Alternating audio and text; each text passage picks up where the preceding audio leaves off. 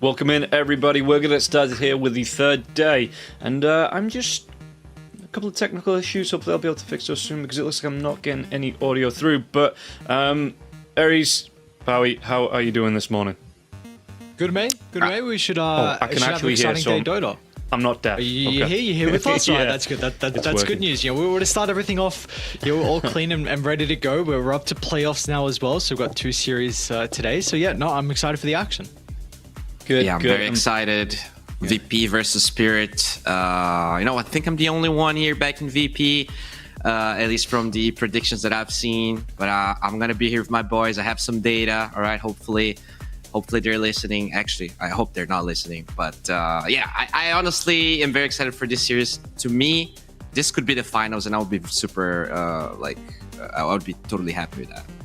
Yeah, there's some great Dota to come here, in the 1-win Spring Series. Virtus Pro versus Team Spirit, and then Entity versus Team Liquid. Either of these matches could be the finals, but they are going to be the semi-finals. We're going to be sending through 2 teams to the grand finals, and 2 teams, unfortunately, down to the third place playoffs. And that's just how it's got to happen here. But again, to run through how this is going to break down, if you finish first place, you get yourself $50,000 on the board. Second place is going to be $30,000. Third, $15,000, and fourth, $5,000. So you are walking away with money no matter what happens here. And looking at these 4 teams, nobody's going to be happy with anything apart from first place, but unfortunately, only one team can get it. And Bowie, you were talking about predictions here. I mean, I've gone from Team Spirit and Team Liquid to move through. Unfortunately, Virtus Pro and Entity, in my eyes, to drop down. But Aries, your predictions here too. What are you thinking here today? Yeah, no, I'm the same. I think Spirit, I'm expecting them to be able to beat Virtus Pro, and I think the same for Liquid as well against NT. I think regardless, so I'm really hoping for some exciting series of Dota. I mean, Bo and I have been quite blessed with some of the games that we've covered. I know yesterday your Spirit had a nice 2-0. NT had a pretty convincing victory over Mouse as well. So the second half of the day yesterday wasn't as close, but hopefully now we've cut away some of the teams. We should have some very, very even Dota. Yeah, and hopefully, like I say, we'll be able to get, and it's all best of 3s now as well. Grand Finals is going to be a best of 5. So you do get those longer matches. We are going to be walking through the rest of the event with at least 2 games in every match, no more best of 1. So hopefully we are going to be able to see the teams go back and forth. But Bowie, how do you think it changes here, the game, when you are coming into a best of 3 compared to a best of 1? I mean, it changes everything, right? I think especially... through the DPC, I know for a fact that a lot of the big teams from each region didn't really want to scream the teams from their own region because you would play them in the DPC eventually, and that could totally screw your strategies and everything. Now, I'm not sure if that changed and teams are now screaming their region a bit more, but I think regardless, for VP and Spirit, having this bo3 allows them to go through, to learn through the series, and also, even if they are to test something, or let's say, they are back into a corner into the draft, they try to go for something that maybe is unconventional, you still have that lifeline, still have another game to play. So I think it makes things, obviously the stakes are higher, but it also allows the team to experiment, even if it's a little bit, right? It's no science lab, this is no science class, but I think we might get to see a couple of interesting things, especially coming from Spirit. I feel like they have been pretty inventive with their drafts. Yeah, and we saw last year in particular with the Eastern Europe as a whole, and just kind of the storyline with Virtus Pro always being that 4th team that couldn't qualify to majors. 9 Pandas, of course, Spirit there, BetBoom, but Virtus Pro every single season they were always 4th place. And the first time they really changed the script was at TI, where they're actually able to place better than some of those teams and even get some wins under their belt as well. So like you said, but we don't really get that DPC anymore, so who knows, maybe they're screaming at each other. But regardless, it's going to be nice to see the development from previous year when they were really struggling versus their own region compared to now. Yeah, and they are, well, I mean, I'm looking at all of the Eastern European teams, and a lot of the teams, they have a really young core in terms of the player base. So it is, I think it's a bit of a shame now that we don't get that inter-region, the region crossplay, because watching some of these young players develop and play frequently, just seeing how they are going to be able to evolve as players would have been really nice to see. So yeah, just a little bit of a shame that there isn't that one big region event going on, but events like this, like the One Win Spring Series, it brings a lot of these teams together, and we are going to be able to watch how they play out. So I'm looking forward to seeing how they are going to be able to play, both VP and Team Spirit, how they go on. And you were talking about surprises here as well, that, we might see a couple of surprises coming out from Team Spirit. Yesterday, Mouse seemed to have woken that dragon up, and they were bringing out the snipers, the weavers coming out there as well. Even dropping, that second match, it was a Lion Phoenix Sven and the sniper Slardar coming out, and some of the saves coming out from the Phoenix. It's very hard to argue who is the MVP in a lot of the Spirit matches when they do win, but those Phoenix saves, Maposhka yesterday was just absolutely on point, and something that maybe not a lot of teams are trying now with the Phoenix. It seems to have dropped off a little bit. So yeah, Team Spirit, it is a team of players that can play anything. So I'm looking forward to seeing how they're going to play. But Virtus Pro, kind of the same thing. We're seeing the Monkey King pickups come out. They were playing that tiny off lane as well, doing something a little bit differently up against the just running that Nature's Prophet, which is dropping off more and more. So these players coming through, I am looking forward to seeing how they're going to play it. And this first match, you do expect, or at least I expect, to see some surprises coming out. So what are we expecting draft-wise, Bowie, in terms of the players, preparing for this match? Because again, it seems like two teams that can play anything. So how do you even really try and scout that out as a coach? Yeah, I think both teams, they have similar resources in terms of research and everything. I wouldn't be surprised that they have at least two people working on that every day. From what I actually looked from Spirit, they do have a couple of cracks here that I actually wasn't expecting. They have 3 heroes that, in my opinion, VP should not ban and even try to force them to play. Kunkka, Batrider, and Sven are by far the heroes they have the lowest win rate with right now. I think they have 14% win rate with Kunkka on Spirit, which to me was crazy low. 25% with Batrider, 25% with Sven. So to me, if I'm VP, I'm never banning those heroes. I'm trying to even draft in a way where those heroes might seem like a good idea, because it feels like obviously some of these games, they're from Dream League, they are old, but they're a month old. They're not super far away. And I would love to see VP experimenting with that. For Spirit, at least from what I looked, if you're a VP playing against Spirit, you have to be very careful about ET. I think to me that is the hero I think they only lost 1 game with ET Spirit. You really cannot give that away. Ideally you steal it, but I'm not sure if FNG plays it. He's a seasoned player. He probably should be able to. Yeah, I imagine he has the ability to be able to play it. And it seems like really so far at the moment, there's a lot of contest between, again, the offlaners and the supports. We're really getting the Crystal Maiden, the Phoenix, the techies as well, that is starting to come out a decent chunk. And we saw a lot of the Rubik and the Tiny yesterday too. So I think there's more going to be a battle between the offlaners and the supports, because they do kind of mix and match. Of course, with your FNG and along with Maposhka, you have your summon heroes as well. I know Enchantress has really fallen off, but I think the Chen is still, without a doubt, needs to be banned. So that's always, that at least one hero is going to be banned. But I think in regards to like the mid laners and the twos, I think we'll probably just see that be a little bit more of the versatile hero build. Heroes that get picked up. Of course, there's going to still be your standard like meta heroes, but a vast majority of the time they'll be picked later in the draft, and some of the common ones have already been banned.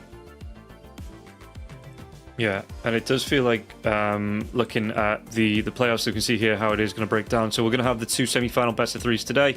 The winners, like I say, do move through into that best of 5, which will be the second match tomorrow, and the losers down to 3rd place in that best of 3, again happening in this first game tomorrow. So it's not a knockout today. You do get that 3rd place playoffs even if you do lose, so you are going to be walking away with something money wise. You are going to be walking away with placement, but everybody wants to be in that grand finals, which will be happening tomorrow. So both teams coming into both series here need to be on the tippy top of the game to make sure they are going to be able to move through and get themselves into that 1st place, because It's not there's no lower bracket run here. There's no second chances. It is just you lose and you're down to the third place playoff. So again, both teams for both series do need to be on the top of their game, looking to come through with anything, they've practiced out, anything they've got up their sleeve. And looking through onto the other side of the bracket, we spoke about VP and Team Spirit, but Entity versus Team Liquid.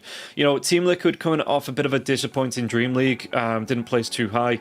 We've seen a couple of players say, it's just Dream League, that's how it happens. There's apparently a curse on the team that they kind of want to be shrugging off here, which they have done, getting themselves through into these semi-finals, looking to get themselves through into the grand finals. But Entity on their day again, looking to give them a game. Again, it's just another shame that Western Europe, we can't say these teams play against each other all too often here anymore, because Entity, we talked about it yesterday. I mean, DK Truman stressed it yesterday. Watson has been the rank 1 carry, just the rank 1 player in, I guess you say Europe's the best in the region in the world. So the rank 1 carry in the world, for God knows how long now. And, on their day, Entity should be able to give Team Liquid a game here. So how did Team Liquid approach this game, Aries?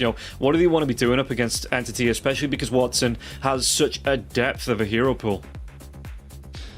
I think one of those heroes in particular, probably the Terrorblade, needs to be considered about being banned. We saw in their series versus 1win where they drafted it pretty early on, and then they flexed it as a support, and that was a game where that was actually even their first pick overall of the game, the Terrorblade. And then we saw the Morphling picked up last pick for Watson. He went 10-0, and then the game yesterday as well versus Mouse, they had another very early Terrorblade, and he had a great game on it. That one was actually carry Terrorblade. So I think in particular that hero probably needs to be addressed for Team Liquid.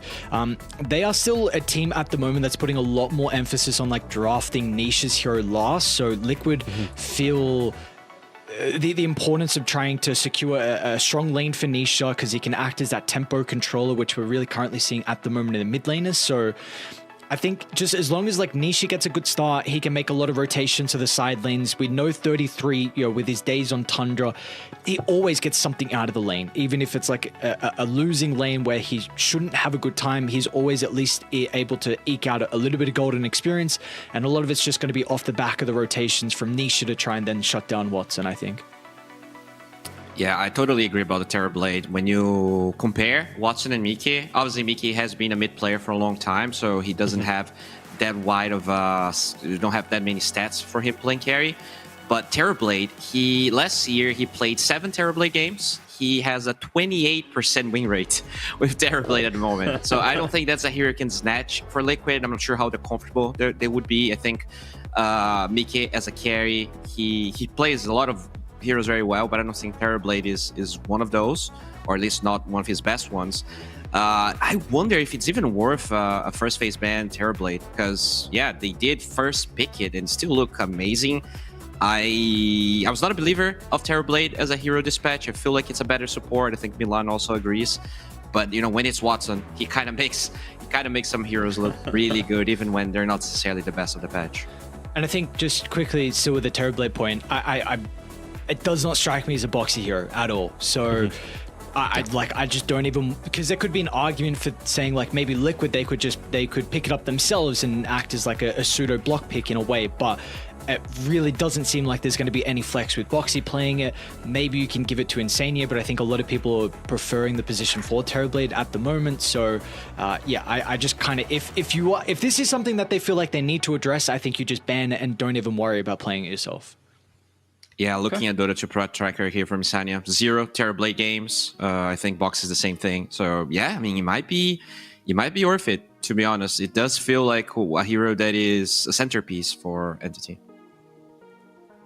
Okay, well, we'll see if that's going to be the plan. I do believe we're going to have Mickey back today. I know yesterday Team Liquid had the standing in Tomato. They were able to come through up against Liga in that decider match, be able to get themselves that victory to move through into the semi-finals. And we're going to be able to see the prize pool breakdown on the board. Like I say, first place, $50,000, $30,000 for second place, $15,000 for third, and $5,000 for fourth. So everybody fighting out here for that first place finish. And yeah, I mean, you want to finish strong. played every single tournament, so everybody's going to be up for it. There's not going to be any of these, we didn't really think we could pull it off on the day. Everybody's going to be fighting, and everybody in with a chance here. I think that we're finishing out here with 4 strong teams. I mean, the entire lineup, the entire 8 teams here, I don't really think there was any weak links. Yes, okay, if you were going to tier the teams down, you could put some higher than others, but I think on the day, everybody could give a game to everybody. I mean, we saw it with Mouse and Spirit, being able to send Spirit down into that decider match, and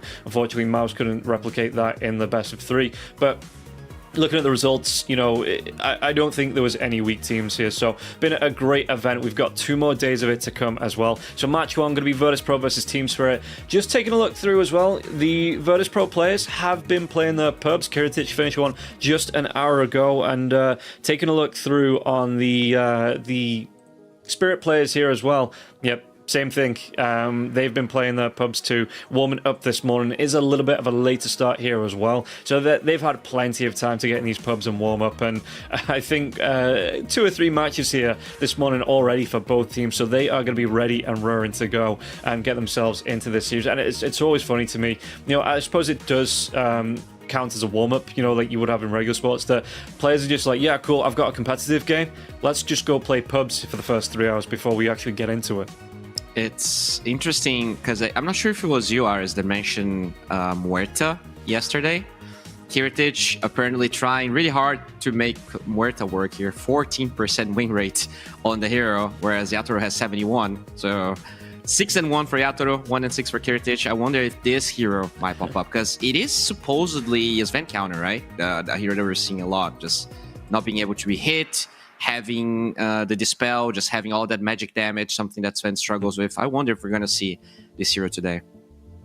All right, I maybe in Milan or Harry or even DK that brought it up. I have not mentioned the Muerta in quite some time. When was the last time we even saw that hero? I feel like I was even reading a Reddit post earlier today, and someone was mentioning about like the Revenant's Brooch and highlighting like, why is this item super strong right now, and like Muerta's in the game, and they kind of just do the same thing with Muerta's ultimate and Revenant's Brooch. But look, we'll see. If carries are experimenting with it, hopefully we get some gameplay of the Muerta. We haven't seen it in quite some time, but it definitely will be an interesting response to some of the strong meta heroes at the moment.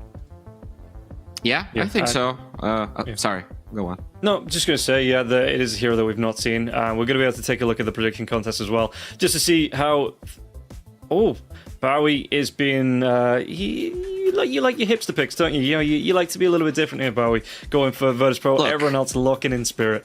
it just pains me, all right, to see Virtus Pro being this underrated here. I know Spirit, won 2 TIs, but they also, to be honest, the last time they won, they didn't look that good throughout the year, right? I think they looked really good at Rehad, and then they also looked really good at TI.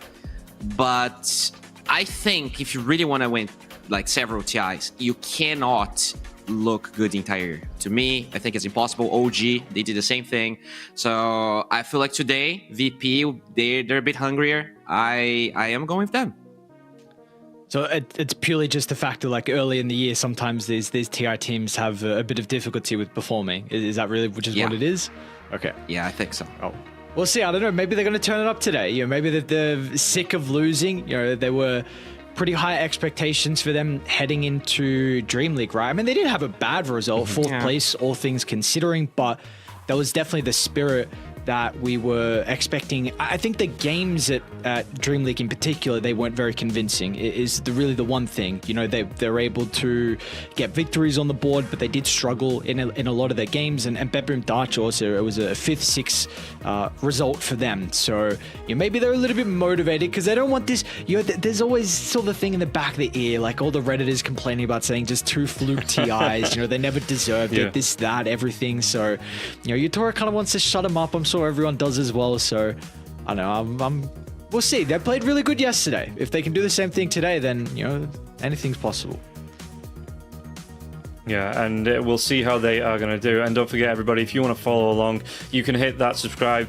Just scan the QR code in the bottom of the screen that's just appeared there, and you'll be able to follow along with all the One Win socials to see whenever there's a One Win event. There's going to be plenty more esports events to come throughout the rest of the year. I'm sure there's going to be more Dota events to come through as well. The Spring Series only going to be the first of what One Win are putting on. And if you want to follow along, all you do, scan that QR code, you'll get all the social media, all of the things that you can follow to keep up with One Win. That's available to you there. And I'm looking forward to what's going to be coming up the rest of the year. But what is going to be coming up right now is going to be that just absolutely amazing game between Virtus.pro and Team Spirit. I'm looking forward to it here as well because, I mean, again, just being able to watch these two teams, see what they're able to do. Like you say, Team Spirit, maybe they are trying to avoid a little bit of burnout, Bowie. Like you say, that they're not going to be on the tippy top of their game. Early morning Dota as well, even though they like to warm up with some pubs. You know, we all know gamers don't wake up properly until about 2 or 3 o'clock in the afternoon. So it might take them a little bit to get in the series, and Virtus.pro maybe going to be able to hop on that. And yeah, we'll see how this one is going to break down. So, yeah, Bowie, you are the Virtus.pro backer. What are you expecting here coming into this first series? Well, to me, when they look the best on VP, I think it was usually on the back of Notice. I feel like he's been the least consistent player in VP. Like when he has a really good game, he slaps. When he has kind of a mediocre game, they seem to struggle. So I wouldn't mind seeing his hero prioritized, you know, whatever it is he wants to play. I think first phase offlaners have been kind of a staple for last year, and I wouldn't mind seeing them just kind of double down the hero that they want to play and just build a draft around that, so that if it's comfortable, can always get the position 4 to at least kind of offset some of the things that might happen in that lane to make his life a bit better. Yeah, I think I want to see Notice prioritized and ideally give FNG heroes that are also very impactful. We saw the difference where Insania was playing Undying and like Liquid seemed kind of off their game, and then you give him Enigma and it looked like night and day difference. I don't think VP's win rate is with Enigma is that good, but you know, find something that FNG is comfortable that he wants to play, and yeah, to me those are the two things that I want to see. Yeah, just looking at Dota 2 Pro Tracker right now as well with the heroes that both SquadX and Notice have been playing, they're both spamming Razor. So this is potentially something heading into this game, into this series that we could be looking at, especially with the flex potential. Even Spirit, actually, if I remember correctly, they've played it so far in the tournament. Let me double check. Yeah, the series versus Mouse, they played it. I believe that may be the only game. But you know, we've also seen the because Collapse can play anything. We know that, and also Lao's hero pool is definitely not small too. So I think we're going to be looking at the Razor, the Leshrac flex. I believe it was brought up yesterday that FNG's played 28 Leshrac games with 71% win rate. So that is a concern. And it was Milan that actually said his philosophy with like 33 on one of the teams is that if you're not winning games in your pubs on heroes, then don't try it in scrims and official matches. So this Leshrac is working, like 71% in 28 games is crazy from FNG, and it looks like the build it's pretty standard. It's just your arcane boots, one glimmer cape, then that next item afterwards can be a little bit different, sometimes Eternal Shroud, sometimes Lotus or yours. I know Celery likes Mechanism, so we'll see. But I think that Razor, Leshrac in particular, at least at the moment, seems like there's a lot of flex for Virtus.pro. Yeah, and by the way, shout out to Slasher, because I think he's the first one that kind of suggested this support Leshrac even before the buffs of this recent patch. I watched a video of his. It's like 2 months old, and he's like, yeah, I'm just winning lots of games with support Leshrac, and yep, seems to be very, very strong. Now, the Razor point you mentioned, I think it's quite interesting as well, because Spirit, they have 0% with Razor, win rate with the Razor 4 games. Maybe they were not willing to play the hero. And I think I remember Razor being banned against VP. So could be one of those heroes where Spirit might be more comfortable banning than picking. Yeah, I wonder where the Monkey King, if that gets prioritized as well, because I think really one of the shining games so far for Virtus.pro, I mean, they've only played 2, so I guess keep that in mind, but their series versus Liga with where Kiritich's Monkey King looked exceptional, and also in that cast, Harry Freak mentioned like it's one of his best heroes, and I think it was definitely showcased in that game. And we only have a couple like specialist Monkey King players in the scene, and Chrysalis without a doubt is one of them on Secret, and that hero always gets banned when you're versing him, and I wonder if the Monkey King needs to be considered as well, just because of I think how good he truly looked and the ability for him to be able to make plays across the map. So maybe that's something. I think that's much more of a niche ban. I really don't favor the hero highly, but at least could be something that Virtus.pro look at, because we are again seeing a lot more of the strength offlane heroes, and maybe VP feel like that's a nice way to address it. Yeah, and looking through as well, like Bowie was saying, both Liga and Liquid ban out that Razor up against VP, so maybe that is something that Super Spirit are going to be considering as well. How much do you think it's benefiting teams as well that we're seeing these kind of off-lane picks that can be flexed into the mid lane as well, so you can pick them up first and kind of fit them into the draft? Because we're seeing like the Kunkka, the Razor, the Primal Beast, these heroes that both your mid and off do be able to seem to play, and even to, like you say, to some point the supports are there as well, that being able to benefit teams here, Aries, that you aren't locked into it, even if you pick it up for your offlaner first pick. I mean, it's huge. It's like so important to be able to have the flex potential. I mean, it does matter a little bit more depending on if you're your first or second pick. So if you have ultra last pick, that flex is going to be you're going to be able to hold it through the entirety of the draft, which can just make things a little bit more difficult. And this flex pick has really been an important factor in drafting for multiple years now. It felt like, there was a stage where we weren't really talking about it too much, maybe like, 5-6 years ago, but now all of a sudden it's come out, and it's just so vital to be able to have the flex to help secure your lanes, because I'm losing multiple lanes. It's really not a recipe for success. Yeah, and no teams. I don't think we've seen any team come back from a massive deficit in the lanes here, at least through the one-win spring series. So yeah, like you say, being super important to make sure you can secure at least one lane. Bowie, just looking through what you think they're going to be coming out with, because we're seeing again that the TA's being flexed out here as well, being banned out the Dragon Knights, just everything being moved around the lane. So how hard is it to actually draft like that? What do you think you have to consider coming through? You see this Dragon Knight, you can't just assume it is that offlane hero. How much do you have to react in your own flex picks coming into a draft when you see heroes like that coming out? Yeah, I mean, I think you can't overthink this type of thing too much. Like, if you have overall last pick, you are probably drafting more of counter heroes themselves rather than roles and lanes. Whereas when you have first pick, and so you don't have overall last pick, you want the flex, because that kind of gives you at least a little bit of an advantage over the fact that they're going to be able to counter you on 18 and 14. So I think it's more of understanding what is your role when you have first pick versus second pick, rather than necessarily being like, oh no, they have this DK now. I think it's more about, especially because DK specifically, his role doesn't change that much if you're off lane or mid. And he's not a hero that beats lanes, right? He's a hero that just ties lanes for most of the time. So that's not necessarily one that you're that scared about. Maybe Viper. There's like some heroes that can flex and are also lane dominators. Those you have to be a bit more careful about. But for some reason, Viper, at least in pubs at the beginning of the patch, it looked like it was going to be a thing, but it became discontinued for some reason. People never really enjoyed it too much. It's mostly, I think, Maureen plays it sometimes, but even Falcons, I don't think plays that hero that much. Yeah, it did feel like everyone, when that level 25 thing, converts to universal hero, everyone's like, oh no, this is going to be the best hero in the game, there's going to be no way to stop it. But how often do you actually get to 25 in a pro game? It seems like it's not been as big of a threat that people did make it out to be. Yeah, and you do have a draft here, by the way. Volatile.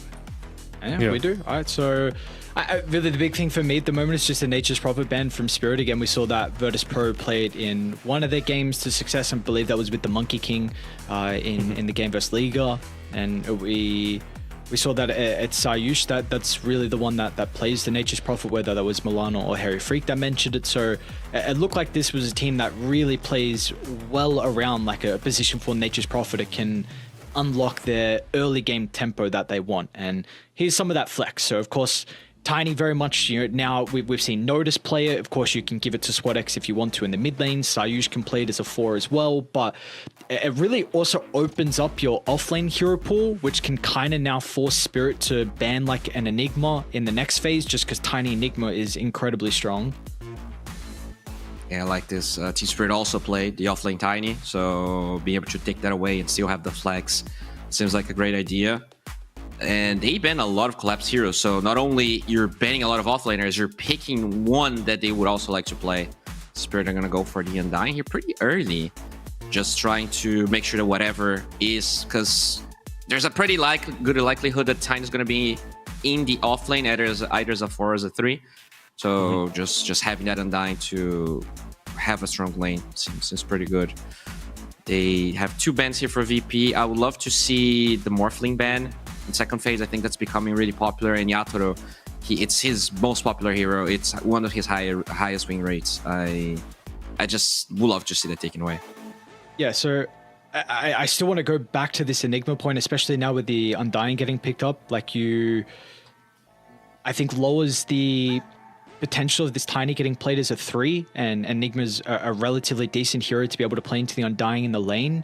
I think if you do go down that Enigma route for Virtus Pro, there could be potential of them like also picking up the Gyrocopter to kind of block it from Spirit, so you don't have an Enigma answer.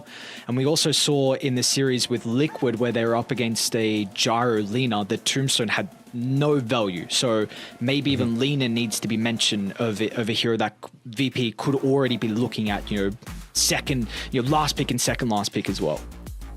Yeah, I like the Enigma, especially if they're going to play it as a 5 this game. I think core Enigma versus Undying can be really tough sometimes. The Tombstone, just preventing your blink, is something that's hard to itemize against. But I do think Enigma 5 is pretty solid, so I wouldn't mind seeing that. And the Muerta actually getting banned here.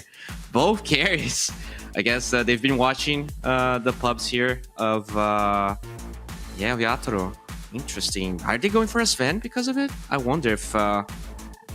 that's something they're thinking about.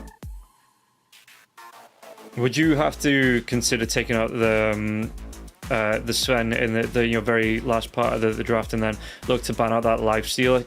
Because you can't pick that up early, right? Into threat of being counterpicked. Or do you think the Virtus Pro, if they are going for the Sven, do you think they're not bothered about this lifestealer being picked up in this next phase? Lifesteal matches pretty well with Sven. So I think you would be a bit concerned on... I mean, that's in a vacuum, and there's a lot of other factors that need to come into play, but at least for like a carry-to-carry matchup, you're pretty happy with playing Lifesteal into Sven. Yeah, I think so too. I think Lifestealer is a tier above Sven as a hero right now. I wonder if they'll just try to draft in a way where things... I think it was not Virtus Pro. I think it was Mouse that was drafting a lot of Bane, probably as a lifestealer counter. Like they were getting Bane second, third pick. I'm not sure VP ever did that. But if you're leaving the lifestealer, like, it's really weird, right? You leave lifestealer through and you ban Muerta. What's the rationale around that? Because I would imagine lifestealer is also a good matchup against Muerta, because you have through rage, you don't take the magic damage. Sure, you cannot attack her, but you can infest her. I think that's a fine pick. I'm very confused, like exactly what they want to do, but they just get the Terrorblade here in Spirit. I'm assuming this is just going to be carry, but could be that position 4.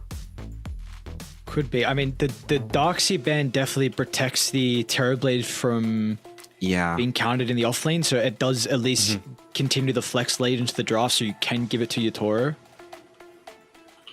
Okay, and Virtus Pro going to go for that Batrider. If they're seeing this Terrorblade coming out here, Bao, do you think that they might go back for the Sven, or do you think that the Sven drops off here once the Terrorblade starts to build into that evasion? Is it a hero that you no longer want to pick up here on Virtus Pro, that Sven? I think like the choice between Lifestealer and Sven here, I would say they're both equally good against Terrorblade. Lifestealer probably scales a bit better later on. Sven kind of tapers off. So it kind of depends on the speed that you want to play. If you want to play fast, I think Sven is actually better. I feel like Sven is... Lifestealer depends a bit more on the lane. He takes so long to get his Radiance, whereas Sven, it's just easier to kind of get some timings and join some fights and do stuff. They do get this last strike here on VP. I was actually impressed that it ended up going through, but you have to ban a lot of things. You can't let Chen and Timber through. VP's NP looked amazing. I'm surprised they banned the DK because that's not a hero VP favored. That's not a hero no displayed at all. But it does allow the last strike to go through. So I guess VP is probably happy about it. I wonder where the Lesh is going to go, though. I feel like a lot of people's idea about this Lesh Terrorblade matchup has changed over time. I think once the TB has a couple of items where you can just play from ranged and all the physical damage before Lesh's armor really comes into play can really blow her up from 4-0. I think the early game is definitely, should be Lesh favored and the tempo you can kind of control, but a mid lane Lesh can definitely struggle into a couple items for the Terrorblade. So I do wonder if this kind of signals if it's going to be the 5 Lesh, and we actually get a Weaver too, so continuing the flex. Of course, Mira in the past, I mean, you really likes his Weaver too. That could be a nice lane answer to the Lesh as well. I mean, again, I was just mentioning about having no armor on this hero and being able to Sakuchi away from the Edict once it's committed in the safe lane feels quite nice. Yeah, I would actually prefer the Weaver here. I think the lane is very strong with the Undying. The Terrorblade. Yeah, as you said, the Terrorblade Lashrak matchup is really weird. Once you get Skadi on the Terrorblade, Lashrak feels really bad. Like he gets kited. The region from the Bloodstone gets countered. And okay, so I'm assuming, I think Spirit only played offlane Primal. So to me, this is going to be Collapse's hero. And then you have this position 1 to position 4 flags in between the Terrorblade. I think that's the first time I've ever said that, but yeah.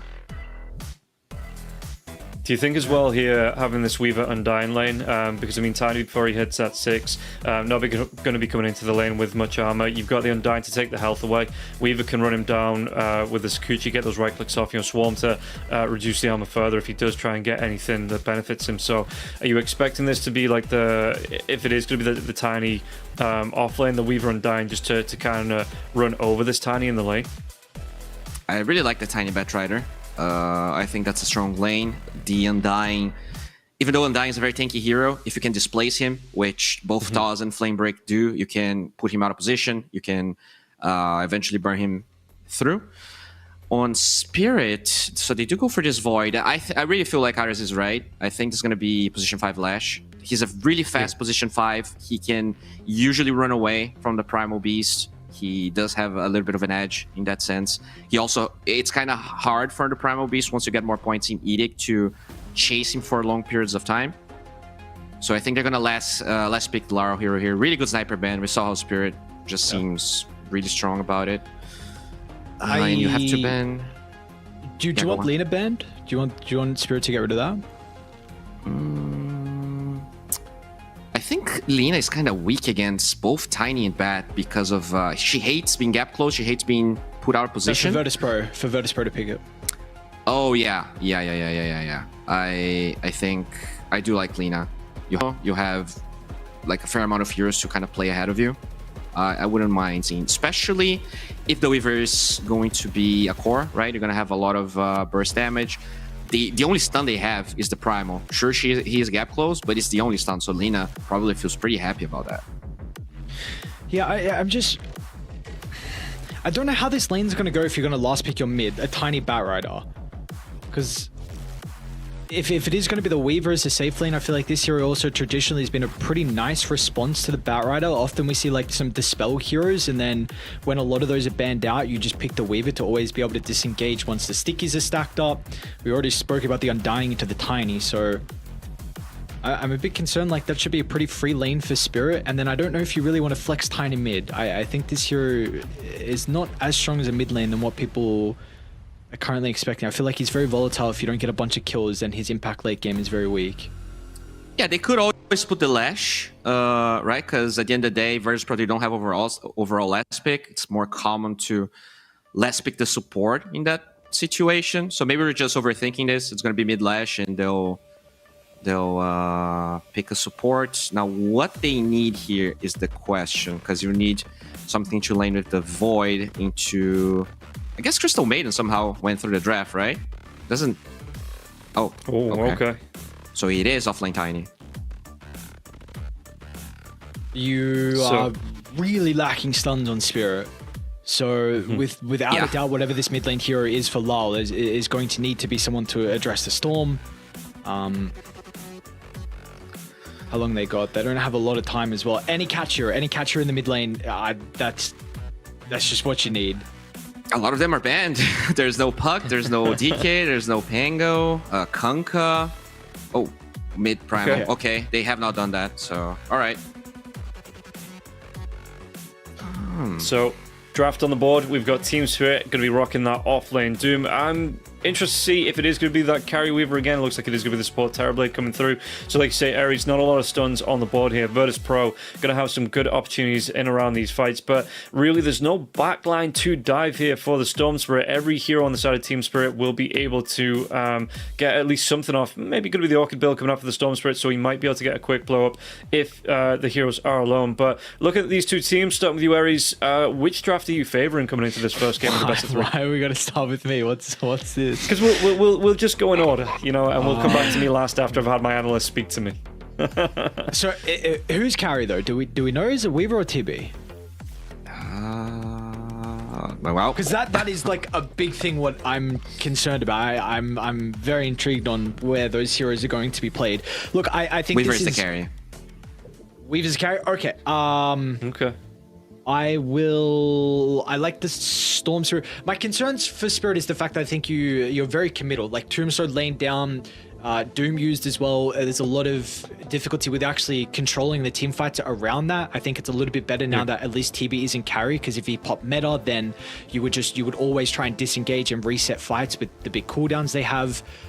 There are some concerns around if like they have enough catch for the Storm Spirit too, but I really like Spirit's safe lane. Like that is the big thing, and the tempo that the Primal can create. So I will go VP, but I don't mind Spirit's draft. Okay. Yeah, I'm going VP for the same reasons. I think like you have two supports with no stuns and a Storm. This is such a good Orchid game. If they don't stomp the lane, specifically top, as Iris said, I feel like VP is just going to have a field day. It's kind of their game to lose because I still feel like they have better carry core-to-core matchups, Void into Weaver. So yeah, I like them a lot. Okay. Well, I think I'm going to stick with Spirit because, again, I'm the bandwagoner, and that's just where my allegiances lie at the minute. But we'll find out where it's going to go and how this game is going to play out with Harry Freak and Milan. So, boys, take it away for game number 1. Thank you, Rob and the gang and Milan. Well, you saw the drafts. Any thoughts about that one? Are they going to have enough to deal with the Storm? I really like the VP draft. I think Bowie is in for a good one. Yes. I know that the viewers hear you, but I do not. So that could be a bit problematic if you wouldn't mind. Well, it's fine now. Okay. I think Bowie is in for the good one. I like the VP draft. I think they got all the meta heroes. They got them good combined. They're good against good heroes. But again, yesterday, Spirit had some worse drafts than the enemies. But if they play like they did yesterday, it's very, very hard to bet against the Yatoro. And he's the only guy that made Rampage, like double Rampage yesterday on a Weaver. It's the only thing that counts, right? If you get a Rampage or no. If I mean, every other carry, every other core in this tournament is much worse than him because he has a Rampage. But since you do like the VP draft, so what kind of gameplay does Spirit need to go for their draft to actually win? What needs to happen? What do they need to accomplish? It's always start. You know, when someone asks me where should I start, I will say start from the beginning, and the beginning is the laning stage, and they need to definitely do very well in this top lane with Undying, goes without saying. And then this bottom lane, you know, Faces Void, every time we see this hero, we're like, okay, strongest hero in Dota, plus minus, but his laning is weak. His laning is weak, and TV's laning is one of the strongest in Dota. And so on the side lanes, they need to dominate, and then throughout this advantage, like buy out themselves. This is not what we usually go on for TB support, and buy out themselves from the trouble. You know, get some Blink to control from Primal, get some Viper on Weaver, etc. Okay, so those are the types of items that you want to have. This Team Spirit lineup, it kind of goes with what they did yesterday when they run circles around their opponents. That is literally how they played in their Decider series versus Mouse, and it did end up working out for them. Though, despite all things considered, especially Game 2 was very close.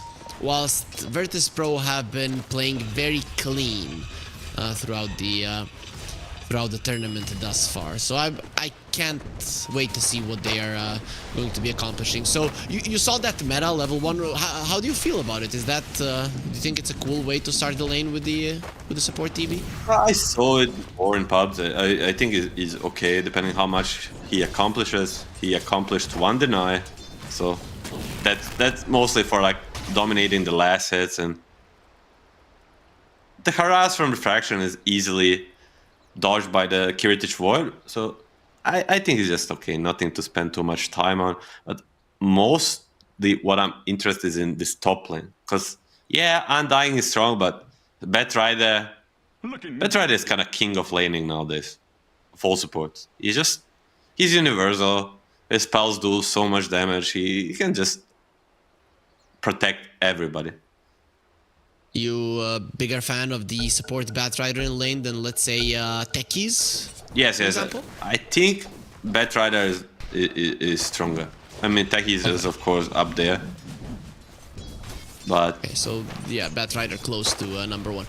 Speaking about the mid lane, Storm Spirit versus Melee Hero, Primal Beast, who's coming out ahead? We're seeing Storm slightly above at the moment. I'm always like kind of a 50-50 with the Primal, but we saw yesterday Nisha going for a Uproar early level, so that can help Primal have a better lane, but Storm has so much armor. I guess the melee hero he always tends to do well. And top Notice, he's gonna give Miposhka a beating. That top lane Noticed isn't farming too well despite having the Batrider. Lesh, no stun. This is... I scouted FNG's all of his 27 games that he played in the last 8 days on a post-fire Lesh, and he rarely... I saw him go for a stun 2 times out of 27, and it was when he had a Sven on his lane. So it could be easily combined. He goes... So no setup, no stun. Yeah, 0 to 1, and then he never takes a lightning point again until like level 11. So, we're gonna see a blood grenade committed. Mira, actually. Yeah, that's a pure damage. Armor is not gonna help you. Oh, one more. Oh, has the Fairy Fire. Mira will survive. Doesn't have the mana for the Lightning Storm there. But yeah, remember when Edict was physical damage and then the Terrorblade would not care? Now I think he cares quite a lot. It's a super strong spell. That's what makes him a strong laner too, especially on a level 2. I cannot really do the math without watching, but it's some ridiculous number in total of a pure damage. So 10 times 40, 400. Of a pure damage. Yes, exactly. For our newcomers in the Dota, pure damage is a damage that is not being reduced by a physical or magic reduction. Okay, I'll stop. Laurel? Yeah, okay, for all of the new guys, Dota, after what you have just heard, might seem super hard. It is, but it is not that hard, so don't worry about it, Though, BKB now completely, like, deals with pure damage, which is weird, right? It doesn't deal completely with magical damage, and, like, it blocks all of the pure damage. The change is just weird. As Laurel, it is a Primal Beast versus a Storm. Actually gonna make a walk of shame or a run of shame. In this case, the Primal, he's gonna miss a double wave mid, basically. Bottom lane, FNG committing the double edict. Lightning Storm, another blood grenade. Does it miss? Probably not. Collapse should be feeding the first blood. Yes! And Mira as well. He came over so that they would split the damage, and now he's in trouble as well. One more hit, Lightning Storm, not enough. Primal Beast TPing Laurel. He went back to the base, and what a read from Virtus Pro. Okay, there's no time walk. Bash? Oh, Bash. Does he try and raffle his ball at least for some charges? I think that will be very helpful. They'll end up making it. So Primal Beast, very happy about this rotation. For sure, for sure. And they also sent the Undying to the mid lane. So Miposhka will be getting that experience that, well, the Primal Beast will be missing out on. This is nice rotations from Spirit. One of the nice things when you have a Weaver carry. Basically, like after 4 or 5 minutes, he can be left alone. It's like one of the best carries is staying alone. And 6-minute rune coming up. This is a huge timing. We're gonna see FNG chase Mira. Another blood grenade. I think this is number 3 in the laning stage. But Mira is just good. Oh, Lands down. Good. FNG can still will be a reflection there. See. Oh, he saw him there for a second because of the edict. It is nighttime. He sees them, wants to go for a deny and will be successful. Mira, adios payasos. That's what he's gonna be telling his opponent as the mid lane. Rotations here from Seiyush and Miposhka is there already, but the level 6 Storm is a problem. Laurel is not level 6 yet. Laurel? Okay, he'll be fine. Does TB a have lot a of damage TP? onto the tier 1 tower. Or could use a ball refill. And a 7-minute wisdom coming out. We see FNG is making a very cheeky play. He has a stun and TB doesn't. This could be huge. We'll see if that does work out. Tiny losing a lot of armor. He does have phase boots, but he's already in minus. Oh no, Mira he gets outplayed. has the wisdom rune. Collapse. He is looking very much dead. Has the hurricane and actually gets pulled in. Oh no, that's the tornado. Wasn't the hurricane, so only a small wild wing is what he has eaten. I mean, you outplay him in a sense that you take the wisdom rune, but you still die on the Terror Blade. Now Miposhka is going to be putting down a tombstone. They want to steal some stacks. Seiyush, he has been working so hard on this, and now it's going to be taken away. Yeah, I mean, at least they shared the XP, but I'm just still pretty baffled by that FNG solo kill. If you watch the camera view, he was chuckling a little bit, you know? Fighting again and again, 1 versus Mira, playing their own mini game and winning. Again, top lane, Avalanche. Do they have the chain stun? Nah. He has time lapse and he's gonna be just fine. A very optimistic try to kill the Yatoro. 8-minute rune, 50-50. Squad X is in the favor of Gaben today. Gaben is my friend. Is that the way that you win a Dota? You befriend Gaben and it's over?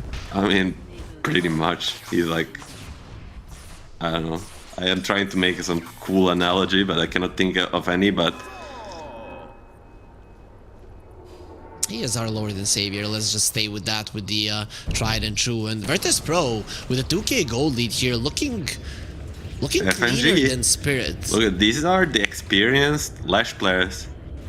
These are tips and tricks you can copy in your pubs, just going in this tree line and forcing a glyph. He's gonna have another Diabolic Edict. The Undying can't really join in on the lane. Miposhka cannot help Yatoro, who will be losing a lot of his tower HP there as Laurel rotation. They really want to save this tower. Chrono will be used on the bottom lane. Collapse, he does have a Doom. Let's see, we'll use it on the Storm, who now wants to run away. They're actually turning this one around with Mira running forward. They need a TP from FNG, and Mira, he's just running in like a madman, not really caring much about the tower hits. The Doom, of course, won't get the kill. Was used when the Storm was very, very healthy, but it does allow Collapse to live. At the end of all the big ultimates are gonna be traded. Chrono for the Doom. I think neither side is really happy about it. Mira and FNG, round 3. Poor guy. I mean, it just feels like Mike Tyson versus a 5-year-old still. Just knocks him out every single time. As Laurel will be going on Seiyush. Didn't grab him. Okay, now he will, but it still seems like Seiyush should be fine. Uses the 1 charges, 1 more hit is needed. You have the phase boot, so we'll be able to run him down. Finally, almost gets over the hill. Yatoro, no time lapse. Have the time lapse. This is dangerous, and great healing Lotus on the Tiny. How did he already collect that many flowers? He collected all 3 of them and didn't use any of them. This at minute 9 is so good. Yatoro boy. playing on the edge. That's not gonna be enough.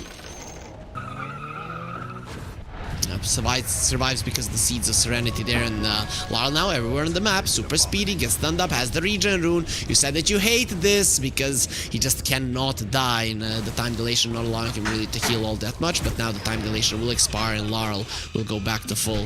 They want to abuse this siege, they want to make it live. That's the priority number one. Collapse will push in, but on the top lane, 2 sieges doing the work. Should be tower for VP. Can they defend bottom too? They are trying with the Faceless Void being there, though he's all alone, and that could be dangerous. Noticed being annoying on the top lane. The bottom tower is still taking a solid chunk of damage from the siege creep. TP in from Lash. They saved the tower. Nicely done. For now.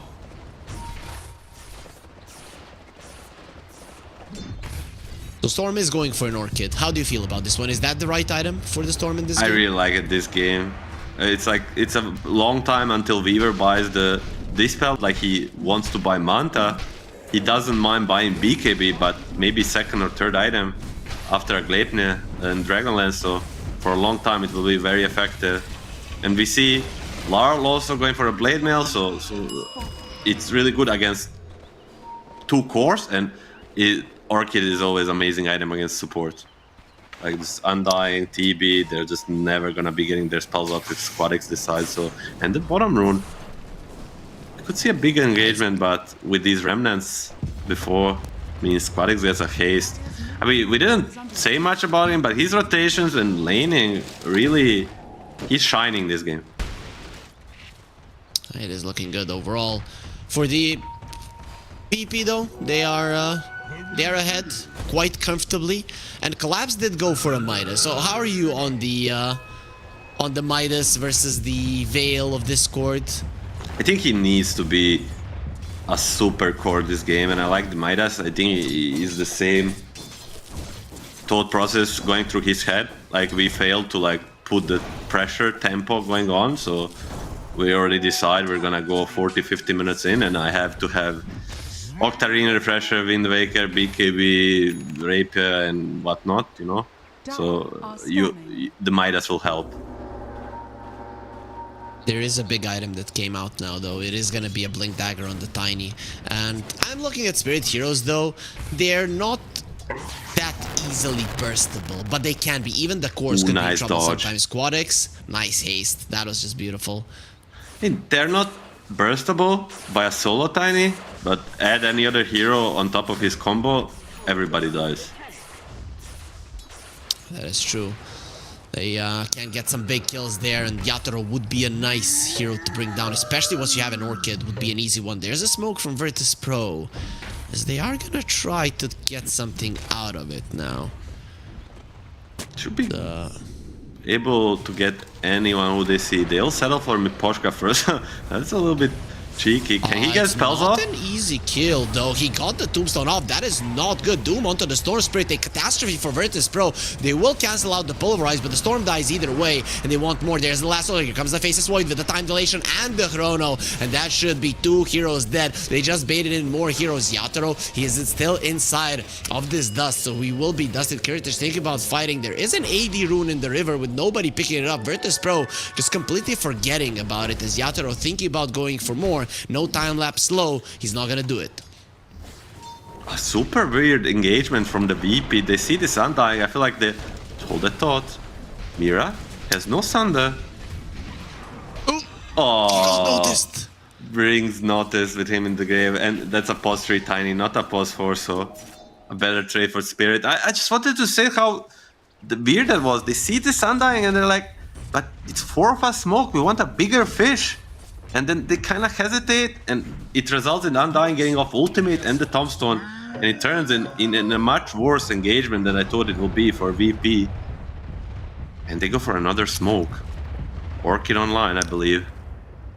Yep, again, we are seeing those smokes from like minute 12, 13 to minute 20. They use all the smokes. From whenever they hit their first timing of like Orchid, Blink Dagger or whatnot, some level, They just keep trying to build advantage. They're gonna find collapse. There's the Orchid. They have so much damage between FNG and Squadix and are going to be destroying this Doom. It is going to be the Soul Burn that lands them the kill. So Virtus Pro, they get themselves quite an easy pick off there on the offlaner of Spirit. Pretty easy. Noticed? He's hunting. Miposhka? Oh, he's playing... No. He's going to run away. Oh, if he blinked in, it would be very bad, but I thought he might try to poke him and blink out. It would be very risky anyway. See Kiritich. I mean, I'm just like a low-key fan of Kiritich, just seeing how he plays without Chrono. When he plays this Floyd, just putting his body in front, playing around the time walk and just being so tanky. Like, most of the Voids you see in professional games or even in pubs, they just, okay, I have Chrono, I come last, I place it, and then I farm for 2.5 minutes. This guy, he knows what to do. Mira. There's the lasso, avalanche, toss, and they're gonna kill him before he gets anything off. Mira on this position 4 Terrorblade hasn't really been doing all that well. Is it something he's doing wrong, or is it just Virtus Pro doing everything right? Silence on the Primal Beast, he did get himself out, now turns into a piggy, a pretty fast one, and just oinks himself away, so Virtus Pro don't get another. TP's top. It's only Miposhka, but when you don't have a Chrono, like getting any kill is super nice. Just buying yourself more time for this Chrono to come online. And for the Mir, I think he's looking much worse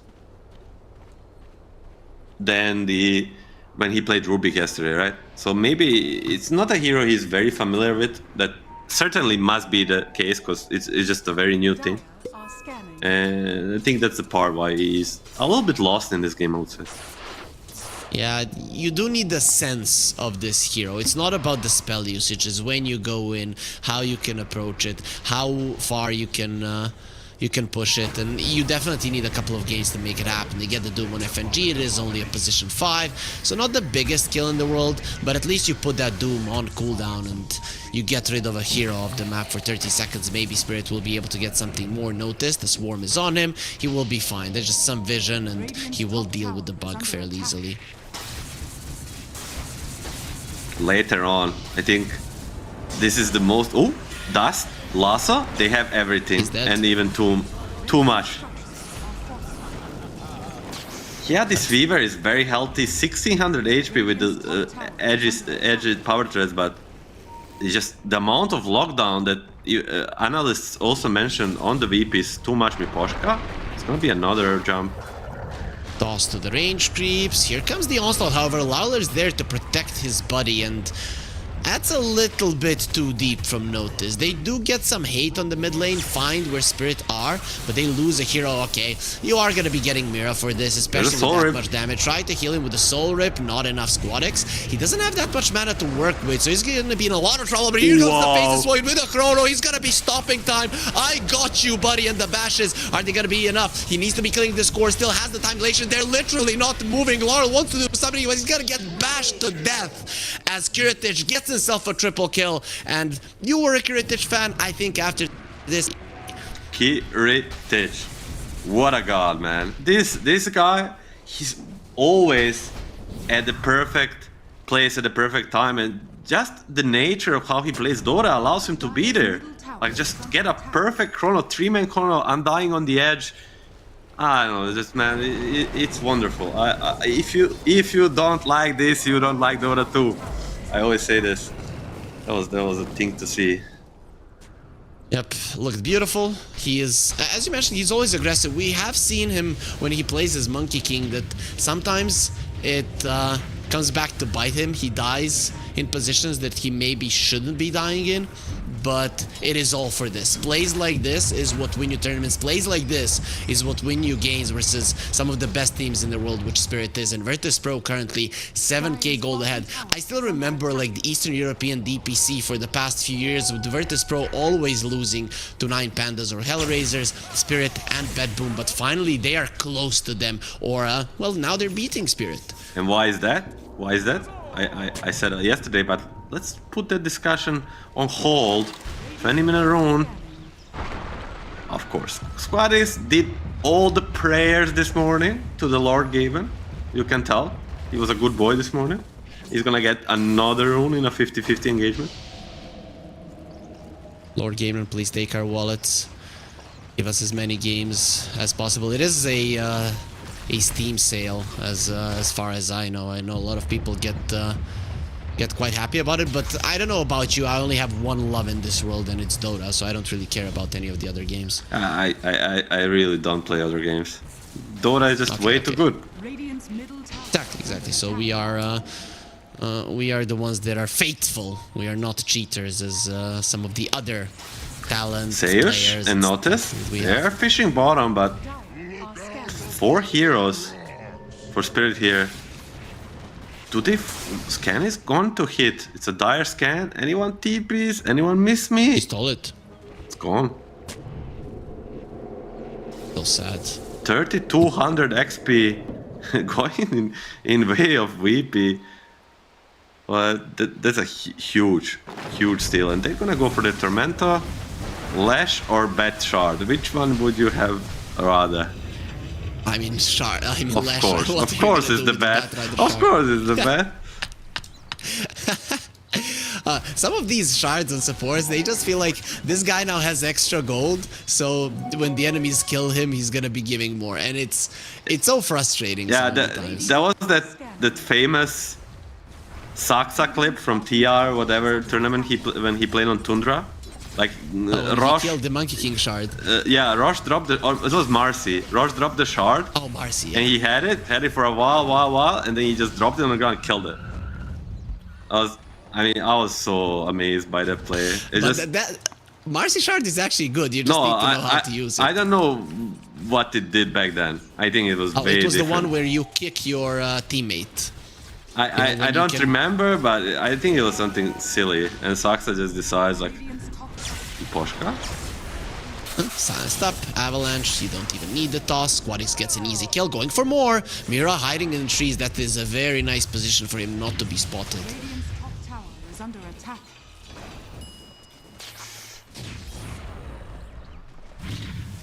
So yeah, that shard was before they put in when you can press control and then click on it so that you can, so that it's like you have toggled it up. So people weren't really used to just alt toggling it on and off and then using it properly. So I think that's why he destroyed it, because he felt like he couldn't use it properly. But anyways, Roche is gonna be targeted, and that should be an Aegis. No response from Spirit, pretty free for Virtus.pro. Yes, they will use a lot of heroes, gonna lose a little bit of map equilibrium on the top side, but nothing too much to worry about now. The Storm has the Aegis, maybe... Ooh, that was so close. Maybe definitely one of the best Aegis carriers in the game, maybe the best one. Now he can freely go wherever he wants, and he's not even the strongest hero on his team. That's a scary part for Spirit. So Larl has a BKB, the Doom has a Blink, fairly soon we'll have the BKB as well, which is huge. Weaver, he is going for a Manta on Yatoro, so he doesn't want a BKB, he wants a Manta to remove the silence. How do you feel about it? I think it's fine, because it works very well versus the Lasso 2 and the time dilation. If you press BKB, you can still get Chrono. There's the Thunder, came out. Of course, they already lost Miposhka and nobody's coming to help. Does Mira have a shard? He has a Demon Zeal, it seems, with the movement speed that I'm seeing. That has to be it, yep. As he has the Trumps as well. Is he going to be playing them? Is he going to be banging them? Nice usage of the illusion there, blocking in notice. Won't change the fact that he's still going to be ran down. He just wanted to be killed by FNG, because, well, that's just what has been happening for the majority of the game. That's just his thing, this game. This Manta is far away. Only Alacrity acquired so far. And while he doesn't have it, it's scary. Oh, he's poking mad. That's a Yatoro 101. You know, no Manta, no BKB, no anything against the Chrono and the Storm with the Aegis. He's just hitting the void. Because he knows. He knows he can do it. Fine there. Wait, why was he... Oh, he has the 15 talent. I was seeing him taking mana away from the Faceless Void. I didn't know it was that high. They got the Doom off. That should be a dead Faceless Void. It's just a matter of time before he dies. He's going to be quite fast with Storm actually jumping in. But Leipnir catching him. They have the Onslaught as well. Squadix has to be careful. Still has the Aegis. There's the Avalanche. They caught the Weaver. The Silence did connect. Lasso as well. Using everything on Yator and they get him, but lose the Aegis in the process. Noticed. Needs to be careful here. Avalanche there on Collapse. Super low. Where's the Sunder Mira? He used it earlier to save his life, so he's not going to have it now. It's Squadix is literally fighting all alone, and you know what? He's winning. Larl will be surviving through the Soulburn, uses the Uproar. That is a lot of armor, but Storm does a mixture of magical and physical Mira damage. versus the world. Still very dangerous. 1 versus 2, and he wants to win. He might be able to. Squadix gets to the low ground, dies to his own reflection. Mira might have been having a bad game thus far, but now he's level 13 and not a guy that you want to mess with. Oh my god, it's still not done. Places the Ob sentry behind. They spotted it. If he gets like a haste, he can kill the bat too. It's done. Arcane Face Void is back. I mean, against Team Spirit, 8k behind versus the Aegis and the Faceless Void top network, they still somehow win the fight. I don't know how they keep doing it. But every time when you think there's no way, there's no freaking way, they surprise you. And this time it was the Doom onto the Kiritich, and VP surprisingly just deciding to take that engagement 4v5. Like, I was very surprised that it took them up on this fight, because I think if it's a fair and square 5v5, Spirit stands no chance. But you want to say that Spirit doesn't fight fair? Well, not for a moment, and they're gonna attack S4 again versus the 2. S4 in the head. vicinity.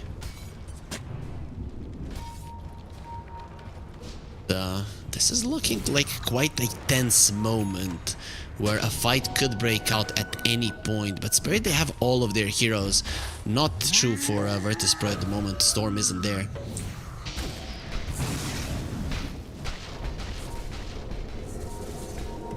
So they bail. Virtus.pro, they don't want to be going for it. They do have Chrono, however, but Doom is back on the menu. So Team Spirit, they have their big spell as well. They have everything ready that they want besides this Mount on the outer, but we saw if they attack first and disable the people, he almost lived through every single spell on the VP side. So Dire's courier has been killed. If he gets a time lapse off there, it's just a disaster for Virtus.pro. But Kiritich, he wants a Lincoln Sphere, understandable. Doesn't have level 20 just yet. Level 18 though, he just hit it. Kiritich got the BKB off Chrono as well. Wow. There will be a Pulverize immediately cancelled. No BKB Oh by my the God. Primal Beast. They have a Tombstone save, so Collapse is not gonna be dying, but they did lose the Primal Beast, who is gonna be dead for 50 seconds. Get the Doom unnoticed. FNG gonna be left there all alone. A 1-for-1 in the end. Noticed will be taken down by the zombies, and the Doom not gonna be surviving through the damage. One more hit from Yatoro and he runs him down. Despite that Chrono, the save from Miposhka changes the fight completely. again, Miposhka yesterday with the egg, today with the Tombstone. He just does everything perfectly when it comes to these saves. Very, very clutch. I mean, Kiritich are super fast, almost inhuman reaction, just BKB Chrono in a millisecond when he spots the Doom. He's gonna be needing a bigger Chrono. VP are not the ones making moves, or when they are, Spirit are waiting for them in such a way that you cannot engage. So that's, I think, where we see where Spirit has the edge versus Virtus.pro. They just set up fights better than their opponents, and they hold areas better than their opponents. Yeah, for a moment. I mean, that's what making Spirit stay in this game or even slightly come back is just attacking first, engaging first, always getting a favorable engagement.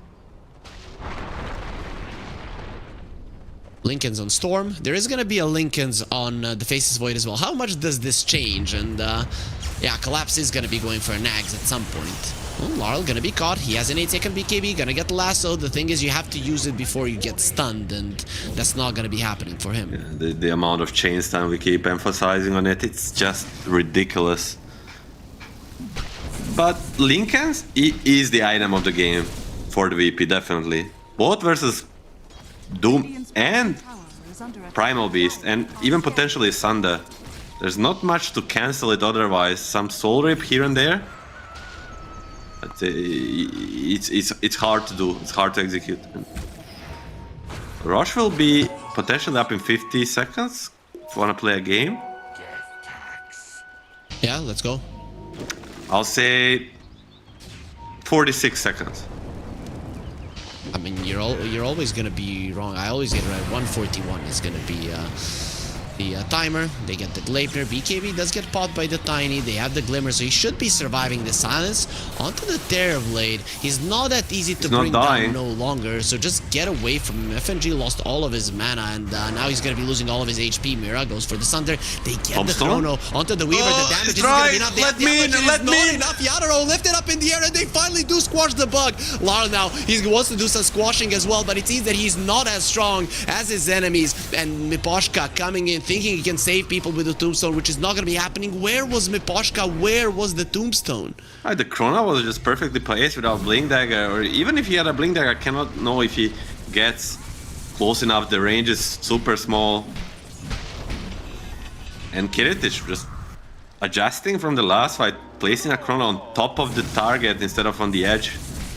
The Undying was yelling, let me in, but Kiritic was like, not this time. Nope. Very nicely done. He has a Lincoln Sphere. Next item gonna be a Shard, and of course Bloodthorn is something that you want. Faceless Void having a... And what is Bloodthorn? Lincolns to protect him. Yeah, he wants a Bloodthorn. What is Bloodthorn? What do you mean, what is Bloodthorn? It's a red item. And when it passes a minute 30, you gotta be going for a red item, ladies and gentlemen. Are all red items in Dota like damage oriented? Yeah, they are. Dagon, Crystallis, Daedalus, Bloodthorn.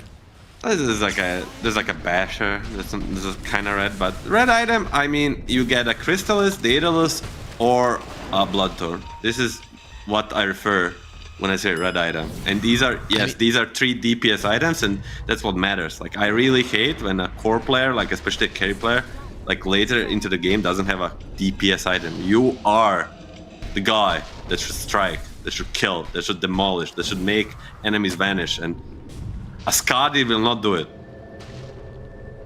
Yeah, no blue items, please. But I get it. The basher is red from the blood of the enemies whose skull you're gonna be bashing in, right? So it's not red in general. We didn't mention, but Chrono on the cooldown for a little bit, and that's the time to shine. With the bugs and the Undying Flash Golem, that's insane amount of damage. Chrono, 7 seconds. Do they burst this Rosh? He's not gonna roar. Yeah, but can we still, see the even Rosh, after please? You kill him, the Rosh is super low at the moment. Actually, it is 1/10 of the HP, so it's not gonna be dying just Chrono's yet. ready. They do have the Chrono at the moment. Gonna be going in. Whoa! But he has the BKB up. There's the Chrono, and he snatches the Aegis. Now going for the Weaver, but the Tombstone this time around. Miposhka in the right position. They still get the stun right after it. That's gonna be Weaver in trouble. Gonsalves has the Manta, and the time lapse is there. He's not gonna be stuck in time, but Yatoro dies either way. And now it's gonna be such an easy fight for Virtus Pro to end. Team Spirit, they should be happy they lost only 2 heroes in the Aegis, because that could have been 10 times worse. Kiritic. Even makes a long wraparound, but comes in a perfect moment. Jumps in, places a Chrono, and Faceless Void. He's a king of a Rosh pit. He is the one that dictates. He places a Chrono, gets the Aegis, kills the Viva. Perfectly executed. Yeah, perfectly executed, coming out from the side of Virtus Pro. That was, I mean, Team Spirit Heroes, they came out of the pit to stop this from happening, and they couldn't find Kiritic. Just beautiful. And he got the Shard recently, so that's why he could jump so far forward. As now, Team Spirit are gonna start falling apart a little bit as Virtus Pro put their foot on the gas. I mean, basically, he just took the most unexpected angle, which was very risky. I feel like if Spirit was a little bit more composed, could have killed Rosh before he comes. But, you know, if it works, it works. You know, some may say, oh, VP should have lost that Rosh because he was going to wrap around. But in reality, he did a perfect move. And now they're going to go high ground. Glyph used. So you already lost 2 of your tier 2s. That's not going to be refreshing until your tier 3s fall. Storm has the shield rune. So he is pretty much hard to kill. But he did give the Aegis to Kiritych this time around. Seems like they need him to attack the towers to actually push.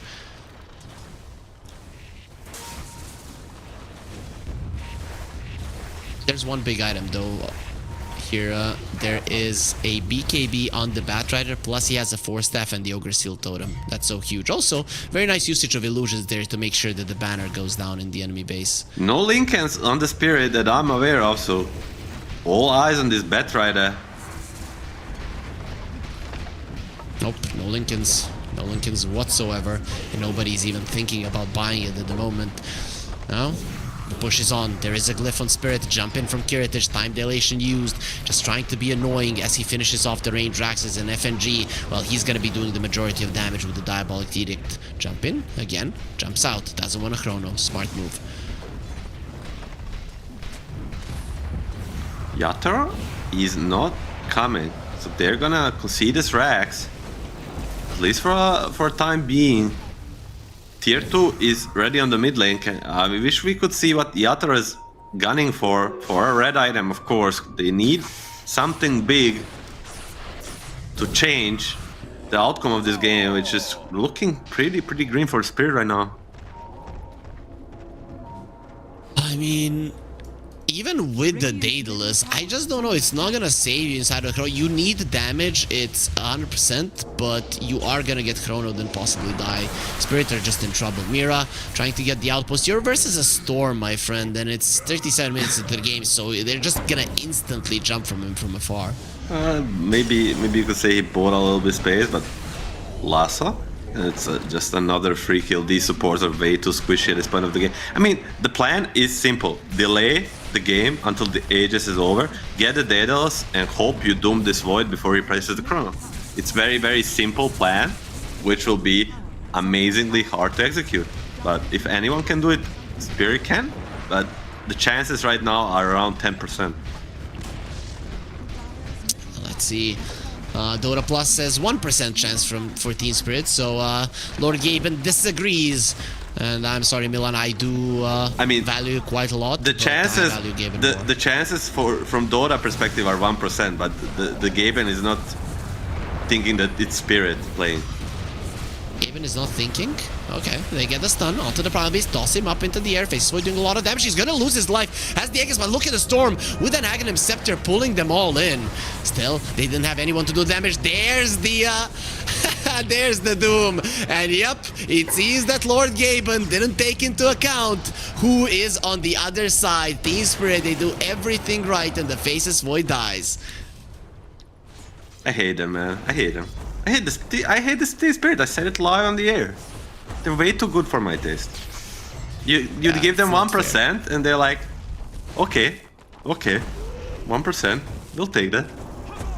Imagine, like, one you're too playing many versus a team, you can't give them 1%. It's just not fair. But still, you got 2 lanes of Rax. Virtus Pro are still in such a good position this game. It's one thing defending your base. No buyback, that's a dieback. Yeah, he gave back the gem. That was nice. Yatoro does come over. It was maybe just a bait. Silence onto the Storm. He will be able to zip away. Larl uses the upper Ogre Seal Totem. Both of them just running from each other in a similar fashion. And, well, they will be pushing away Larl, making sure that he doesn't grab Notice. Notice, don't kill the bug. Just run. Just run, my friend. You should have accepted it, that the bug is going to be eating away at your armor. And because of that stop, Noticed will be going down as well. A good little chain, getting another core kill on the Larl, but how far from a rapier is a Yatoro? That's the next question. He's not even going for it. He is queuing up the BKB and the butterfly. Well, I mean, in a normal game, I guess there will be a choice, but desperate times require desperate measures. Maybe after that fight, they feel like it's not so desperate anymore.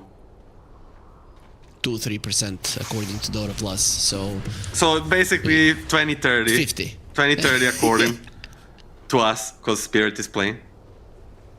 Yeah, okay. I mean, Weaver is doing quite a lot of damage. It was shown in the previous fight. But the main thing is that the Faceless Void gets doomed. And Doom is gonna have the refresher. I think he's very close to it. Or if he already has it, that's 3,000. Okay, he needs 600 gold more for the refresher. There's a Lotus Orb for a long time on the FNG. But we never saw a self-doom in this game. The Kiritich and FNG need to combine better. So at least if he's getting doomed, it means there's no second doom coming out. A red item finished. By the way, I don't consider Orchid a red item. Okay. It's the blood turn.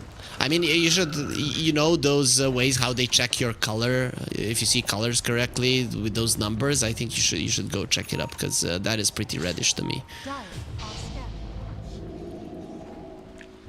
Octarine plus a smoke item, ninja gear on the Doom, a perfect kit to get the Doom on the Void.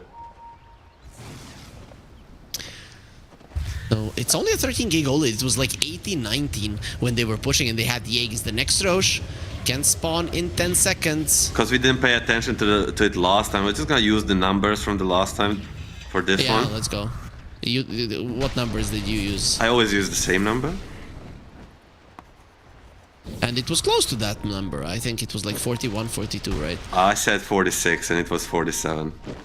I don't know. Not even close. Yeah, I don't know. It's just... I just get lucky these days, as they would say. Why don't you go and play like a lottery or something? Yeah, by guessing these things in Dota, you like get nothing. By guessing things at the lottery, you actually get money. So I'll probably just lose there. Makes sense, man. You get satisfaction, and that's satisfaction. The most important thing. Yes. Rush is on the list. 5-man spool through Spirit. Can they do it? Stay tuned.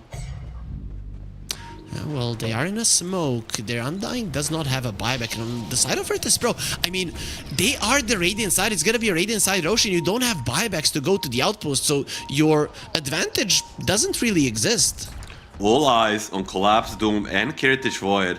Who wins the mini game? There it is, jumping in, lasso, toss as well. That is a dieback, and the Storm catches the backline. The Chrono does connect onto the Dooms in the minigame. But look at Mira waiting with the Sunder. He's gonna be making sure that Yatoro lives through it all. Okay, we're gonna kill it twice. No, make it thrice. They are gonna be killing Yatoro. Finally, he falls, has the buyback, no time lapse because it was already used. Cannot rejoin this fight as quickly. Without the Sunder, Mira will be taken down, and it is a full 5-man wipe with Seiyush, the only one buying back on Virtus Pro. He was the only one who had it. After this fight, almost everyone will. They have 4 buybacks, so they'll have another round of fighting them. Undying respawning in 20 seconds, so they should be able to get a 5v5 fight, but Notice jumping in, understanding all he needs to do is just create chaos, show the doom, so Kiritich gets a perfect chrono. This is dangerous. Spirit is not done. They're not done. They have a glyph. This tower of theirs, though, it is done. As soon as the glyph expires, it will be going down, and you need to buy back. There's just no doubt about it. It will do it. Instant TPs, Kiritich, Lotus Orb is on him. He will be using the time dilation. Gleipnir doesn't do much. The Faceless Void will be able to jump himself away. The chase is on. Oh, there's the Yules onto Kiritich, and the Storm jumping into the backlines. They got it, but actually, a Tombstone save, beautifully done by Miposhka, will be saving the life of Yatoro. Collapse. He did break the Lincolns with the Doom, made the mistake, used the Doom, then the Yules instead of the other way around, and that's gonna cost them this fight. Storm also getting them all together. You should hold your hands together as we are ripping you apart. Kiritich gets a triple kill. He wants an ultra. Where's my rampage? It's not gonna be only Yatoro. They're calling GG like, no, only our player can have the rampage. Where's the bash? There it is. It's Quadix. No, he's gonna be taking away the kill from his carry, but it doesn't matter. It is still a win for Virtus Pro. They are one game ahead of Spirit. Reported. Squadix reported as the Kiritich, but nonetheless, Spirit does not prevail at the end. Because, yeah, they're the magic guys, but it takes a little bit of a VP mess up to fully come back into this game. And noticed mostly alongside with Kiritich and the Squadix. I mean, everybody played well on VP. They did not allow for this comeback, and they're going to be taking game one. I would say surprisingly, but after draft, I think they just had a better draft this game. Okay, I have a question. We have had our problems with the spirited drafts in this tournament. Versus a team like VP, do you think they're going to have to level that one up as well if they want to win? Yes, I mean, they can bank on their outplaying an enemy as much as they want, but they need to give themselves a slightly better conditions. Like this game, they played so well and it still wasn't enough. So this I feel like mostly this 18 pick Faceless Void from VP was way too much. The Void is still Void, let's be honest. And there was basically zero counters for him this game. None of us really believed in Virtus Pro, apart from one guy, and we're gonna be going back to Rob and the gang to see that little smirk. Yeah, of course, coming right back into this one. And Bowie, go on, do your victory lap. You deserve it. Yeah, I mean, I was honestly very impressed with Team Spirit. They made this really hard. A lot of fights. It felt like they were, 1 or 2 fights from coming back. Specifically, Miposhka, I think, had a really hard time in the laning stage, as we kind of expected. But he honestly came back. I think like the saves the Spirit had were clutch. But way too much lockdown on the side. Like even when like the full Chronosphere was wasted, they still had Lasso, Avalanche Dawes, the Split Earths. There was not even a Last Strike Shard in this game, and it still felt like they had way too much lockdown. So I think that was one of the weaknesses as well from the Spirit draft. Almost no stuns. I think they made the game really hard for themselves. Yeah, I think the Slash Rack probably needs to be banned. I felt like FNG just did a little bit too much in the lane. Yeah, the fact that you are able to find multiple kills onto the Terrorblade. We saw Doom have some difficulties as well. Lyle also struggled kind of mid lane, but I just think this Leshrac hero, again, FNG's played like 28 games on it in pubs. His win rate's 70%. He plays it incredibly well. We saw how difficult it was for them to lane into it, and then that enabled Kiritich. Again, like another incredible game for him. The Kronas were always on point, like 16, 3, and 14. He wouldn't have had this game though without a Leshrac to be able to enable him in the lane. And I think unfortunately, we just didn't get enough out of Claps. Like this is a last pick Doom as well. Like when we see so often when Claps gets last pick, he can just completely take the game over, but this is one of those few games where he wasn't able to. Yeah, do you think it was a bit of, not to put it all on Collapse's shoulders, but in a number of the fights, when he was jumping, he was trying to get that Doom off onto the Tiny here, which just allowed the Storm Spirit and the Faceless Void to kind of run riot through these fights. So do you think it was a little bit of mistargeting on the ultimate coming out here from Collapse? I think he had some really good Dooms. To me, they just really dealt with him in the draft, right? We saw Magnus. There were definitely 3 Collapse heroes in the first 3 bans on the side of VP. And just to kind of touch back on the Leshrac point, I think you can definitely take away that DK we talked about and ban the Leshrac instead. Notice barely plays the hero. And I mean, he probably can. Anyone can really play DK, but it doesn't seem to be the type of hero he's interested in. And yeah, I honestly feel like FNG kind of turned this game totally. Winning a lane that hard with a Faceless Void in your team is very rare. Faceless Void is not a strong hero in lane. No. That is definitely one of the big weaknesses of the Faceless Void as a whole, and it's maybe for Spirit heading to this next game as well. But how cute did they get with the Terrorblade in the to the pick out of the first phase? With the Weaver as well. It just felt like the lineup overall was, as we saw in the gameplay, was just a little bit more difficult to execute, and partially a lot of that is just off the back of their lack of stuns. And when you get a pretty goddamn good last pick Storm Spirit, you're always going to be able to highlight that weakness in having no stuns. Yeah, and I also feel like having Terrorblade and Weaver flexing is weird because they both get countered by Void, which they knew that was open. I think if you have different, like, heroes that are very different in how they want to play, maybe you can make that Terrorblade flex work a bit better. Not to count that they had overall less picks, so you don't even need necessarily to be flexing as much as they did. So yeah, I don't know, a bit weird from Spirit, but in general in this tournament, their drafts have been all over the place. Yeah, and to focus on VP now a little bit, I mean, we saw the fights coming out. They were able to overlap these stuns absolutely perfectly. I mean, Kiritich with those chronospheres as well, the spacing on those. The one on the Roche pit, you know, as Roche was being taken down, he gets the perfect time there to get that chronosphere out, get these, pick up the Aegis, steal it away from Spirit, which might have turned it around a little bit for Spirit here. But VP, their execution here has been absolutely on point. So, Aries, looking at this, how do you kind of bring that into game number 2? Because you know, you've shown great play on the Faceless Void, Tiny, Lesh, these 3 heroes. I mean, everyone on VP playing really well this match, but some big hitters there in terms of the heroes. Do you think that they're gonna be taken away from VP in this next draft, and how do VP kind of answer back in this next draft as well? I think again, just probably an easy response is just like draft consistency and kind of have an overall draft that sets you up for success. Having your stuns, easy lanes, ways to take objectives. I think it's really the big thing for Virtus Pro, and this is something we see for them in a lot of their drafts. At least that we've been seeing so far in the one win tournament is that the fact that they never feel like they're playing from behind even before the horn even starts. FNG does it, and along with G does a really good job to set up a solid draft. Okay, and hopefully, yeah, I mean, again, it just feels like they've been able to play so much that, yeah, it might not matter if the Slash gets banned or if the that Tiny gets banned out as well. But they are I think, the 2 of the big hitters. And Bowie, moving through here, again, what are you expecting for VP? Because they're your boys, you've backed them coming into game number 2. How do they take this one 2-0? I think VP, I know they have other tricks on their sleeve. For instance, FNG, yes, he has that amazing wing rate with the Leshrac, but he's also playing the support Terrorblade. So in a way, I feel like they could probably do the same thing that Spirit tried to do, the flex of the Terrorblade, in case the Leshrac is banned. It does feel like, at least in this tournament, the first big Terrorblade is starting to become really popular. And it is a hero that they do play on Yatoro. So I wouldn't mind seeing that snatch for FNG and possibly for Kirich as well. But there's also doesn't get banned. Maybe Spirit wants to pick it up. They can definitely play in game, but can they play it as a support? I think that's probably the hardest thing, because if you want to get an early Leshrac, you might be punished later on with, you know, even an anti-mage of some sort.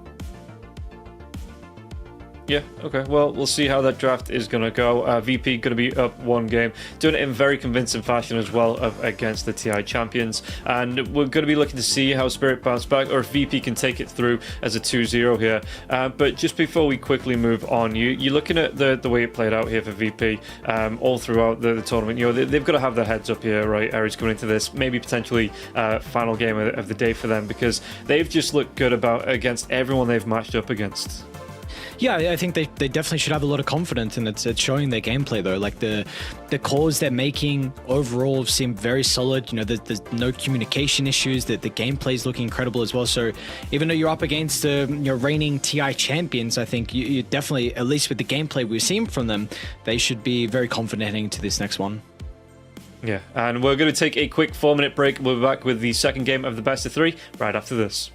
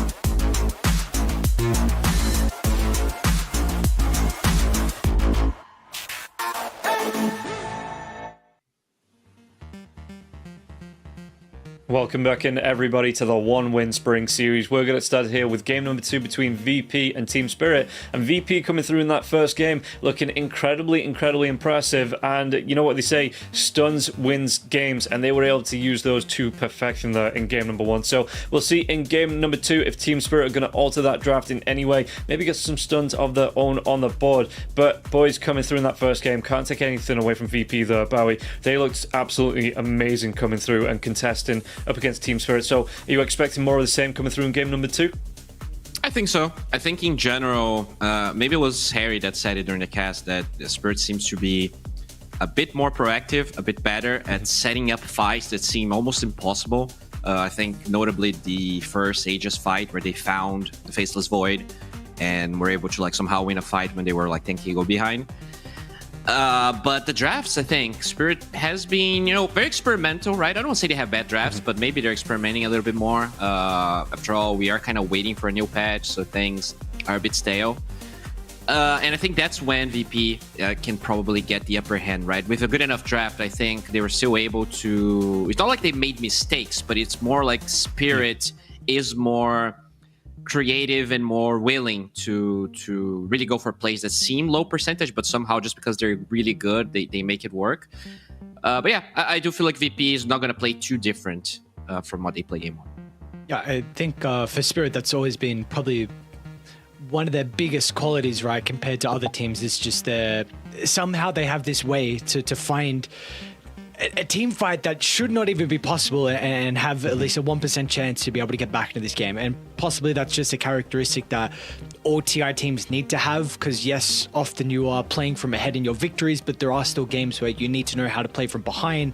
And I think Spirit have always been one of those teams that somehow just, whether it be stalling out the map, whether you're using illusions to split push, or someone's lane cutting, or you're sacrificing some supports to give your cause farm, Spirit have always been a team that have that at least ability to find a way back in. But hopefully they don't go into this next game in a position where they are playing from behind. That's definitely the big thing.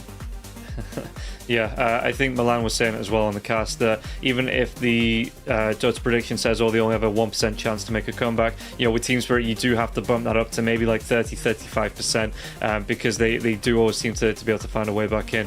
And they did take a good couple of fights, but VP were just able to, again, coordinate a little bit more. They looked a little bit better. Maybe they've woken up a little bit early. These early game pubs that they've been playing have just got them warmed up, ready to face off against Team Spirit. And again, you look at VP, young players, but very high MMR players as well, coming in as one of the I don't want to say least experienced, because they have been around for a while. They've been together for a while, but they're still evolving as a team. They're still looking better, and you can see here that the VP, maybe some surprises up the sleeve that Spirit just weren't aware of, weren't expecting, and it's paid off for them here, Virtus Pro. And again, both teams, how do you really ban against them? I mean, we're going to find out how it's going to go, because we're going to be able to get into the next draft, but yeah, it's so hard to ban out against these two teams. We see Team Spirit, Chen, Timber, this time they will be taking the Tiny away, Nature's Prophet being taken out this time as well. Virtus Pro, they go back for that Magnus ban, the Kunkka being taken out as well. So fairly standard bans, but yeah, taking out that, the Tiny for me has been the hero of the tournament. It just looks so good whenever it gets picked up, and the Dragon Knight will be coming out here for Virtus Pro first pick. I love this from VP, not banning the DK. Like, when you look at Notice's win rates, like his win rates are all super solid, 70%, 60%. Then you look at DK, 20%. I really feel like you either pick this or you ignore it, and obviously Team Spirit banning the Tiny means that VP end up picking this DK. I'm surprised that they even ban Magnus. I don't see Notice as that much of a Mag player, but they do ban it anyways. There we go. That's the Terrablader we're talking about. With Flash Strike still in the pool, so maybe VP might snatch that one, or Spirit can get both. Yes.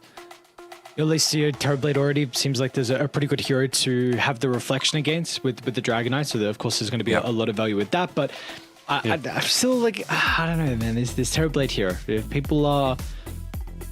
Something, scrims must be going quite well. We've seen some games where it's worked, but I really do feel like, at least in some of the games that I've seen at Win, it hasn't felt like the impact has been enough to warrant the priority that we're getting out of it, but your team still feel like it's you're here that's on the rise. So regardless, I'm excited nonetheless. So it's it's something different in this meta that we've had for a little bit now.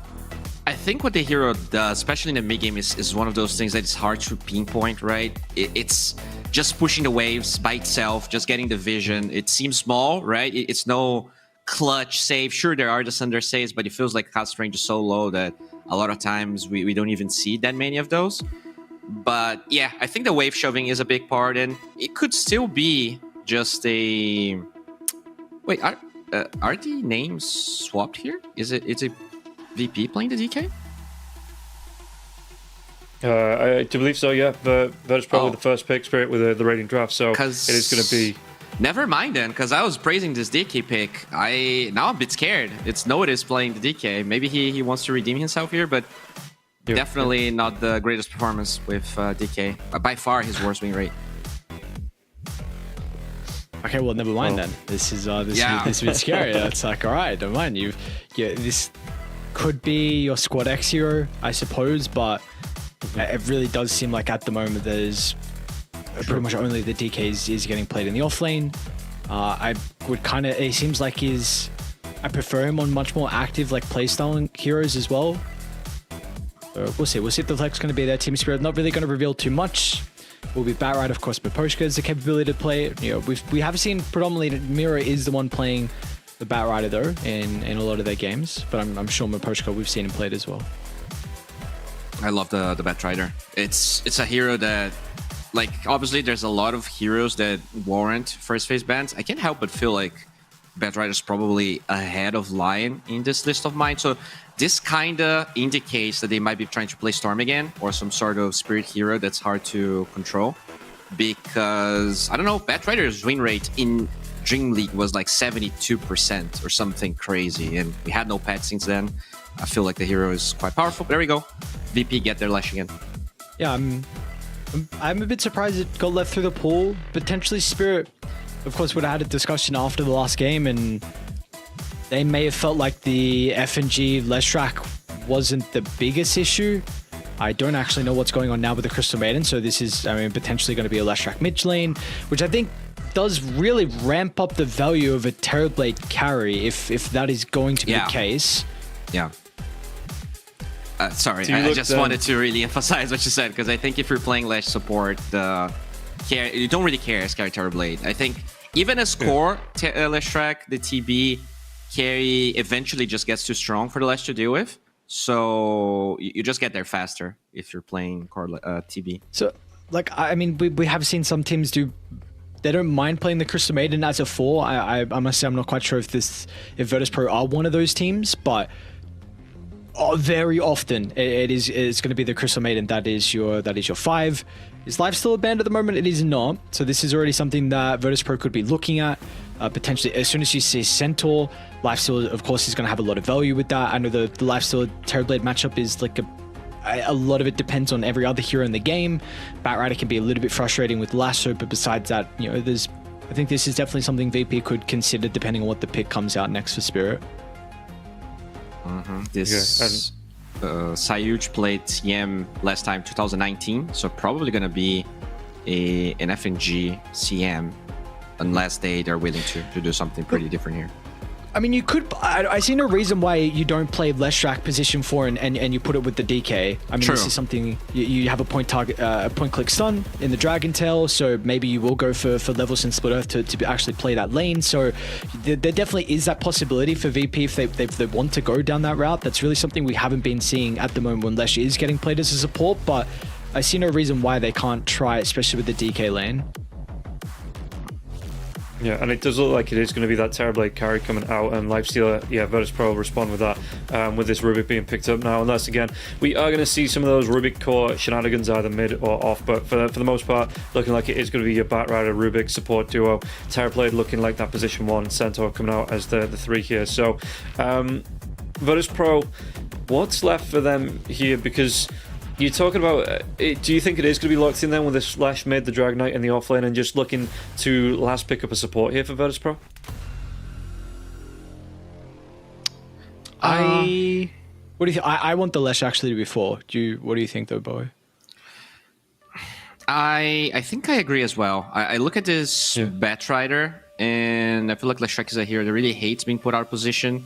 He's not that tanky anymore, especially with the recent build. I would prefer this to be a support Leshrac in either a Storm or I guess Puck was probably the best one, but Storm doesn't seem bad. The Storm was the hero I was going to suggest. I feel like, I mean, Squad X just had an incredible game on it previously. You got Crystal Maiden to be able to buff you up. You got another Infest carrier, which is, you like that on the live. So at least being able to have two people that you can play with, that's like ideal, of course. Sometimes you can't get that. But very great versus the Bat Rider to be able to gap close onto this hero who can be a little bit position based. Magic damage for the Terrorblade. They will ban the Storm. So, of course, the big issue though, Virtus Pro, they don't have the Ultra last pick, so Lau will get a favorable matchup mid. Yeah. Are you maybe looking towards the Primal Beast again? It's not ban out as far as I can see. Something that is an option to be picked up for either side.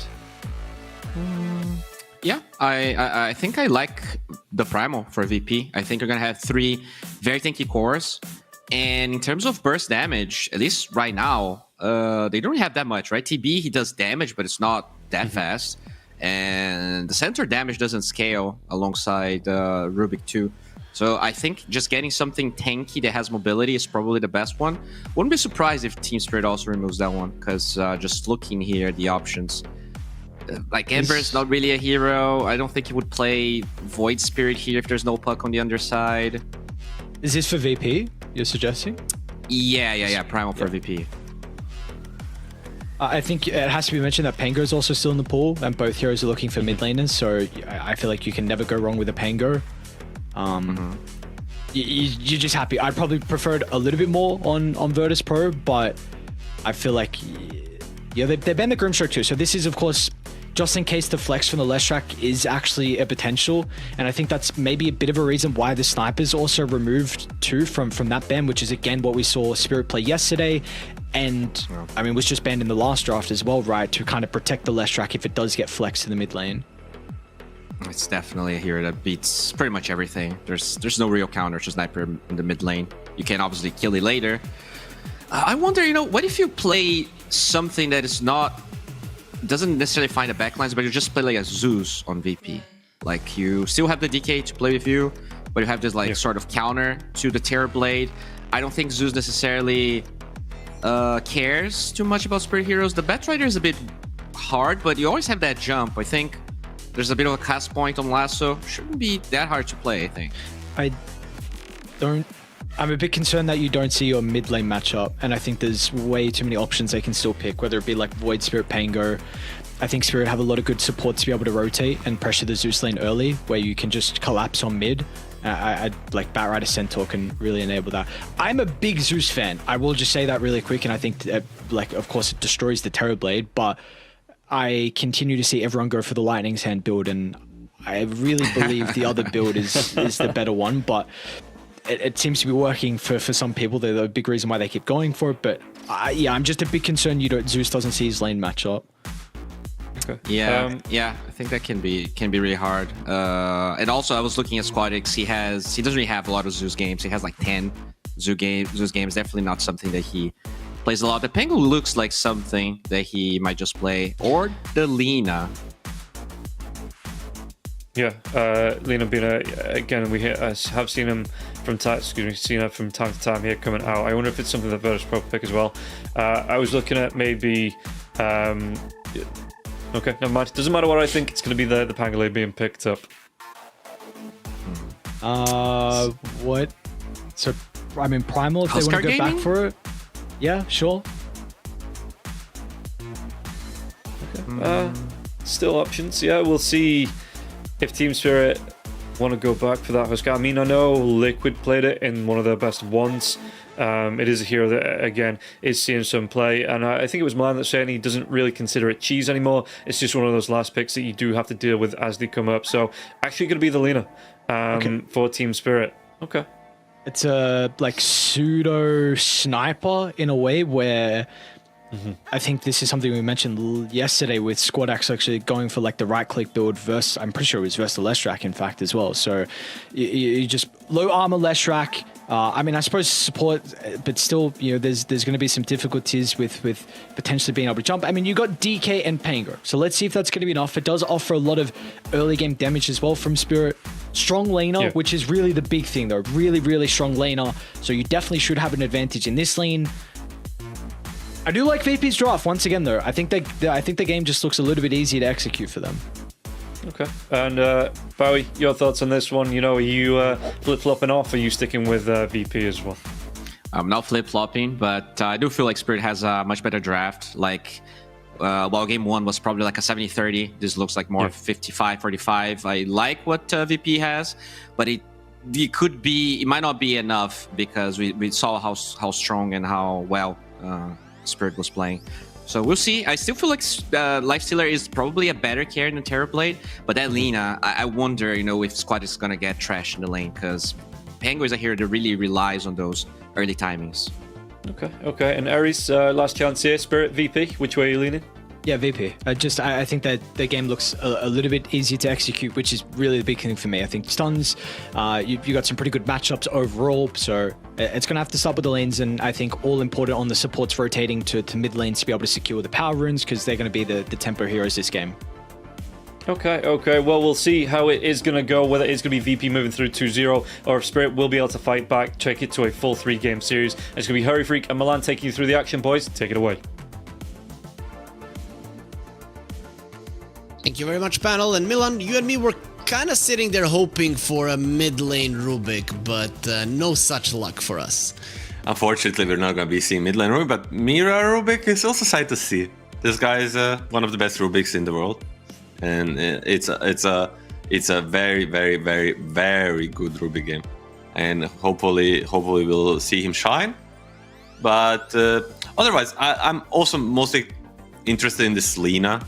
Like what she can do, like the Spirit somewhat taking a page out of VP's book, like Squadix played this yesterday, where he dominated kind of with the right-click Lina. And I scouted 2 games he played in last 8 days, and Lyle he played mid Lina, and both games he owned very hard with the right-click build. So just casual travels into Maelstrom, into Glapia, the MKB standing. Yeah, that's the build currently, most definitely. But for me, it's the biggest deal. He's a Lina versus a melee hero, so I don't know how well the Pango will be doing in that lane. Probably not gonna be easy. I think it's like 60-40, but Pango is super fine with this. Like we said this million times, Pango just wants to get whatever he needs from the lane. These are mostly levels. If he's at minute 7, 8, 5, 600 behind this Lina, he's gonna be super fine with it. And then just eyeing a 11, 12, 13 minute Diffu is gonna be good enough. Virtus.pro lost 1 ward there, so nicely done by Spirit. And we're seeing that there's a lot of wards around the mid lane in general. Are both teams preparing to rotate their supports there as fast as possible? And they will rotate if there's opportunity, but it's mostly just a very standard thing, just ward around the mid lane. Mostly for this first bounty runes.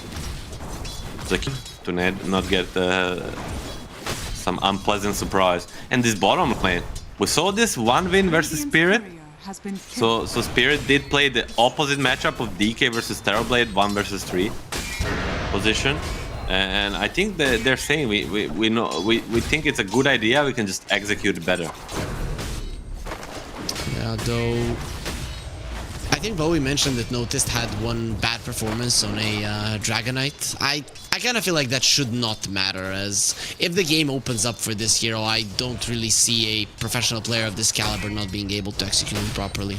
I mean, definitely not his favorite hero.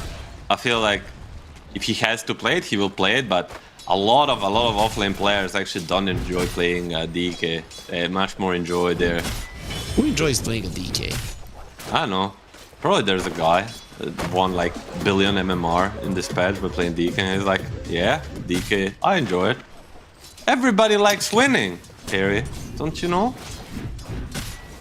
I don't know. I've had situations where I would have like 10 wins in a row with a hero, and then I cannot play this hero any longer. I just can't do it. I envy those people who can play like 30 games of Chen in a row. FNG hello is guys, dying I'm in the Smith, top lane. and FNG is dead, and this is my 2564 Chen game. Yatoro also dying, no?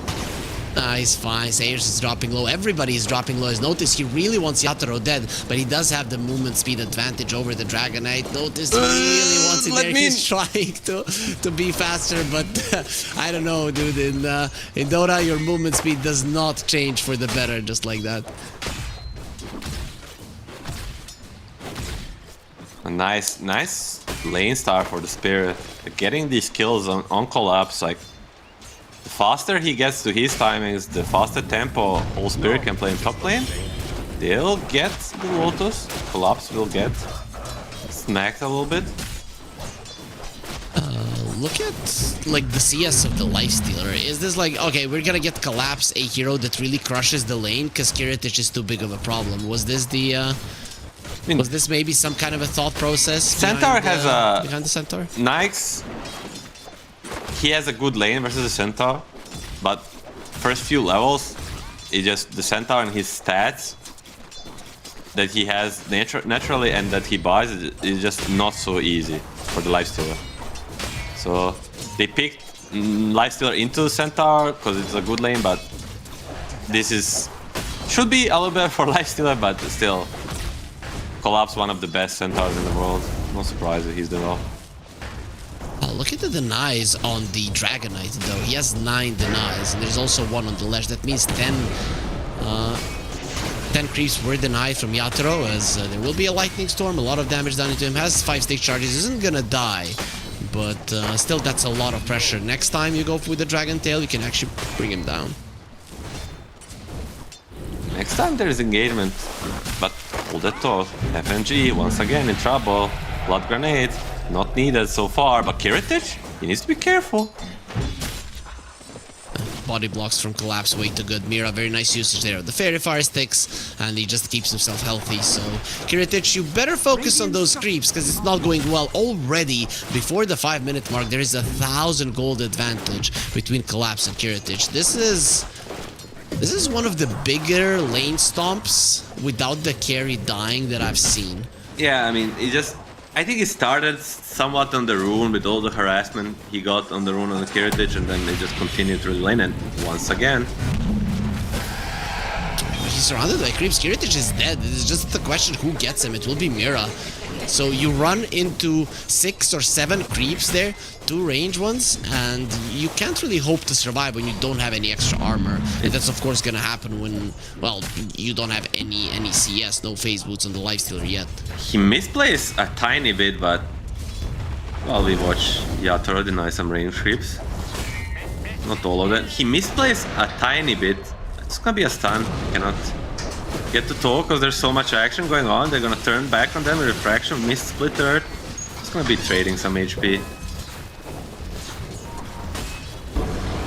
Overall, this is as good as it gets when it comes to a start for Spirit. All 3 lanes going well for them. The bottom lane, they are kind of even slightly behind, but mid lane and top lane, they are winning quite heavily. Lina 600 gold ahead of the Pango, and, well, we already talked about the 1,000 gold difference that exists on the top lane. LSA connects onto Squadix. Rune will be on the top lane, currently saved by Mira, but Crystal Maiden is coming over, so you're gonna have to pick it up. Seiyush getting ran down. That burns a bit, slows him down with Lightning Storm. Mira picks up the shield rune, and this shouldn't be the Lash dying, just some harassment going through.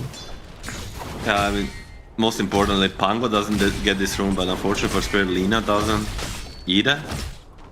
But I think Pango is much more reliant on these runes than the Lina. Lina is going to right-click creeps no matter what, where Pango can use the mana from the runes to sustain or to help him rotate if he chooses to.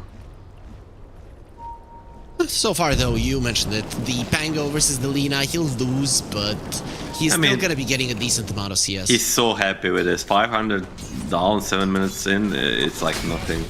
Considering this matchup, you know. And mean, I look at Kiritich, he pretty much has the same farm as Yatoro, but it's just that Collapse has everything this world has to offer. He's going for the blade mail. This is 7 minute 11 seconds blade mail. Unfortunately, don't have a statsman for this tournament, but if there was a Knoxville, he would probably be around the record time. Bowie is kind of a, you know, a geek. He could go for it. He does go want. Yatoro, nice stampede. So good. No, it wasn't even close. I don't know. Why are you getting so excited? You should be getting excited with Seiyush dropping low. Pashka doesn't want to get stunned up by the Dragon Tail. And here comes mirror rotation as well. Seiyush is going to be going through that fire in order to live. Squadix is in the vicinity as well. They save his life. Notice turning around. He has a lot of armor. And there it is. Squadix comes over. Miposhka getting baited in. They also brought down the Terrorblade from the other side. FNG caught him. Miposhka wants to get something out of this. And he's probably going to get absolutely nothing as Squadix finishes him up with the swashbuckle. Your advantage in the laning stage almost gone after those 3 kills. Perfect spell usage by Squadix. Not even neither rolling Thunder, because he got both of them with every single spell he used in that engagement. And FNG, as you said, on the other side of the screen, finishing Yatoro, who thought he was safe. Two guys that are gonna gain from this engagement spirit are the Lina and the Centaur. Centaur continues to farm top, and Lina gets the power rune. And now will be using it to make a move bottom. This is how Dota works, and Spirit is like showing it. Like the guys that are getting space then need to give space back. And Lina will try to do that. Refraction. Can you burn down a dragon? That is the question. Lift. Notice turns around like, come for me, bro, if you want to. And Mira decides to run away. I have to ask you though. A lot of people usually debate the Lifestealer versus the Terrorblade carry matchup. Like, do you favor one or the other massively? I think it's a better matchup for Lifestealer.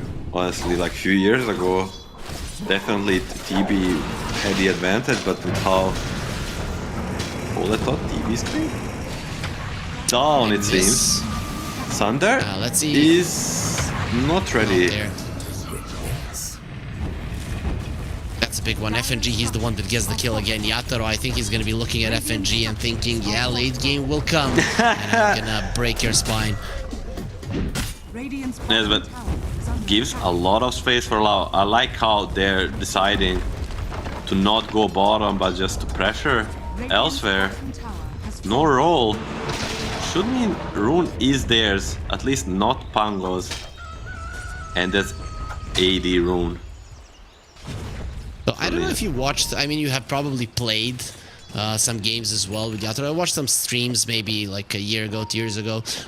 Yatoro is playing Terrorblade and his team is dying, and he uses his voice as, guys, stop feed like trash, just wait my Skadi, and then we win. So that's how it says. Hopefully he's giving instructions. Wait, my Skadi? I mean, he's very clear. This time around, he's just gonna be AFK farming, but his team is going to be taking a mid tower. Unfortunately, no asset for Lina. 5.5k at minute 10:30 for this Centaur. This guy is huge. So she says. He is pretty big. There's gonna be a blink for Collapse in like 200 gold, so an 11-minute blink blade mail doesn't get much better than that. Mira also gets the swashbuckle, so mobility spell for the Rubik. He will get frozen though, and freezing fields. Mira escapes easily from it. Swashbuckle in 4 if the splitter connects, but it won't. LSA, however, will. Look at the nice positioning from Lar with the AD rune. Seiyur stands no chance. Let's see how he uses it on the Centaur. He's bringing it to the top lane, so it doesn't mean he's gonna be TPing and making an insta move this Centaur. All eyes on him. Right now, Collapse. Can he push the tempo even more? Probably should. There's no reason not to create more space for the Terror. He's gonna hide it. He's gonna hide it in the secret shop before he gets the idea where he wants to use it. A very how do you say it? When you write something down, viewers should take notes. of how Collapse is using his Blink Dagger. He's gonna hide it. He's gonna get it now with the smoke from Rubik. Going for this 12-minute rune. Unfortunately, not in time. Don't put this down in your notebook. But still, if they get on top of this Pango, he will die. Smoke on smoke action. They can. Mira, smoke breaks? How did his smoke break and the other one didn't? That should never happen. They are going to be going for the battery. Miposhka running away. Squadix is pretty speedy as well, but you lost 2 of your supports. You have the haste rune, so you can probably run yourself out. And Milan, you need to explain this to me. How can one smoke break and the other one not? Like, how is that even remotely possible? I'm not sure what happened, but it definitely it wasn't like smoke on smoke interaction. Maybe someone else broke. I would need to see it again. I didn't notice it, so it's hard to answer. Diffusal, 30 minutes in for the Pango. We talked about his pre-game. This is just even good, not okay timing. It's a good timing for him. Gives the swashbuckle again to the a very cute spell to have, honestly. Underrated spell to steal. It is a repositioning tool after all, and does quite a lot of damage. Radiant's top tower is under attack. Most important, it makes you burn to a creep wave in 1 second alongside the nuke. Something. Fateful. Noticed? He is very close to being caught here if they do get on top of him. Has the Blink Dagger as well, so both of the offlaners have their initiation tools. Miposhka working towards his. We'll see how fast he'll get it, and Virtus Pro, they want to use this initiation tool probably to move towards the mid lane and get the mid lane tower of their own. Another smoke. We see it more and more. Smokes after smoke, and Lina is slightly out of position. Still not such a big reach. Especially versus Stampede, this default can be negated. They are going to not get a rune. Larl digs a small kobold and denies the rune. That's just beautiful. I don't know. TI winner for a reason. Yep, definitely. Not a two-time TI winner. So only once. He only won TI once. What a noob. What a pleb. Yep. I mean, people don't count that, you know, sometimes you win it twice and it's still a fluke, so, Larl, you are, it's pretty much like his doesn't count. On a road to a fluke. Yeah, if he wins the one this year. The TI is gonna be in Europe, are you, thinking of attending? Maybe. Depends. Maybe, I mean, I would like to work on it, maybe play, maybe coach, maybe cast. I don't know. I would just like to be a part of TI in any capacity whatsoever. I was part of 2 of them playing, and it's just like it's a Dota festival. It's like, I don't know. It's just so nice. It's a very different thing. For people that don't know, Milan is the best, the most accomplished, let's put it that way, player in my country, in Serbia, right? And in my country, Bosnia. and he's in 2 countries. He's the most accomplished player in 2 countries. I don't know if people know that. And okay, actually, you're not any longer, because Team Spirit is actually a Serbian team, so you're not even close. As a nice respawn from Kiritish there with the rage. He will get lassoed either way. Would want to get the infest in, running towards the creeps. It will not be allowed, and Miposhka is the one who gets the kill in the end. Perfect execution, but DP is looking to turn this one around. DP is ready on Leshak. Miposhka will be the one going out. Ooh, that's a lot of spells committed. Squadix wants to get more. Will he get more? No. Not for now. Too many creeps. It's still a lifestealer dead. That's his first death of the game, but you do defend the tower, which is nice. It's something the lifestealer likes to do. And they found him, and that is a dead collapse. The highest net worth hero on the map will get taken down, and Squadix gets the kill for himself. So now all of that pressure that Lina was able to apply to the Pango doesn't count any longer, as he's at the very top. Yeah, it looked for a moment like this Blink Dagger on Miposhka turning into a lifestealer kill, like, looked so good for Spirit, 3k ahead, but then a kill on Miposhka, not letting this tower go down, and then a kill on Collapse, as you said. Used to be highest net worth hero on the map. It just turns the game completely around. They're not stopping. Miposhka's caught again.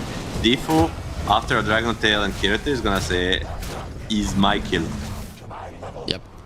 if they I mean, get he this needs it a tower, little bit. it's completely, the net worth lead is completely negated. It's like basically a 3k turnaround. Oh, and Mira is gonna get caught as well with Squadex coming over. The shield crash will get stolen. It gives you a little bit of more HP to work with, but ultimately you're still gonna die. Seiyush runs him down. This Lesh, first on 5 in the previous game, now on 4, is doing really Invest well. is there. It's done. Nice invest. He does try to say in Kiritich. In that attempt to save him, they didn't want to chase him down. They could have 100%. Probably, I mean, most definitely, Dragon Slayer is gonna be ready again with another double-edged. You cannot toggle out of that, but they didn't know where the enemies are. We have the map hack, they don't. Fog of War is a tricky thing. Sometimes you misread it. Is under attack. Spirit is the type of team that doesn't like to commit all that much. They usually, if they can't get the kill instantly, they just reset and find a good situation once again. That's gonna be a pretty early Radiance on the Lifestealer, considering that the lane didn't start off in the best way. Yatoro also recovering quite nicely, so pretty much every core having a game at this point. Yeah, I think game balanced out a little bit. I mean, there was a lot of action back and forth, but most importantly, both teams getting some kills, and now it's very, very even. But this Lina is kind of getting on top of the things, you know. Has a Maelstrom, has a BKB, probably going for a Travels Gleipnir next. She can be a real problem this game, because yeah, VP has a lot of stuns, but none of them go through BKB. And if she gets to a red item, man, if she gets to a red item, she's winning this game. I guess maybe Lifestealer at some point can get a Basher, get on top of her, but mostly this Lina is gonna be free, because you also have the Terrorblade to think about, and you have BKB piercing disables on the other side. So yeah, I mean, that's the thing. He's not gonna be fighting this Lifestealer on his own. Like, he can always guarantee that Lifestealer gets lassoed if he goes on top of her. I think that will be name of the game for the Spirit. Control the Lifestealer, because that's the only guy that really threatens the Lina.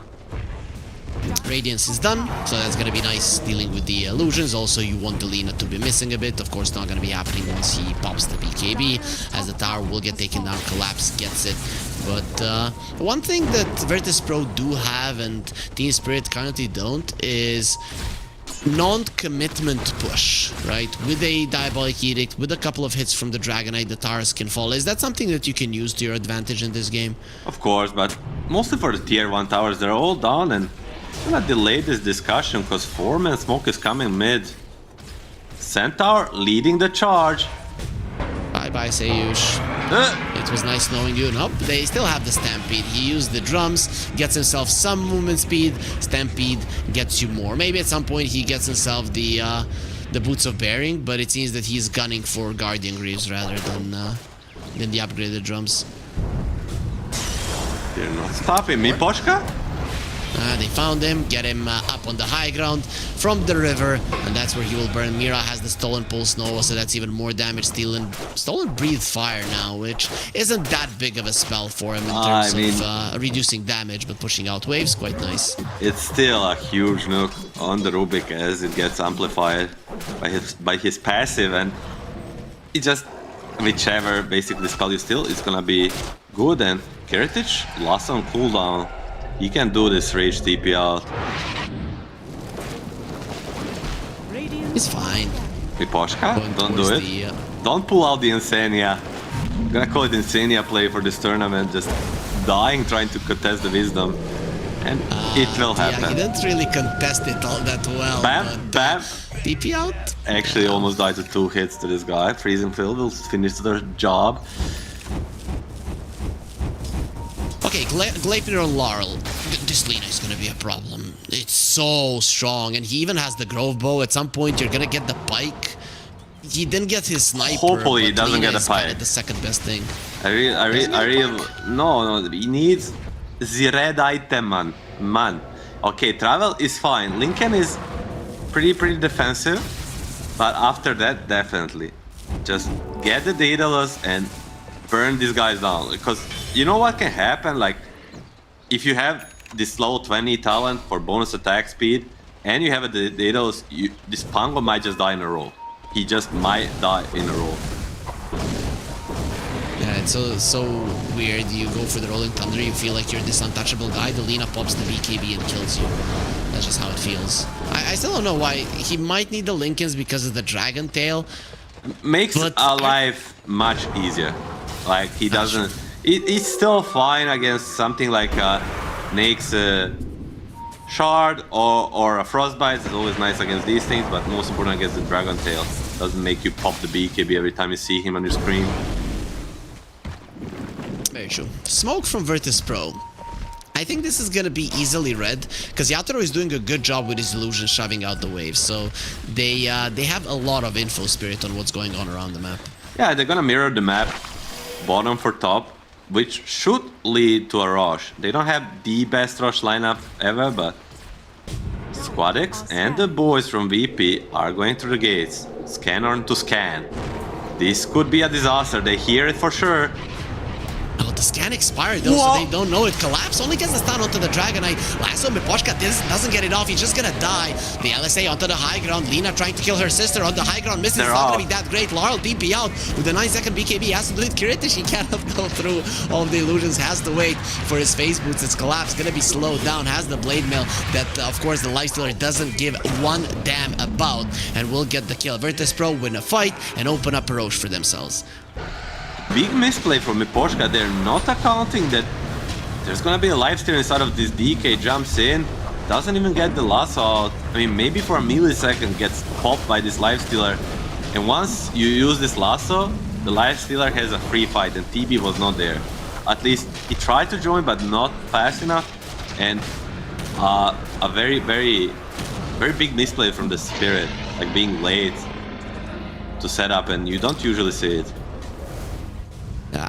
I think that scan really kind of was a problem for them. They used it, it went green, and then they heard the twin gates, they saw it, but Collapse was a little bit too late with the stun as they weren't expecting the enemies to come.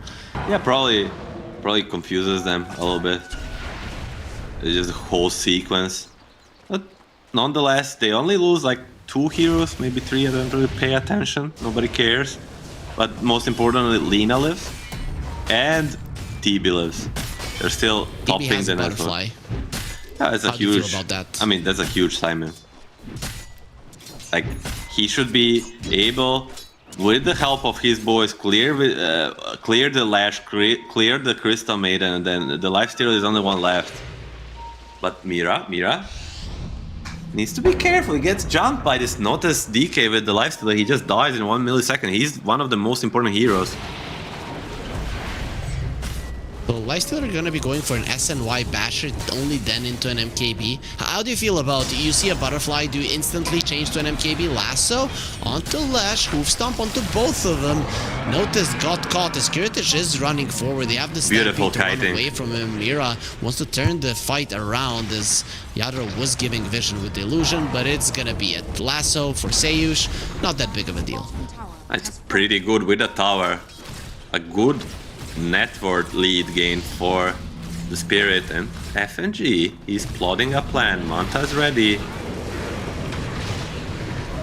Do they have a chain stun? Huge mistake. Oh! Nice Manta from Notice just when he was going for the Thunder. Probably should have used it on a Crystal Maiden, but I don't know if you live. Kiritich. Stolen Rage by the Rubik. That's actually quite nice. Yeah, the bonus movement speed and just magic. Debuff immunity, should I say.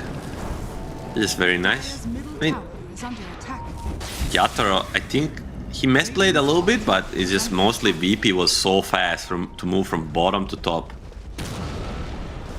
Laurel has an arcane room, so he's gonna be spamming those spells in a fight quite a lot. Of course, you're mostly a right clicker. Places up sentry, sees the sentry, has to delete it, and should be fine. Yeah, but his vision is gonna get taken down most likely now, which is there is another cheeky obs from the Spirit that scouts all the TPs just below the Nakes, and they will decide to not fight this fight on the tower versus the Aegis. Still, I think Spirit is still very fine farming. I think the late game goes into their favor. Poshka has a 4-staff. Living for now, but Notice is coming. They want him. It is great if you kill the Batrider, because then the Lifestealer is free to do whatever the hell he wants. But for now, Miposhka will live. Radiant's middle tower is under attack. I mean, late game is slightly better for Spirit, but VP has to offer many things. Mostly this Pangolier, Aghanims, Basher, Octarine, whatnot, Infinite Rolling Thunder, and the DK, Big Black Dragon with the Manta. Yeah. But they're not gonna... That scares me the most. Yes, they're gonna push the advantage. 4-man smoke.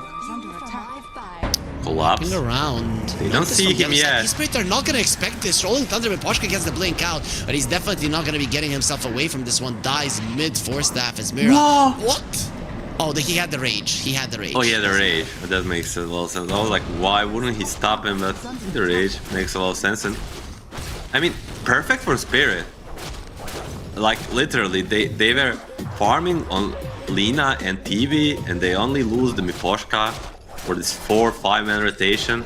They actually, from this death on Miposhka with killing Tormentor, they gained 2k net for lead. So now... The useless net worth, because it's shard for the Batrider, so... You say that, but like when you play this Batrider as a support, you're like, yeah, I don't mind it. You know, free stuff is good stuff. You know how they say. Okay, sure. You don't skip on a free meals, man. Have you been a student? You don't skip a free meal. But I didn't. I studied while I was at home, so... You know, your aunt, you're in a big city studying something, and your aunt says, "You'll come for a lunch at Sunday," and you're gonna say no? No way. Okay, but if she feeds you something that's gonna give you a stomach ache, then I know it isn't that good. What your aunts cook, but my aunt, she cooks real food, real tasty food. Maybe if you're a good boy for a very long time, I give you a taste, but for now, Spirit seems to be ready. Dragonlance online, TB, Butterfly, BKB, Blink Daggers on their initiators, Aegis down. They want to get the fight on their own terms. Yeah, okay, you're gonna say that Spirit are gonna lose now. Laurel is going for a Hurricane Pike. I'm not saying they're gonna lose, but I dislike it. But yet again, I won 0 TIs, he won 1, 1.5, maybe 2. Yeah, wait, but you attended 2 TIs and Laurel attended 1. 3. Oh yeah, that's true. 2 actually, right. But hold it thought.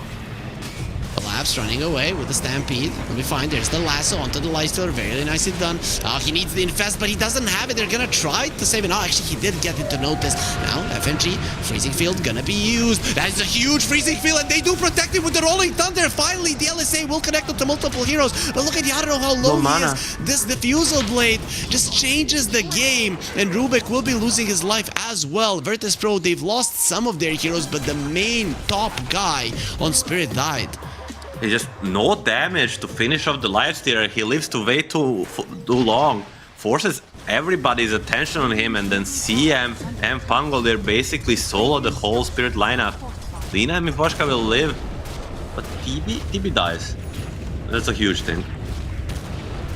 For sure. If he had the red item, I'm just gonna put it out there. If Lina had the red item, that Lifestealer would have died. Even the small red one.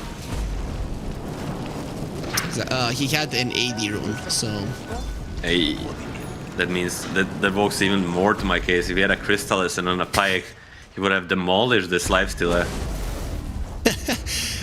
True, but if he didn't have the AD rune and he understands it, and he queues up a red item. Exactly.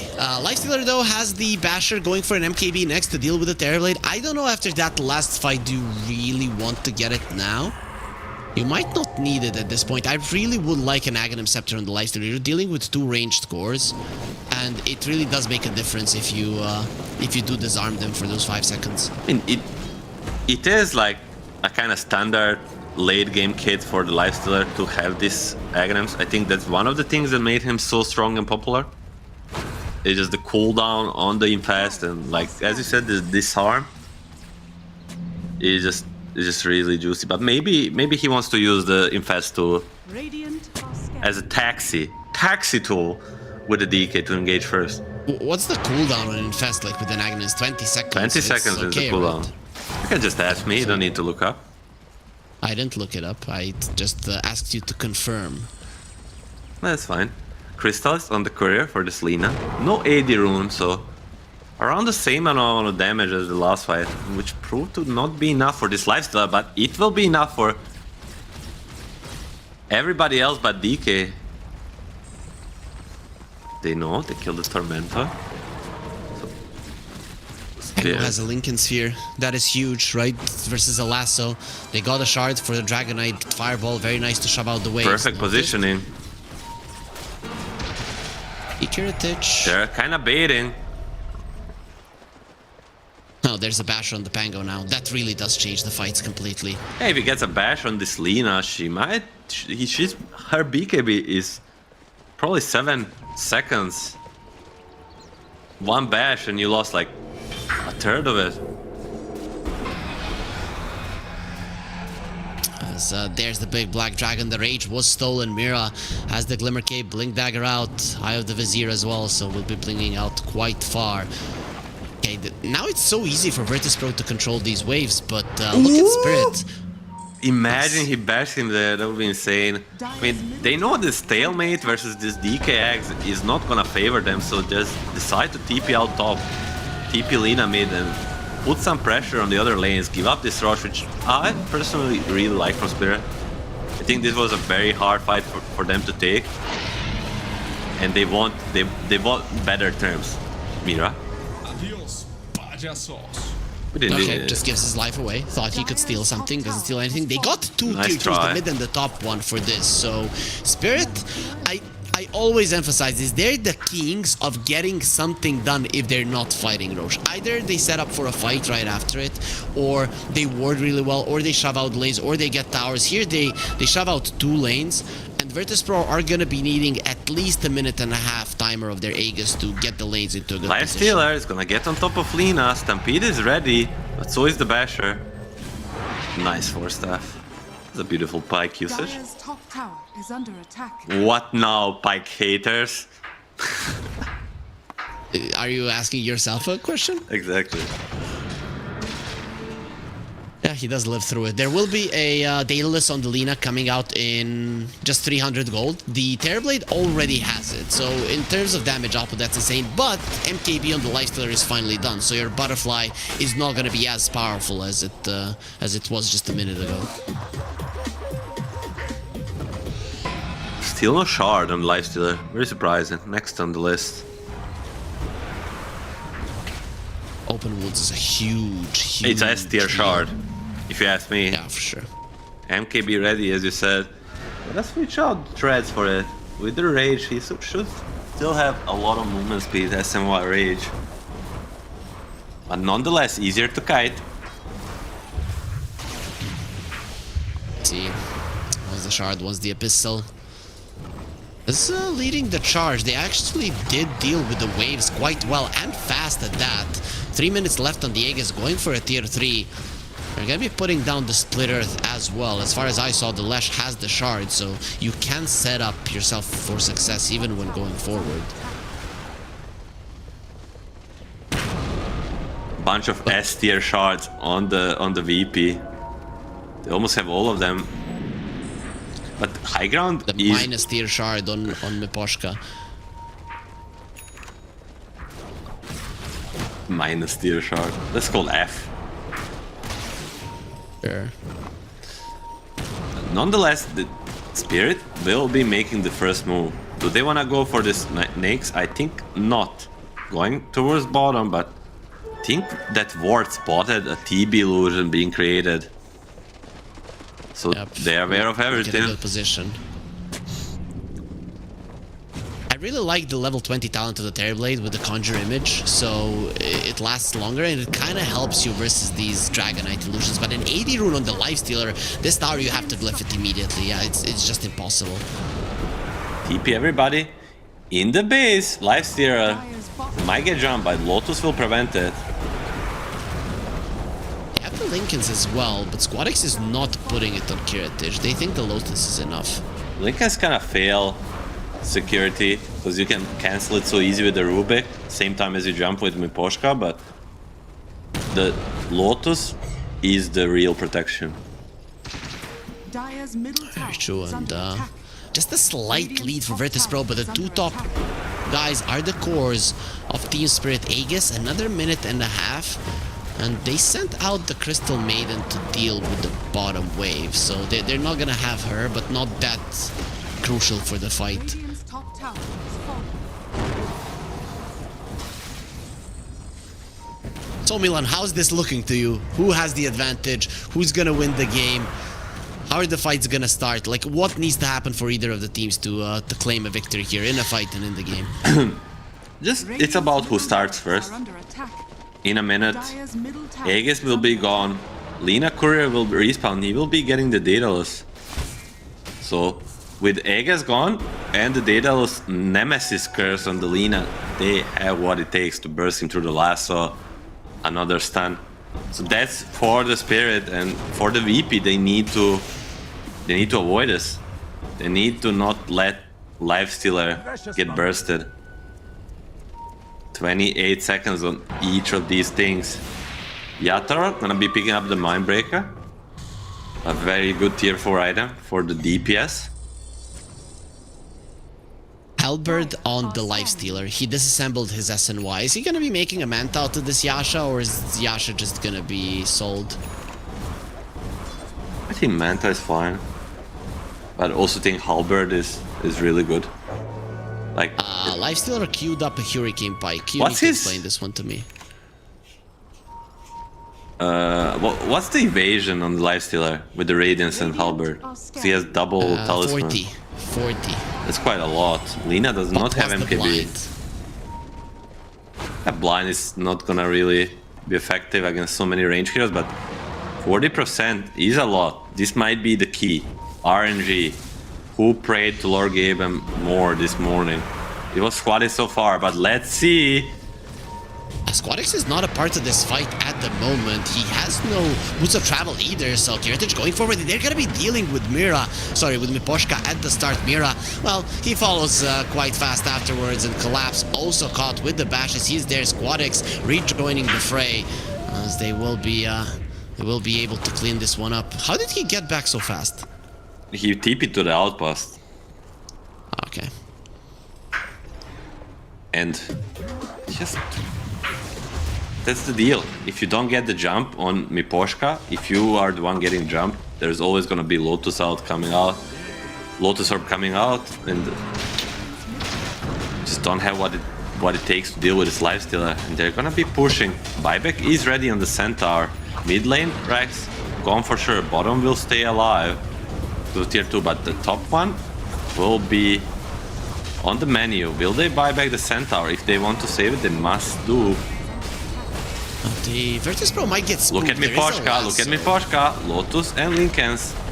Yes, I'm looking at Miposhka. He can't do anything. And Lyser going forward. Going on Laurel. BKB will be popped. Kiritich, lasso. That's a bit too deep, my friend. And look at what Laurel does to him. Jump in from notice. Not really sure how he thought he was gonna help. And now you lose 3 heroes just like that. A big blunder from Virtus Pro. In your face, says Miposhka. I'm looking, he cannot do anything. Both Lotus Orb and Lincoln expire. Big blunder by Kiritich, I would say. Yes, while these are up, you're right, but the moment they go down, he's a free food for this lasso into a Lina burst. And we saw, well, if he has space to hit him, he's gonna delete him, and he's going to be finishing the Demon Edge and the MKB very soon. So this old evasion is going through the window. What about buybacks? The Lifestealer does have it, but you probably You don't want to use it. Once you use the buyback, Dire's middle tower is it's a halfway to hell. You don't want to go to hell. Definitely don't want to be halfway there. Yatoro now gonna have an MKB. Larl also gonna be approaching his Mira. Yeah, didn't get the steal, the splitter, so this is just the Lesh trying to defend this base. You have one glyph, you're gonna have another, but the Raxes should get equalized. Spirit? Hesitant.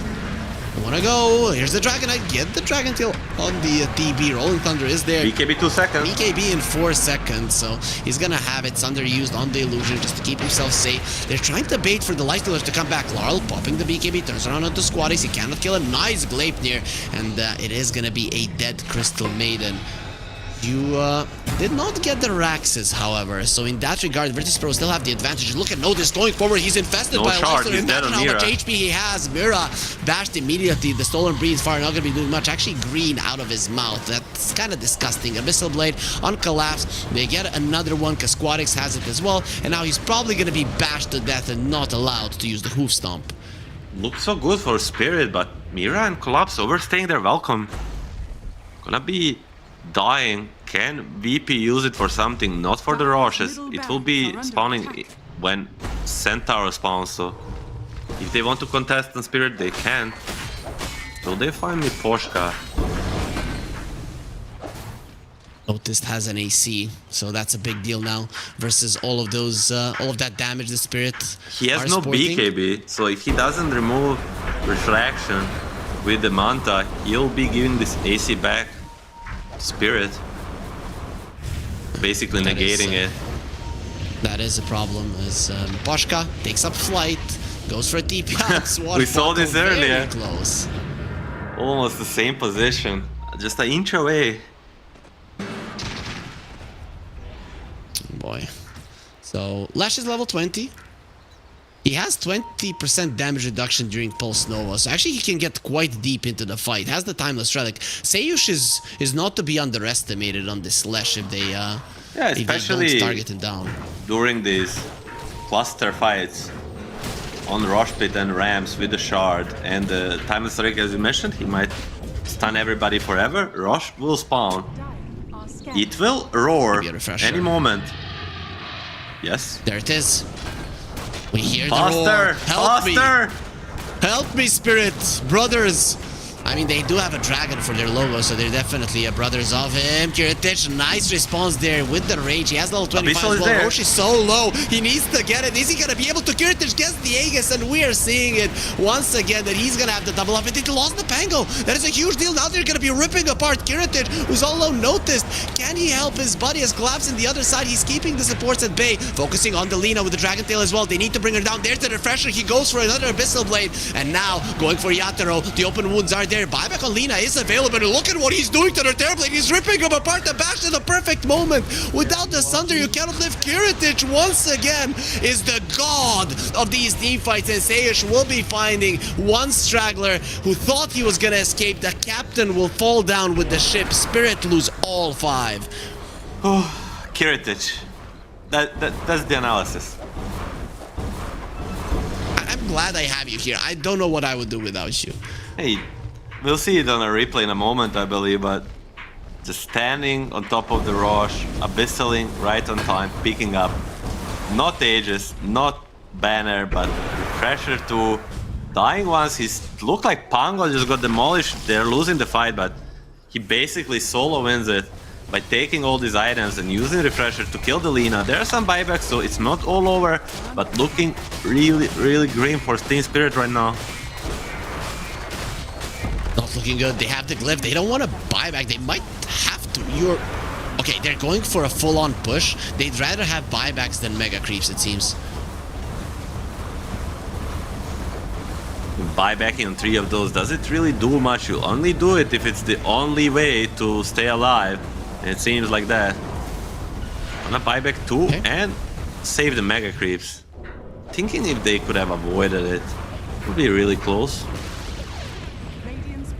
They couldn't get megas. There was a tier 2 on the bottom. Yeah, but now Tron would be down. threatened like to 60% HP, and then if Tron loses like 40% HP and you already expanded the glyph, even 5v5, they might just run you down with a smoke and just pop everything and kill the Tron.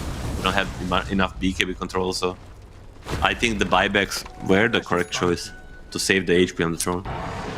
For sure, for sure. So the tier 4s are still standing. one of them barely, and especially versus the Black Dragon illusions coming forward.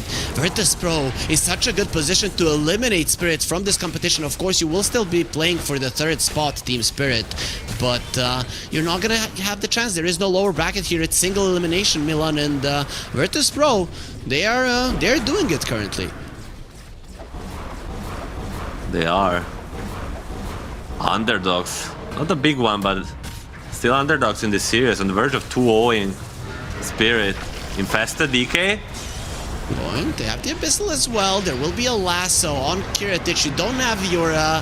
Okay, they have the Wind Waker to save him. Nicely done, but the instant stun, fall up. They didn't have vision. Kiritich is gonna try to heal up. Look at how much damage Delina is doing. He needs an infest target, but he doesn't have the infest, and one more hit from Delina will do it. But it took so long, giving the other heroes of VP time to do the damage, bring down Delina, bring down the Terrorblade. They have no buybacks. It is over.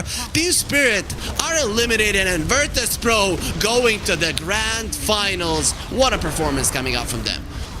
A bit of a disclaimer, they are eliminated from the contention for the first place, but tomorrow we'll be seeing them playing for the 3rd place versus the loser of our next match. But nonetheless, VP showing up. I mean, if you are beating the Team Spirit, you might be the best team in East Europe. It's only one series, but nonetheless, a huge accomplishment by them. And they are going to be our first grand finalist.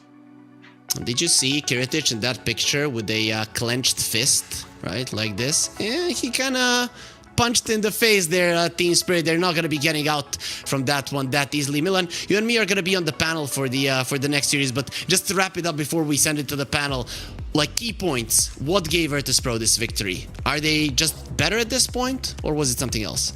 2 words. Draft, Kiritich. With those 2 words, we're going to be ending this cast of this Best of 3 series and sending it back to our lovely panel.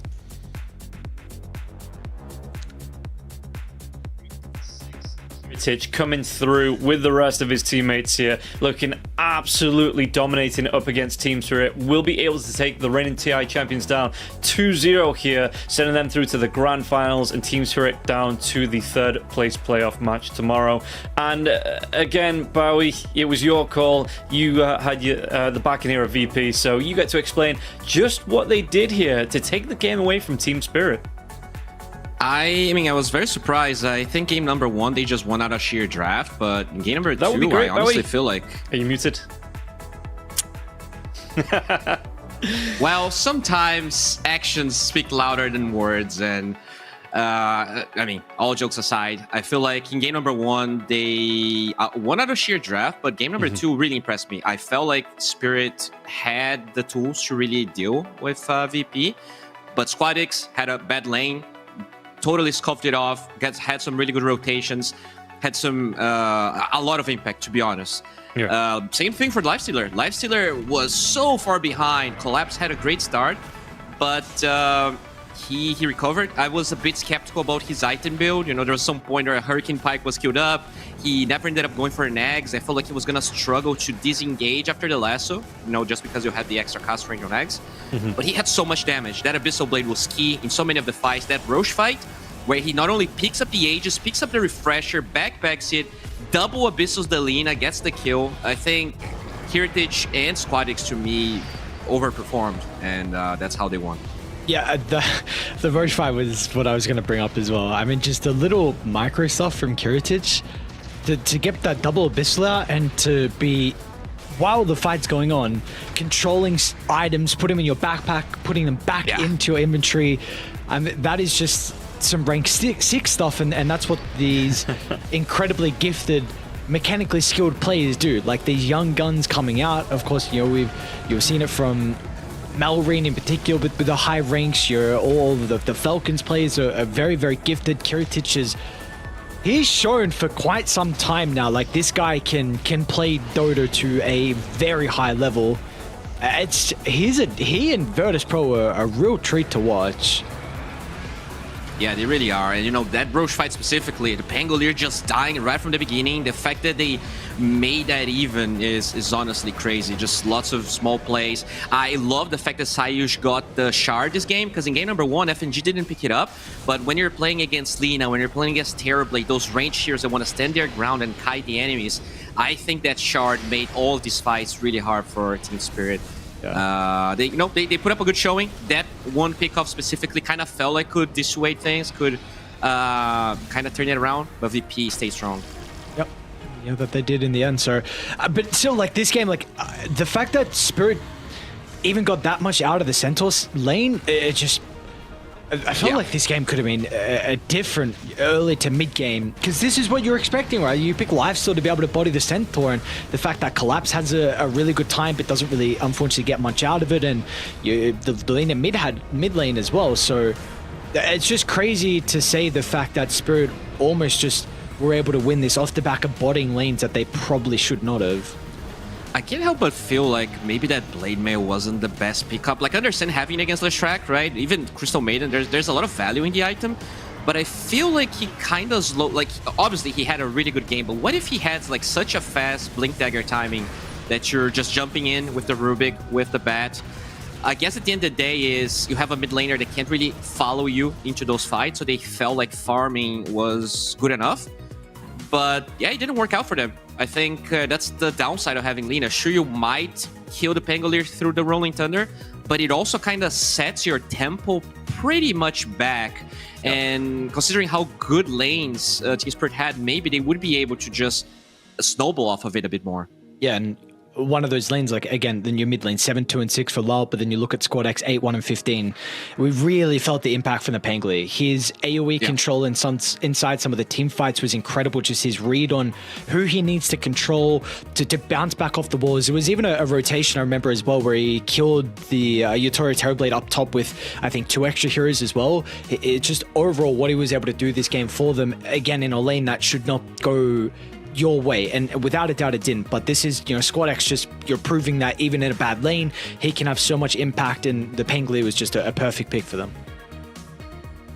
Yeah, and we talked about the mechanical skills, Kiritich as well. There was a fight, I mean all the fights as well. It seemed like they were able to manage the Sunder coming out from the Terrorblade as well, try and deny that as much as possible. There were fights where he couldn't get it off at all because he just couldn't either get in range or, there was stun locks coming through. A fight in the top lane there as well where he tried to get the Sunder off on the Dragon Knight. The Dragon Knight got the Manta style off mid-cast, was able to deny that, and then Yutaro gets shut down, couldn't get it through. So VP, again, it can't be overstated how just mechanically gifted, or not even gifted, but practiced these players are here in every little scenario, it seems like. And Spirit team, unfortunately for them, will be dropping down to 3rd place, but Virtus.pro, they secure themselves a place in the grand finals coming out tomorrow.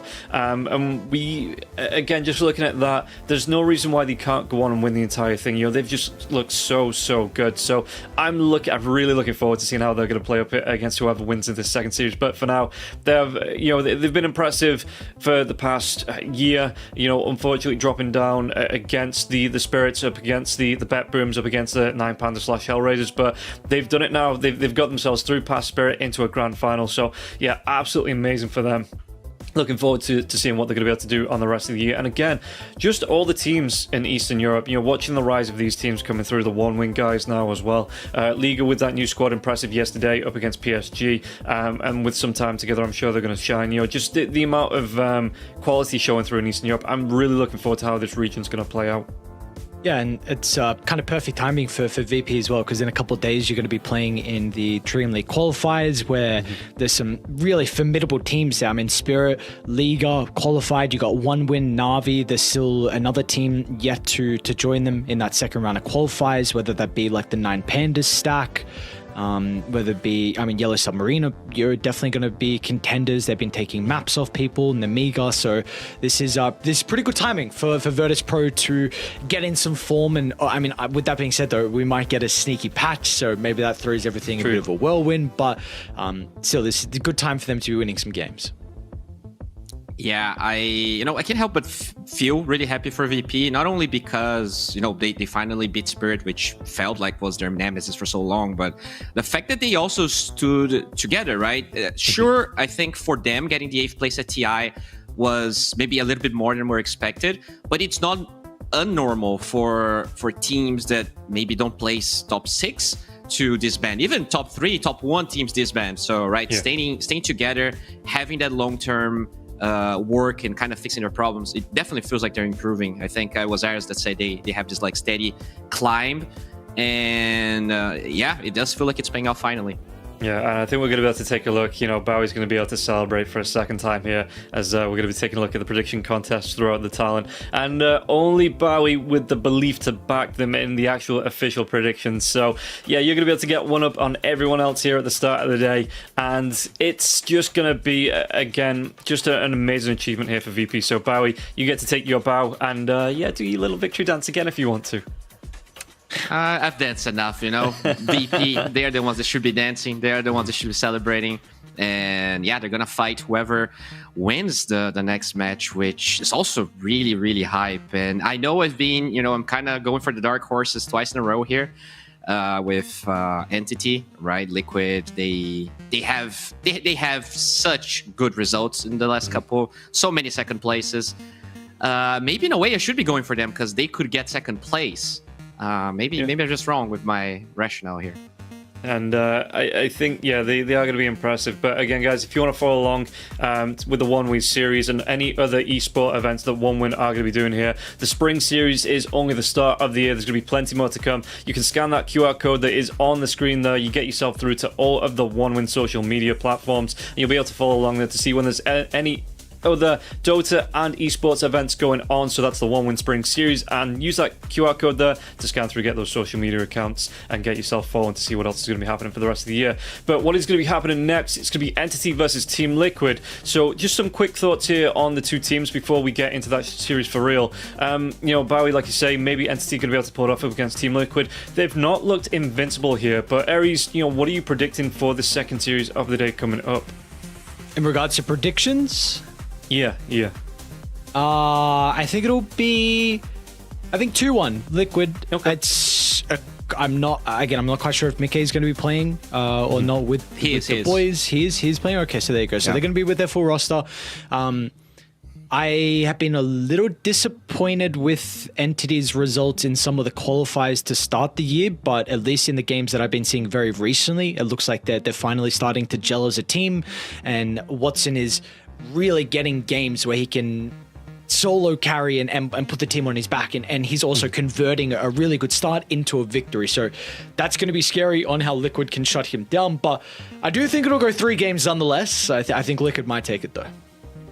Okay. And Bowie, you feeling the same way? I mean, I know you're backing Entity in the for the predictions, but are you expecting this 2-1, this close series to coming out, or do you think it might just be one team being stronger than the other coming in here into this best of 3? Yeah, I'll be honest. When I gave my prediction, I thought Timado was going to be playing, but I don't want to back down now. I do feel like it's going to be a 2-1. Honestly, knowing that Mickey's playing, I could even maybe say that Liquid will take it. But as I said, I think they've been a bit shaky. Draft seems to be kind of make or break a lot of their games. It feels like when 33 is comfortable, when he gets that Brewmaster, I don't think he's going to be playing it, by the way. It definitely feels like one of the heroes he's most comfortable with. Never loses the lanes. In fact, we saw him crush a Slark in that game 3 against Liga. But yeah, like with the Slaughter, with some of the other heroes, it feels like Liquid is still trying to find exactly where 33 what is his role there, because he's kind of doing the same thing he used to do with Tundra, and I don't think he necessarily translated perfectly to Liquid. There's something that might they have to figure out there. Also in Sanya, I think if he gets his Enigmas, he looked so impactful in the game where he was not playing Undying. So I also feel like that is a big thing. 33 and Insania, depending on the heroes they get, they look like totally different players. Yeah, I like that point a lot as well with 33, because it feels like at the moment Liquid, the playstyle is just like very greedy 3 cores, and Nisha will still be on a core that can kind of scale, but really needs to control the tempo. Again, regardless, if they have the opportunity, they'll make sure they give Nisha last pick. And I will say, I haven't been overly impressed with some of the Luka drafts. It does really seem like if you lose the lanes and it's only up to Nisha to make space, because this is what we're seeing currently a lot. Like 33, he used to have some of those tempo heroes when the Zoo was around, but currently Zoo isn't around, so he's really looking to scale. And if he has a bad time, then it's just farming for the first 20 minutes on Liquid. And if the other team has a draft that can combat that, we can see it's just kind of the dodge game for them. So it really just comes down to lanes, but that is something that Liquid have always had a big advantage in, that just their raw mechanical skill and out drafting, and they usually really have good lane setup. So that's a big advantage when you're looking for a little bit more of a greedier draft. Yeah, and Entity, like you say, trying to go for that fast draft. I mean, if we take a look at what they've been playing, ending the game in 39 minutes up against one win, coming through up against Mouse here as well. You know, it was a 32-minute win for them. So they do have this ability to play those fast games. And even seeing some different heroes coming through, they did manage to make that Undying work up against Mouse, dragging out the Venomancer there as well to be a pain in the lane. So it's not just like we're seeing the same old draft coming through from Entity. And again, they did only play the two best of ones, obviously, because they got that 2-0, so they were able to get through the brackets like VP fairly quickly, and we'll see just how they're going to be able to play. But yeah, they do have some ideas up their sleeves, and we'll see what they're going to be able to pull out the bag, you know, because it feels like they're going to be able to get these draft surprises coming up against Team Liquid. And Team Liquid, like you said, if they're playing the Enigma and I think it's the Oracle as well, that Insanity's look really good on you. If you ban those two out, do they have any more ideas up their sleeves, excuse me, because the Undying didn't seem to work for Liquid too well. It does seem like it's been punished, you know, there's been answers coming out. So Entity, they do have that fast pace, you know, it should be able to punish a little bit Liquid if they feel like they think they're going to be able to get those longer games coming through, and Entity will have a game plan to be able to deal with them. But that is going to be coming up after the break. We're going to take a quick break. We'll be back with the second series of the day, Entity versus Liquid, to find out who's going to the grand finals and who's going to be facing Team Spirit in the third place playoffs. We'll find out after this break.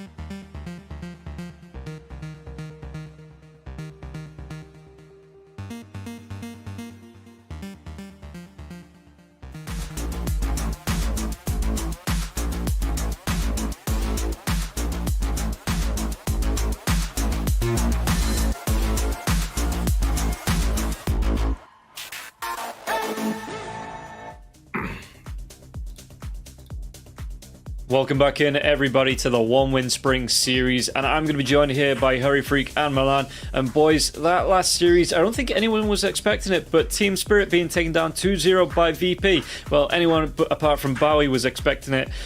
Just to get your thoughts on that series before we move on to the next one, how did you feel? You know, go on. I think Spirit had drafts that were weird and hard to execute, and it was the case throughout this tournament. And Virtus Pro are not the type of team that you can experiment against and think you can win against as well. They were still close, but Virtus Pro were just the overall regarding draft movements. When you like summarize everything, the better team today. That's just how it is. Okay. I mean, nothing much to add. We said a lot during and after the series. The VP showed up today, played very well. Had a little bit bad drafts, but I think Bowie. He summed it up pretty well, like Kiritic and some of the other players on the side of VP just overperformed a little bit, and that was enough to beat the Spirit. They played really well today.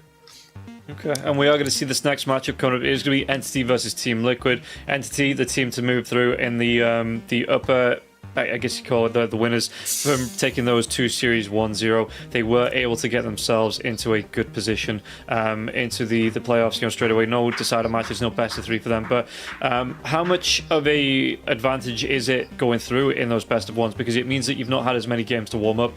Do you think they're going to be on top here, Hurry, or are Liquid going to be a little bit more on the boil here with having played more matches? I think Liquid are just not looking like themselves at the moment. They are definitely underperforming to what we are used from them in the last month or so. So in my mind, playing those extra matches can help, but it can also frustrate you even more. And in general, I don't think that's going to have much of an impact. I'd say we're getting into a new series. Everybody's well and rested, and I think Entity are...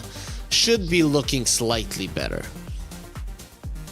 Yeah, I don't think Entity is playing any last matches, maybe in this tournament, but they just play a bunch of qualifiers these days, and both teams are gonna be equally prepared, I would say, in terms of like matches under their legs, as they say in some other sports. But I think Entity did show a little better form through this tournament, like just stomping Mouse most noticeably, and winning is one win, they won. But Liquid is still Liquid, and they have Mika back, no more Tomato. They're gonna be at their full power. We'll see if they have good drafts like yesterday. After some phone calls were made, they'll do well. Yeah, and are you going to be there on that, Milan? If you got the phone right next to you, you're going to be on the hotline here for Liquid. As we're going to be able to see a couple of replays coming through as well for Liquid. And I think this game specifically, we were watching it, and every single highlight after the game, you know, involved, if it was positive for Liquid, involved Nisha here on the Primal Beast. So I wonder if that's a hero that Entity are going to even let Entertain go through in this draft. You don't ban out Nisha's heroes because it's impossible. I don't think there isn't even a Nisha hero. Nisha just plays everything. Ever since his time in Secret, I remember like, oh, this would be a good Tinker game, but Nisha doesn't play Tinker, and they pick a Tinker either way. Some of the little things the Tinker spammers are doing he might not do, but he's gonna play a perfect game in terms of what his team needs. So I don't think you're targeting him whatsoever. Okay, and yeah, we'll see how, I mean, Liquid are going to play. So just coming through into this one, again, I said it before in the last series that Liquid haven't looked invincible. They have been, you know, taking a couple of L's coming through in previous games. Liga looked quite good against them yesterday in that decided match as well, but they did scrape it in the end with that, obviously the 20-minute match coming out in the final game, which we are seeing highlights of here. It did look quite good for Liquid, but they are up to it in terms of, you know, they've got to be switched on, they've got to be focused on. And Aries and Bao, we were saying about Entity, you know, if they do get a quick draft, do you think they're going to be able to put the pressure on Liquid early here and, you know, stop Liquid from getting these comfortable drafts, Milan? Do you think that that's something that Entity might need to do, is just go fast, you know, play some good old Divide Dota? No, I don't think they'll especially go go Divide. Everyone tends to play fast, and everyone tends to do what's required at a certain moments of the game. They'll want to play fast. They'll want to get some of their heroes, like most notably like some Monkey Kings for Karaomi or some DM Venomancer. I expect Liquid to ban it, to not try to deal with it. It's way too out of a meta hero to try to deal with it. It's too much of an X mark. But I think also Entity will not let this Enigma through, will not try to maybe play against the Brewmaster. Also, like some of the specialist things out of Liquid, they will just not. I think both those teams will aim to put the opposing team out of the comfort zone. Okay. We'll see how it's going to go. It is a best of 3 as well, so you do have those chances to make that happen on either side and adapt to the drafts. You get your little mini metas coming out here, especially this stage in the tournament, when you are going to be seeing best of 3s coming through. And Hurry, from the Entity side, like Milan's side, they're not going to get the comfort maybe of that Venomancer, of the Monkey Kings coming through. So what are you expecting here, Entity, to draft-wise? What are we looking at coming through in this best of 3? I mean, there's one thing that keeps popping into my mind for Entity, and that is, should we pick a Undying or should we let Liquid pick an Undying? Like, those are the things, because Insania has not looked good on it. But overall, I think Entity are relatively flexible. They have this somewhat of a weird hero pool. Milan mentioned it with the Venomancer and some heroes like that could give them the advantage, but they can also play standard Dota. So in general, I think we are gonna be probably seeing a bit of a different approach in the full best of 3. I kind of, a best of 5 between these two teams would be quite fun to see as they would adapt, but even a best of 3 would be quite fun. Yeah, and we're going to be seeing some of the Entity highlights come through as well. I think we've been focused on Watson a lot for good reason. He's top of those Dota 2 European leaderboards, and again, Europe being the best region in the world means he's the top. We don't want to watch every it. leaderboard. Yeah, unfortunately, yesterday, Mouse, that Bloodseeker didn't look quite good for them, but Entity, super impressive in this game. And again, how do you really deal with Watson if he can just play every single carry hero that is in and out? He just plays everything. I think he's a great player, rank 1 Watson not, but like he's not a mile above Mike. Okay. Maybe he's slightly better, but overall, like, you just play on your own things. Except he will have his good game, maybe have a better carry-to-carry matchup, something along these lines. I'm sure Mike is more than capable of out-carrying Watson in a good matchup or playing a very high-quality Dota. So just don't overthink it. Like, don't let this guy live in your head. Just play your own thing, do your own thing, and it's gonna be good enough for Liquid. I don't know if you noticed, yesterday Watson was rank 4 actually, and when we were hyping up like rank 1 best guy, people in chat were like, haha, he's not rank 1, Quinn is rank 1. Watson, last night he got mad and he's like, I'm not rank 1, I'm gonna show you that I can win every single game, and now he's back. So it's just insane what this guy can do in a pub, at least.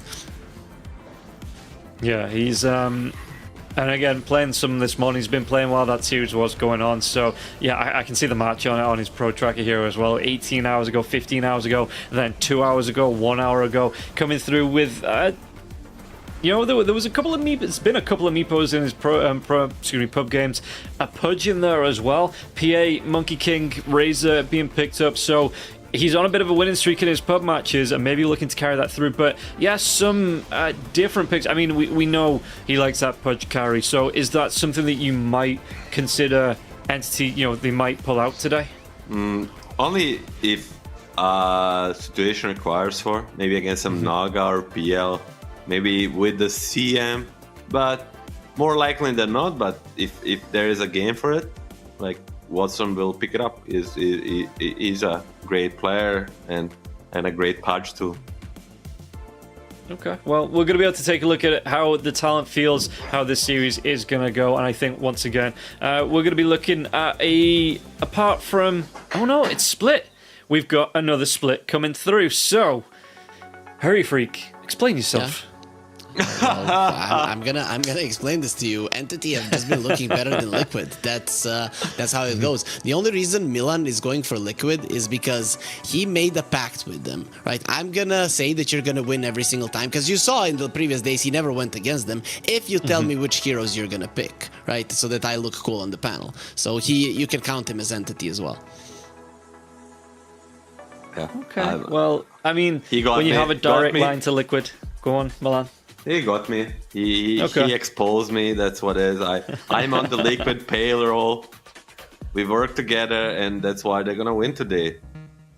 Okay. I mean, yeah, it does help. Like, say, when you've got that direct line, you can tell them exactly what to be picking up, what to be drafting here, and some sixth man shenanigans going on, quite possibly. But no, they do. Like, say, they do have that kind of reliable team that you've been able to, like, say, work with in the past and feeling comfortable knowing what they pick. So once we do get into this draft, we'll see how it is going to go for both teams. And again, winners of this will move through to play up for that first place prize of $50,000, and that's what you get. First place, second place will be walking home with $30,000. I say walking home, they're already probably going to be at home or in and around their boot camp. Third place is going to be $15,000, and fourth place will be $5,000 on the board. So no matter if you go first or fourth, anywhere in between, you are going to be walking away with some prize money here. There is something on the line for everybody, but of course, everybody wants to be finishing here in that first place in the one-win spring series. It is just a really nice thing to win. And again, Team Liquid trying to get through, shake off that Dream League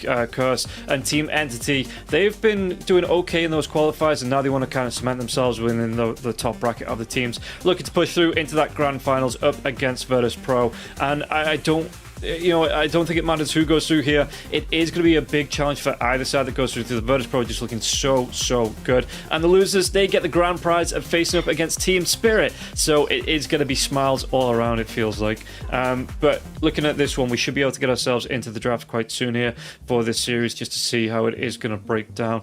And I'm really looking forward. And again, I think every team, I said it with Aries and Bowie, we had a discussion on terms of team tiers coming into this one.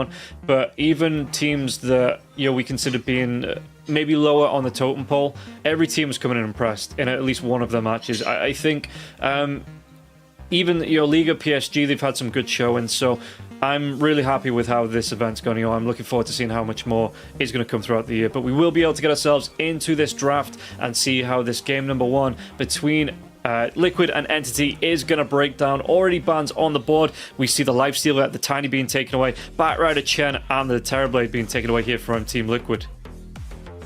Yeah, no big surprises. The only thing is Lifestealer in the first phase. It seems that Entity really don't want to be playing versus that hero. So that's the only thing that kind of is striking me as a bit weirder, but it is one of the strongest carries in the meta, so I don't know if we can put it that way, but usually not something that we see banned out in the first phase. I mean, maybe we'll be seeing a... Oh, they get the steal. What do Liquid do now, Milan? What are they going to do? I mean, Milan, are you going to be changing your prediction now? I mean, I'm just chuckling a little bit because it's a nice way to draft. Like, just because DM is not like a guy that's just stealing the Brewmaster. He's also a Brewmaster expert. Also, through the patch, like when Brewmaster was kind of going up and down in popularity, he always kept playing it, and he is an expert in this hero. And now the Nakes ban makes a lot of sense, and the Weaver too. So will Liquid be like, we need to pick up a hero right now to deal with this Brew, which I don't think they will do, or they'll just go with one of their own things like Enigma, right? Enigma was their bread and butter, but they're gonna do the Luna. They're like, you ban the Nakes, you ban the Weaver, we feel like the carry pool is getting shredded against this Brewmaster, we're gonna pick up the Luna right now. Hey, that's an interesting one. I guess Luna is actually pretty good versus the Brewling, especially later on in the game. So that can be a huge deal. But also, you don't like to start off the fight by popping the BKB. You might just be put up in the air. The thing is, like, Luna is really good 16-17 pick. Like, they might get it anyway, so they just like, okay, I see my lane. I don't care about supports countering me. I would anyway be countered by a carry or a mid, or suppose, because they had this closing pick in the next stage. So they just get it out of the way. And this might make some support pick on their team better. And I don't mind this. Unless they were planning to save overall last pick for Mike, I think this Luna is just a fine pick. And on this Yule's thing, yeah, it's kind of annoying, but it's no longer like a very big thing like before that you keep. Like, it's a shorter duration. Like all the disables in Dota not so long ago, maybe a year or two, got like a 20% reduction. Same with the Yule's Panda, and she clears through these brawlings very, very fast when she gets items. And like the Panda needs to be very careful. And it's a good lane. How do you even counter the Luna? I mean, we see the Luna in the first phase, and we know it naturally used to be like Sven, Lifestealer, Slark. These heroes did do well versus her, and nowadays Luna just with the Shard is actually this ultra late game hero. Like, I don't see a carry like one hero that can actually man fight her. I mean, there's some natural guys like Nyx is banned, but like maybe a Slark comes to mind, maybe a PA, like some of these guys. But mostly Luna suffers against some offlane heroes like a Darkseer or against some Shadow Demons, like heroes that prevent her from healing, like a Doom, maybe a wild AA. But after you see the offlane, I think that there's only a very limited few counter. Let's see what Watson does in his pubs. You can actually filter Luna. Against Luna, he does of heroes that are left in pool, a Sven, a Lina, and a Pudge. Okay. Actually goes for a Pudge. Yeah, that's true. Yeah, the Pudge, like I say, you played it 15 hours ago on that Pudge. Liquid do ban out that Shadow Demon there as well that you were talking about, Milan, because we've seen it, again, going back 6 or 7 years when the Luna Shadow Demon was the meta coming through. Just being able to steal that away against the Luna picker and turn the hero against herself, basically, is a really nice pick. NC banning out the Oracle and the Undying as well.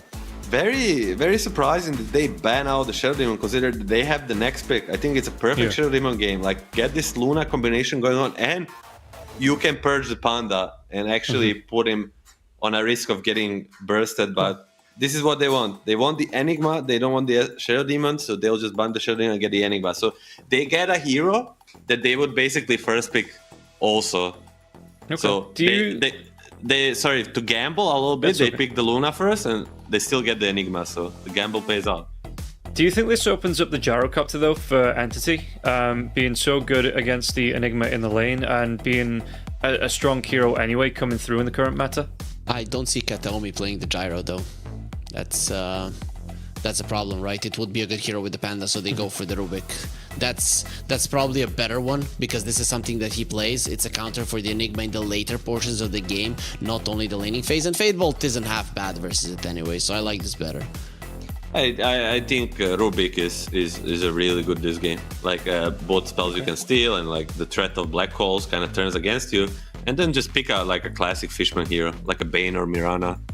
Yep. Like nothing to like. I like Grimstroke though. Don't overtrain. He's not gonna play Grimstroke. He played one game, but I feel like it's way too griefy. Yeah, it's gonna be Mirana.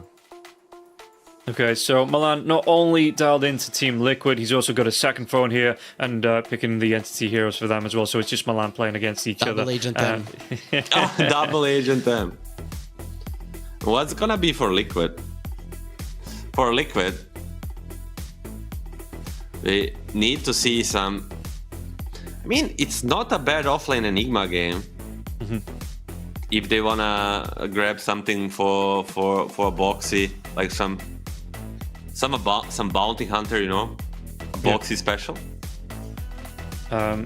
They have been playing that Lash in there as well. You know, is that something you might consider picking up and still being able to flex with the support in the mid lane, or is it just, you know, not looking good with the current picks for Entity, especially with that Rubik being on the board? I feel like you want some save for the Lash and you don't have it. Ooh, okay. A 3/3 hero comes out. That is a great thing to set up so that you don't pick up a Sven on the other side. So you're protecting Luna in some way, and you want this Luna is gonna be strong in the early stages of the game as well, right? And they go for the Muerta too. This is a very strong offlane for Liquid. Is it a time for us, for the first time in this tournament, to see a Phantom Assassin for a Watson?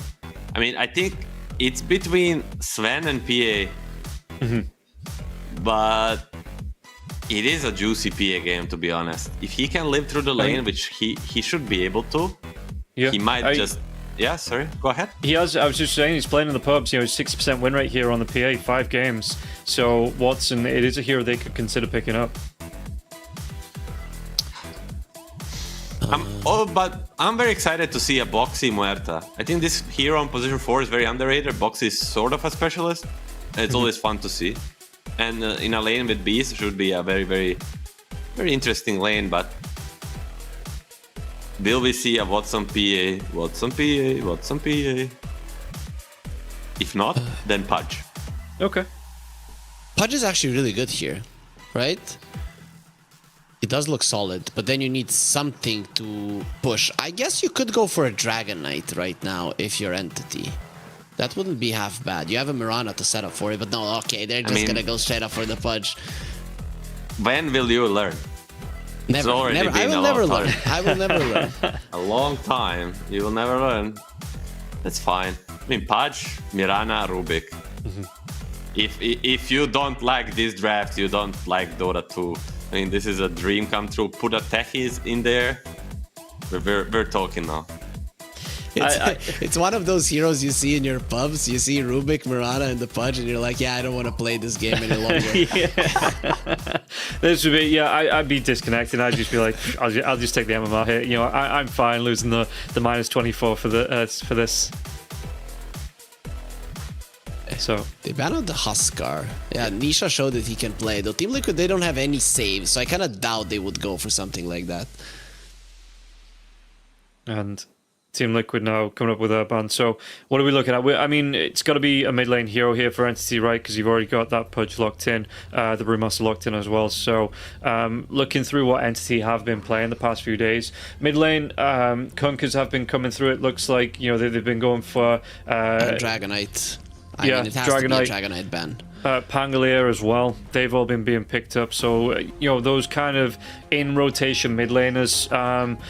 Primal Beast is still there as well. Some more control coming out. A big tanky hero as well, hard to take down. Could get on top of the Luna for some control. If they ban out the Dragonite Liquid, though, I think Entity will ban out Void Spirit and pick a puck. I think that could also be a pretty smart move from them. So that's something that Liquid also has to consider if they're getting rid of the Dragonite. I like the Liquid DK ban, but for Entity, I would prefer then maybe an Ember, because Ember is a very unsuccessful hero in competitor, but this is a great Ember game. Not only it aligns with your heroes, also there's a very limited lockdown for a hero like Ember. It's just, are you trusting your Ember enough to go against this win rate? Because I don't know, in previous big tournaments, it was something along 20 to 30%, which is really terrible, like a scary. And DK is gonna be in the pool, and they're just gonna timber into DK, bam, bam, bam, bye, bye. Easy. Okay, but they must be ready. They must be ready. Nisha is saying, let him DK. I'm going to pick. OD, let's go. Let's go. It's in. It's one of the better OD matchups versus the DK and the Pudge, but there's a Rubik, and it's always kind of a no. Yep. That's very and true. the other hero I'm thinking is the Keeper of the Light. Yes. Keeper of the Light could roll this game. Vessel is a great item. Orc is a great item. Lots of different guys to play with. Okay, so no Meepos, no Arc Wardens here, no Tingers for this final pick. Then we're going for just something a little bit more classic in the mid lane. OD Coddle. I think those are the ones that we are gonna see. There's definitely an OD if there was not a Rubik, but with the Coddle with the Rubik around, I think Coddle is way too good. And Razor is gonna be the third one that we didn't mention that he has been playing the most in his pubs. Yeah. I don't personally like this against something like Coddle. But I can see this working, and it's more like a comfort pick for them. And if their side lanes go good, this Razor might turn into an ultimate dominator later. Okay, so we see that both drafts on the board. Starting off with you, Harry, here. Which one are you preferring going into game number 1? I I am actually going to go with Entity. I'm staying with my guys. The way I see Liquid winning this, crush the laning stage, survive the mid game, win the late game. Entity, if they can understand this and play the laning stage a little bit better, find some openings to make it more equal, I think they got this. Okay, and Milan? He's basically a horny freak. Like he sees Rubik, Mirana, Pudge. Ah, this is good, guys. This is a very good draft. I go with the left guys. I have 1,000 games on Pudge and on Mirana, so I cannot go against them. It's just I know. I'm just kidding. I mean, I'll stick with the Liquid. I think draft is slightly in their favor, and I already favor their play before seeing the draft. So yeah, I'll go with them. Okay, well, that is going to be my two panelists here, deciding that Hurry Freaky is going to be a bit of a prediction traitor, go against his own word, and now go for Entity. Milan sticking with his word. No, you did. You did. No, you did go for Entity. You called me a traitor. No, yeah. Okay. I'm just so used to you flip-flopping that it's built in now. I don't even think about what you're saying. I don't even listen to you. I just have my speech prepared. But we are going to be seeing what the two casters are going to think. It's going to be Aries and Bowie taking us through this first game of the second series. So, boys, what are your predictions here coming into game number 1? Thank you, Rob. Yep, ready to go for our last series of the night. We got Virtus Pro awaiting in the grand finals, a best of 5 tomorrow, and their opponent, of course, being Liquid up against Entity. Now, Belly, how are we feeling about this one? Because we heard what the panel had to say. Bit of a split there from them. What are our opinions coming into this? I think I really agree with Milan with what he said about this you're game. again, brother. That's all right. right. Yeah. You'll get it there eventually. It's okay. Yeah, I know I'll get there, but I agree with Milan when he said that this is a game where if Liquid holds for long enough, they should have the advantage. I think Luna Beastmaster I think the entirety of this game has been a combination where your win condition is so powerful. You win a fight, Roche is yours. You win a fight, you take 1 or 2 lanes of barracks so easily. So it's a game. It's a very scary draft to go into late game, which is why I like the Dragon Knight from Entity. I think they have to gain some early control, some map advantage, or else this game can become very scary here. Especially, we have some Insania, Enigma again. I think Mickey Luna, always very stable. So I really like what Liquid has. To me, this is like a 65-35 for Liquid. Yeah, I'd agree. I like the Liquid draft a lot. Everyone's mentioning it. I'm just very concerned about the early game. Like, Entity have to do a lot with this, your Blink DK, and I do really wonder if no one's actually going to go for it first item, just because of how important it's going to be for them to set up for the arrows in particular, to be that active, like, tempo controller, because we have seen, a bit of a different build-up for the DK.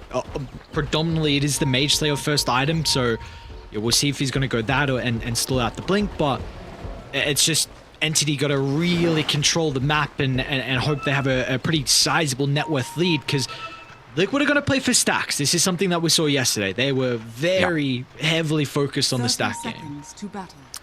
I'm a bit afraid for this Pudge. I think Watson's probably one of the best Pudges in the world, carry-wise. But against this Muerta, this was a really good pick, having that long-range silence. You don't really want to go early BKB on Pudge, and even if you do you really want to, BKB for such a, I don't want to say mediocre spell, but it's just a basic spell on the calling from bo3. So overall, I feel like this is kind of a hard game for the team fight. Surely you have this Brewmaster. I feel like at the end of the day, Entity weighed their options and they felt like stealing the Brewmaster was better than banning it. I'm curious to see how DM is going to perform, because usually, 33 is just amazing on the hero, but DM, I think he has to prove himself here, because 33 definitely the king of the hero. How do we feel about this mid lane for no one? I mean, for traditionally Razor versus melee hero inside the lane has been very Razor favored. I know that can be a little bit different in the mid lane though, just because the Razor doesn't have the full length of the lane to be able to play with the static link. It's a farm fest. You just, he might get a couple extra denies, but at the end of the day, this DK hero is just close to broken, right? He steals a lot of damage, but then you breathe fire. That felt, honestly, if they're gonna nerf DK, I hope they nerf the duration, like the scaling. There's a scaling on the duration of his Q because it's way too long. I think it's like 12 seconds or something. You pretty much get it 100% uptime in the lane. It's crazy. This is indeed a very, very strong spell here for the Dragon Knight. So we'll see. Like you said, though, mid probably going to be the Farm Fest. Bottom, excited to see some new heroes coming out. 2 heroes with a skill shot inside the lane. Well, I guess 3 if you include in the dead shot as well. So we do see Fishman taking a little bit of damage at the moment. This is the anti-Beastmaster lane, right? You have Arrow and Hook to deal with the boar, so 33 is going to have to be playing mostly with the axes. Nice but, hook. oh, there you go! The skill shot. Should be our first blood. Well, it will be our first blood. I wasn't expecting Liquid to get it, though. So they're actually able to snipe down Fishman's Mirana beforehand. And, alright, first blood. Who got it, actually? It was Boxy that gets it. Okay. Yeah, so Fishman hesitated with the blood grenade because he was very low. Didn't want to feed first blood before they got the kill, but then he dies anyways once he throws it. But overall, a decent-ish trade, right? At least it's not the Beastmaster picking it up. But Liquid probably very happy about it because this is not a lane the Beastmaster is necessarily going to be happy with. And do we feel like there's going to be as much action in the top lane as well with the double range here from Liquid? Of course, some heroes that they've been having some success in, I should say, in the recent past. But how does it going to fare into the Brewmaster and the Rubik?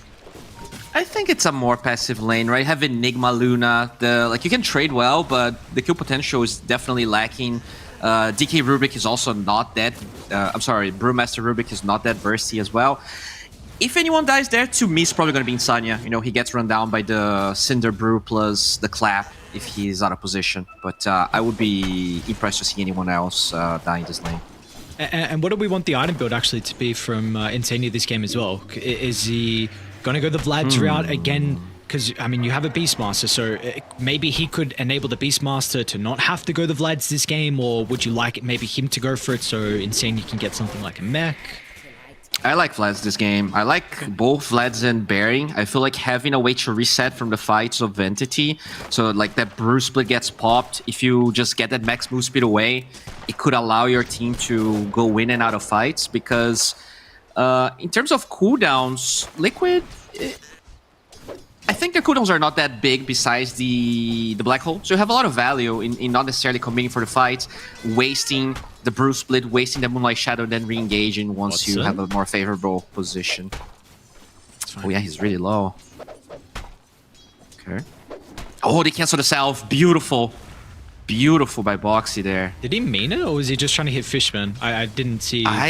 He got both. Yeah, I'm not sure. Wow. Yeah, this is huge. Look at the amount of creeps they're losing bottom there. Oh, no. And nice read from 33. Actually just pulls the wave off the tower. Yeah. So Watson kind of... yes, at least he does have the tower region and the helm, so he'll be able to heal back up a little bit. But Fishman, his salve, I believe, also got cancelled as well. So really low resources into the lane that has a Bassi as well for 33. So the spam will continue. Yeah, definitely. He's a little bit out of resources now, but I think the damage is done. Watson was doing pretty well in CS, already bottom of the pack there, while they're just pressuring him so much, he can even CS. Must say him. Look at that. Is he dead? Well, okay. Maybe. They do have a dead shot, but yeah, probably not enough. Dire's courier has been killed.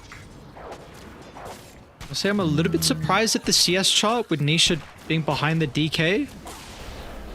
Yeah, I mean, when you don't have when you have boots on DK, you don't really get a lot of static link duration, and just having that brief fire is awful. As they do finally get Watson, can they at least get Mr. Boxy? They do. Oh, maybe double kill.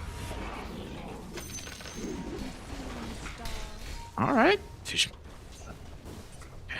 Okay. Is 33 going to be able to catch up to him? Another leap. All his charges. Actually, Mr. Roche is not on this side of the map as well. 33 is going to guess wrong. They've got the idol to potentially scout. So Fishman will TP out. Oh, okay. Mid lane though, Nisha. Watson, what's a brother doing mid lane? Carry, trying to help and offer some assistance. What a hook! Oh, Watson, that'll help result the kill onto Nisha. Beautifully done. I think the only reason he got that hook off was because it was nighttime. I think he was out of vision. He was like outside of the tower aggro range. He gets that hook beautifully done. Gotta be careful not to die here. He is... Wait, do you really want to hook Boxy here? Katomi coming on over with a double damage rune, so maybe you feel more than okay with going for it. Boxy close to the deny, but unfortunately not enough. Top 3 net worth now after all of that. He was having a terrible lane, gets 2 kills. Watson. Pudge is such a weird hero. It feels like he's very light on lane, doesn't really farm that fast, but Watson just being, I don't know, he found 2 kills that kind of put him back in this game. I feel like if you lose the lane as hard as he did, sometimes it's really hard to come back, especially against a Luna. You're just gonna get out-farmed heavily. Top lane, DM. Might be in some trouble here with the Malefice. Got that blood grenade as well to add on top. Another beam up in a couple of seconds. DM's been playing very aggressive without the support in his lane, and he's going to be punished for that. We'll have a bit of a fight for the Wisdom Rune as well. Does go the way of Boxy. Great micro as well from Insania, even though he was using some of the Eidolons for the kill top. Also had one split away to deny Radiant's Wisdom Rune. Now, there's a big problem here for Watson, which is 33 is going to get level 6 with the next creep pretty much. And I think there's some value in going for a rotation. Maybe Insania going through the Twin Gates. That's definitely an advantage. I think that's exactly what they're going to do. Maybe even Mike joining in. If they don't read this properly, Watson could die again. The issue is that they're hello. a lot of attention bottom, so you're going to get the kill into Watson, but we do see there is a trade occurring on the other side of the map. Now, they got it fast enough to potentially be able to react. In fact, they'll actually cancel their TP. So that was Boxy who was thinking they might TPing mid to offer some assistance. Yeah, Nisha definitely very well aware of what's happening. No one showed up to help Watson, so they can only be here or top. This mid tower, though, still with the glyph, I don't think they're going to be able to take it. This is a very advantageous trade for Liquid. They get tower plus the carry. Nice ball micro. I mean, you got the Clifford as well, so I guess confirms them. But what? Whoa! Again? Dude, What? Watson? What is going on? This man on the Pudge right now, I'm very impressed. I've not seen a Pudge performance like this in the early game for quite some time. Damn, he just dies, shows up with a clutch hook in the mid lane. And that was so beautiful from Nisha as well. His awareness was pitch perfect, just dodging that rotation. Still dies twice. But yeah, like when you look at Mike, he's having a free game. And I think this net worth advantage is just going to increase. Luna at this stage just farms much faster. Like, Entity, to me, they had to be a bit further ahead for me to consider them as favorites right now. At least you have this no one DK having an amazing game, and he's going for a Blink Dagger. I love this. I think this is what you need. You cannot be too greedy with the item build here. You don't think they're happy with this start? I feel like this is like one of the more ideal starts you can get, and really purely just the DK's net worth compared to the Razor, because I really thought this was at least 50-50 at least. Like, the fact that DK is a 1300 net worth lead over the Razor is really huge. To me, like, when you look at the net worth, it looks okay, but Brewmaster's power curve is weird, right? Now you pretty much you maybe use Primal Split for one fight, but you're going to be farming your Radiance for the next 4 to 5 minutes, probably. And I think that's when it allows Liquid not only to farm the timings that they need, but to, like, the only option, it's very easy to read what Entity is going to do. It's Blink Dagger on DK, Arrow on Zmarana. If you can set up heroes in a way that you can assist them, or just farm with good vision, it might be hard to actually get those rotations going, but there will be Moonlight Shadow. So I think that's what the Entity is counting on, just getting Fisherman to level 6. It's at level 6 already, going for drums. Really like it. I mean, 24 last hit, so big reason why he's been able to get that. And again, we got to keep in mind he did also deny that Wisdom Rune from Entity, so bit of a reason why Kataomi and Fishman are a little bit low on that experience route. But let's see if they want to smoke as soon as they kill this creep wave mid, or if they're still going to continue to hide the Blink Dagger. I mean, this T1 tower down both top and mid will definitely enable some of the rotations to the side lanes, but Who do you want to see them shut down in particular for Entity? Who should they be targeting with these blink movements?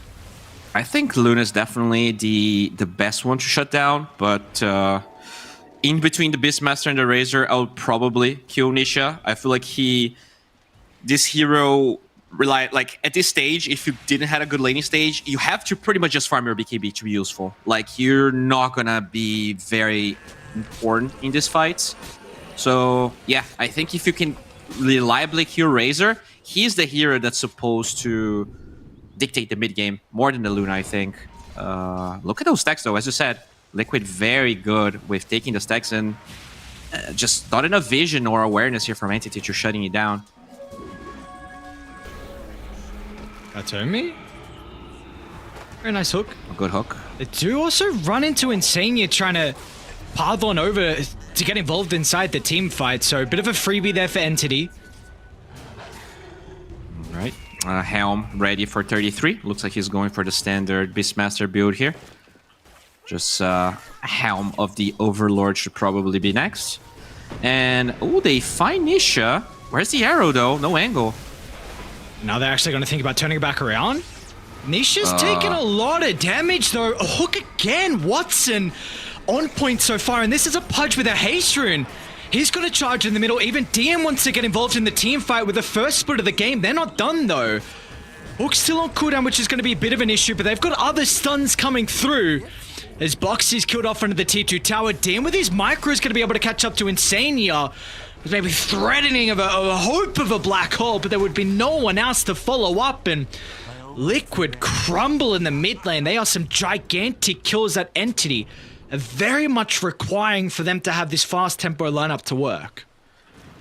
Really weird call from Nisha to fight, right? Maybe if he has 6k net worth instead of 4, he survives there and they can somehow, you know, get a roar in and do some damage. But with the Luna not joining, I feel like a big part of Liquid's net worth is on Mike. So it's even more deceiving how big of a gap there is right now. Because this Razor, the hero that's supposed to be the first point of contact, right? Ideally, you want the Razor to soak damage so that the Beastmaster shows up and roars a very important target. Since he doesn't have Blink, doesn't really have a way to engage. Oh no. Add a fourth one.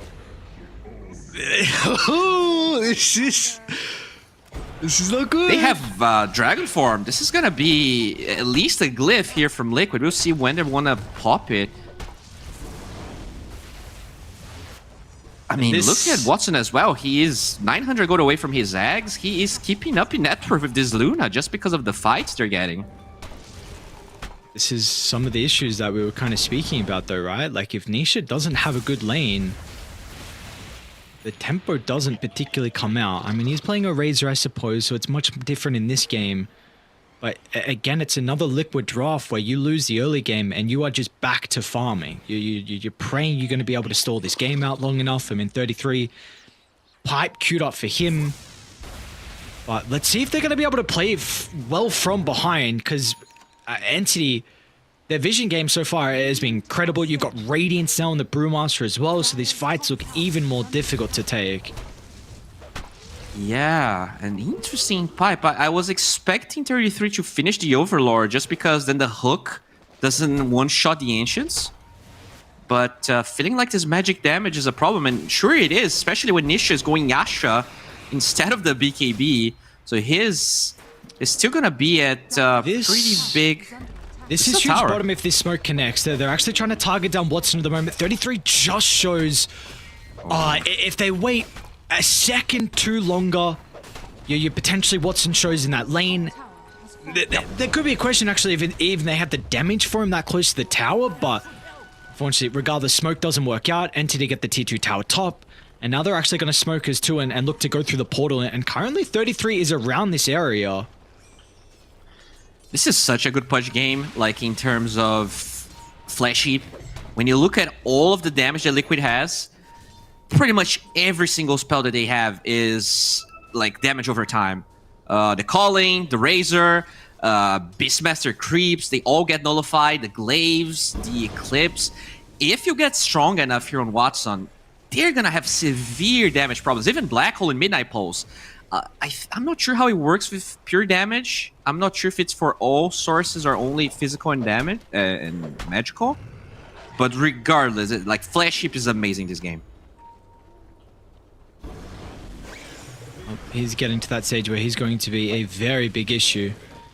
And his lane was pretty rough as well, but Yeah. some incredible hooks, great rotations, which you wouldn't expect out of a Pudge, but...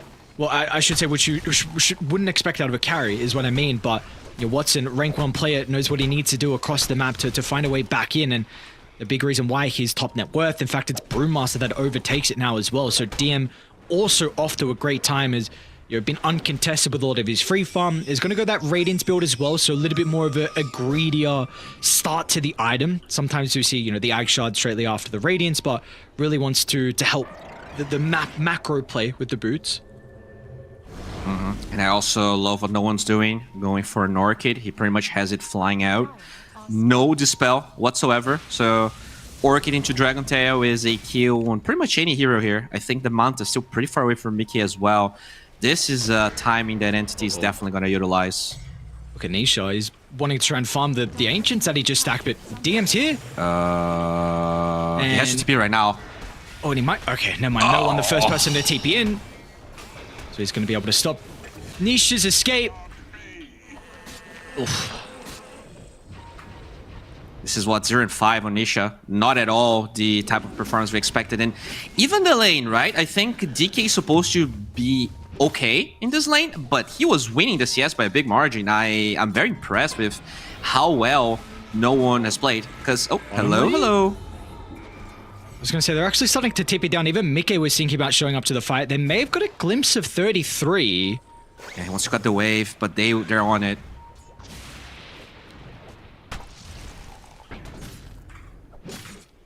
They should be fine. This is a tower, maybe even Roche. Their Roche taking is kind of mediocre. So that's one of the problems here for Entity. Roche taking and Siege is mediocre. It's only the DK that can really do it. I guess if this Brewmaster is extremely strong, his Brewlings can also do damage. But then you might run into a position where they wait for the Primal Split to fight you. So that's why I think, even though Liquid is behind, they can still hold this game. It's a slow game unless Entity gets slow. Oh, they find 33. Oh my god. Oh, there we go. No way. 33 got slowed by the Purge creep. So he couldn't try and run away fast enough to get a TP location before Katomi close to distance. Is there like a rule for when the Purge creep goes for it, or is it random, just like the old Hurl Boulder thing? I think it's got something to do with the radius and when a second hero comes in. And mainly an enemy hero. Okay. That does make sense then. He didn't get unlucky, right? It's just that someone was there. Yeah. Okay. I believe that is the case with a lot of the neutrals, but there are still some random stuff that can happen where, I don't know, I feel like I've seen sometimes, especially the Purge one, can go off them with some weird moments. I'm not quite sure, you know, but I do think that is... Yeah. Something that we do see pretty regularly though when the ability gets used from neutrals when another enemy is nearby. Yeah, I'm happy that they changed the Ogre one. That was awful. Like you just being stunned randomly. Oh, the arrow here from Fishman doesn't find the beast, and inside will TP away. What do Liquid do? Is it just purely farm? Is it even an option for them to fight? I think when they have the pipe, fighting could be possible, especially contesting Roche, but Boxy is not fighting. He's just being hunted down. I feel like if you have pipe and possibly BKB on this Luna, there's an argument for taking a fight. You just group up and you should be able to take it. It's just that aggressively just hunting for someone when you don't know where Entity is, that's just not going to happen. Their catch is limited. They're far behind in terms of net worth. You're not going to get a good engagement that way. And the vision so far from Entity again. Some great lane wards from them being able to assist in these kills across the map. They actually want to fight Liquid. They've got Nisha in a pretty decent position to wrap around. Targeting no one but Watson again. However he's using the hook this game, it seems perfect. Aggressively, defensively. getting the boys out of a difficult position, almost gets to dismember as well, jumping over the top of the calling, but yeah, he is on one today.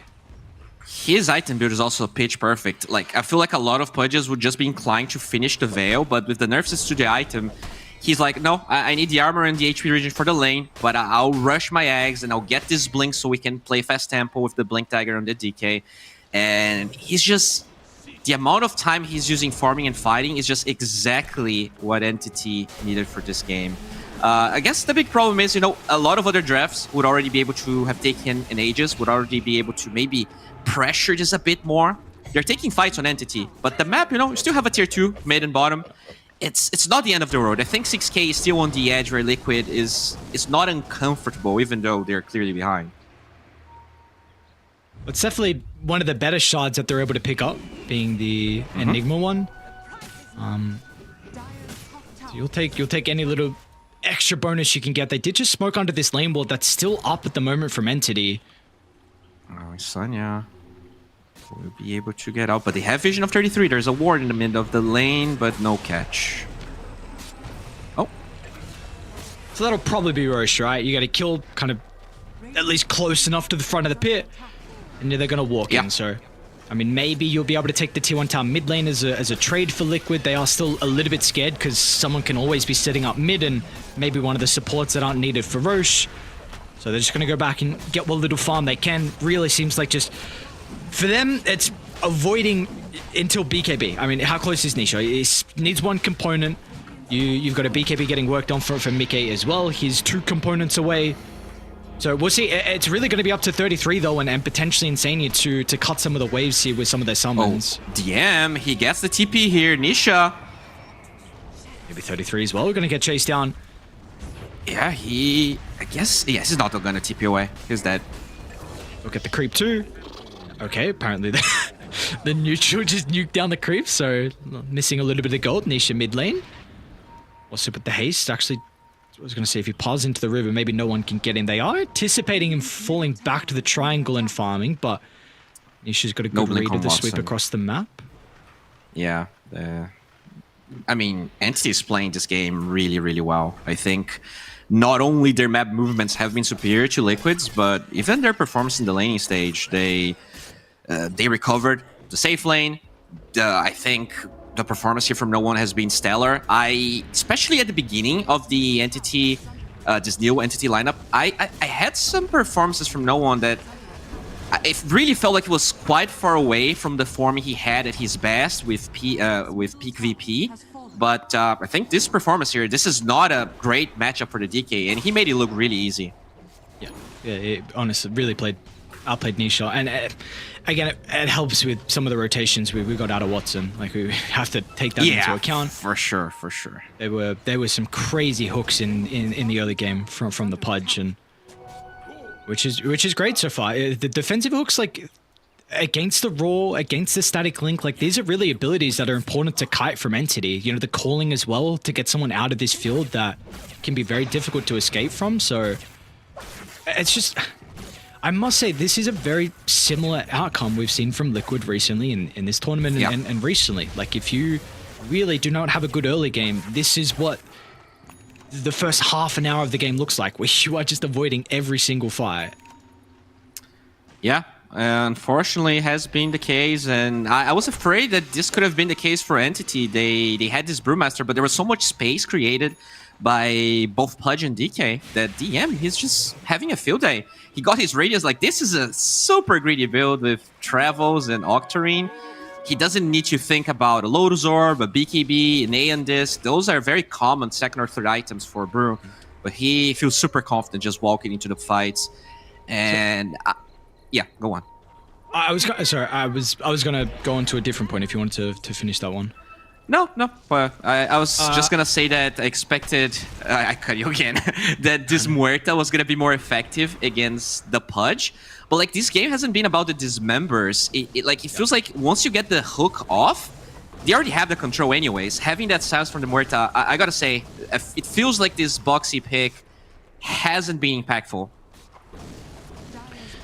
No, I really want to look at Mickey though, because if this is a game where Mickey is continuing the trajectory he's currently on. Like, he's farming up a storm right now. I mean, the fact that his top net worth, when Liquid have their entire map has been so difficult to play this game. If Mickey can get the farm, is this a good enough Luna game where he can actually do enough with, you know, the Beastmaster auras and the Enigma auras as well, and everyone else assisting him?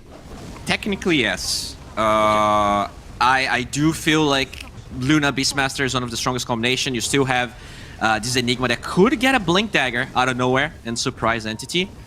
You need to get the level 20 though. I think level 20. Oh my god, they found him. Down to the base. Mickey. Oh no. At least was able to activate the BKB before the Dismember. He's going to try and pop the Eclipse and stand strong. It's a decent amount of damage out on Watson. A hope and a prayer of a black hole. Stolen one. Kataomi turns it straight back around. Mickey, 0 deaths so far, but it looks like the first one will come out front of his base. And an instant stun from no one. Catches 33 on the jump in. And now they're going to swarm deeper inside the base as well. Insania caught at the throne. A 5-man wipe, and all they lose is the Aegis from Entity. This is going to be a lot of damage to the base. Oh man, that was close. Luna, yeah, got her BKB off, got the shard off, but even still, it's just way too much damage on Entity. The black hole was good, but you're playing against that Rubik. As a 5, you're not gonna get a Lincoln Sphere. You don't have the luxury of fighting both the Pudge and the Rubik in the same black hole. So I think Insania's black hole was fine. It's just Mickey, I don't know. I don't even know how Watson got that hook off. This is nighttime Luna getting hooked by a Pudge at nighttime with no vision. Like, Watson is just incredible with this hero. Kataomi? Maybe you might be able to get a kill, maybe not. Entity doing a really good job to protect their supports. Oh. DM's got 3,300 health. This is not an easy kill, and you see 33 not even wanting to commit the Another hook. Another hook. Watson, he just can't miss. Close your eyes, chuck it out, it doesn't matter. Wherever it's cast, it seems like it's always on point from him this game. This is absurd. This is really absurd. Okay. Watson, nice double 4-staff. They'll waste the BKB and the static link. Now no one's going to get the jump in, but this is the buyback as well from Moeta. They'll kill off Boxy and now look to turn for 33 as well. At least Mickey's going to be able to stand his ground and pump out a little bit of damage, but they are just far too behind. They don't have the resources. They don't have the items to strike back. Eclipse is only tickling Entity, and they recognize how far they truly are ahead. There's no concerns for them. G's are going to be dropped. And Entity, what a convincing Game 1 performance from them. Really convincing. From the laning stage to the map movements, they didn't give Liquid an inch. They even take that fight with no Dragon Form, just recognizing that Black Hole is on cooldown, and then they really aren't afraid of much. Incredible. I thought that with that draft, even if they were going to win, it was going to be a bit later, which is why I think Liquid relied on this very greedy lineup. But they just snowballed onto Liquid, and I'm impressed. I feel like the Entity here, I don't think anyone expected them to win, at least not in this style. Yeah, I mean, and a lot of that really, I feel like just a couple things we can pinpoint, again, is the fact that I really do not think this DK lane is supposed to go nearly as well as what it did.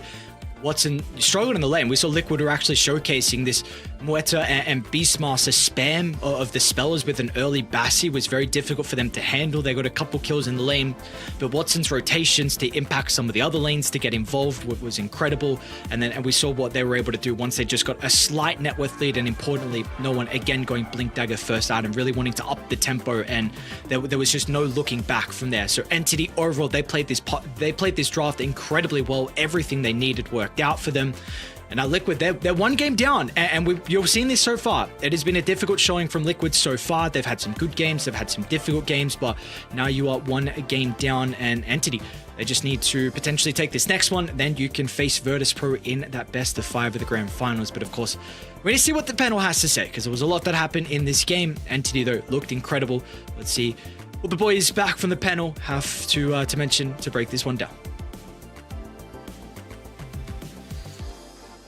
Yes, thank you, Ares and Bowie, there for that first game. And it looks like Entity, they were able to take that aggressive draft. The Pudge roaming around, you don't usually see it from the carries, but hitting the mid lane, making those rotations, hitting pretty much every single hook here on that Pudge. And Watson was just so impressive. The rest of the Entity back him up there as well for a great display of just, perfect Dota there from the side of Entity, and Liquid just couldn't keep it up. So, Milan, you said, about the Pudge, you called it out in the draft, and it's just looked so good. So, how do you do you try and pick that up in the second game there as well, or was that just a one-game surprise? As I said before the draft, it might come out if you see the good matchup, and Beastmaster is one of the best matchups for the Pudge. Kills the creeps, one-shots them during the game. If you buy Helm, he kills your creep. If you buy the Aghanims, he buys the Aghanims and stops your healing, and like he can just answer everything you have however he wants.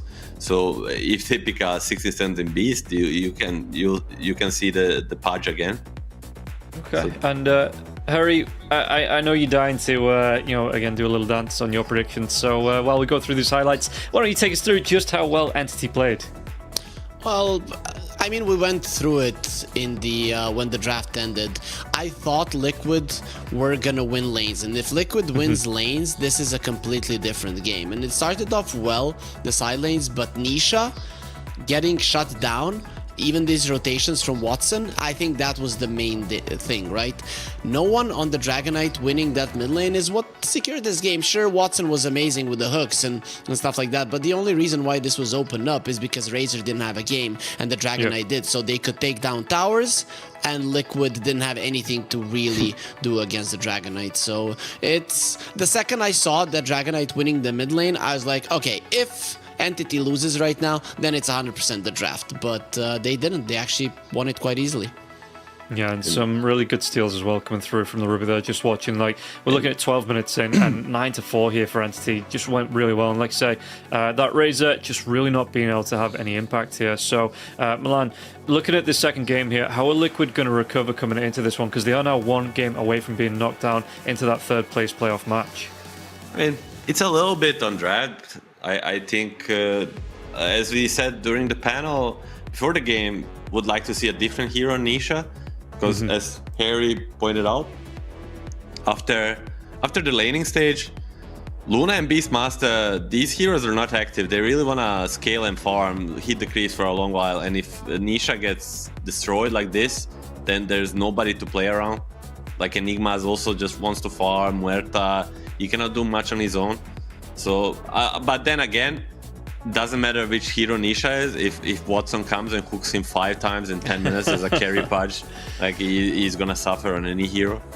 So maybe change a little bit of a hero and hope the Watson doesn't pop out with a 5D chess gameplay coming mid-minute 5, 6, 7, and 8.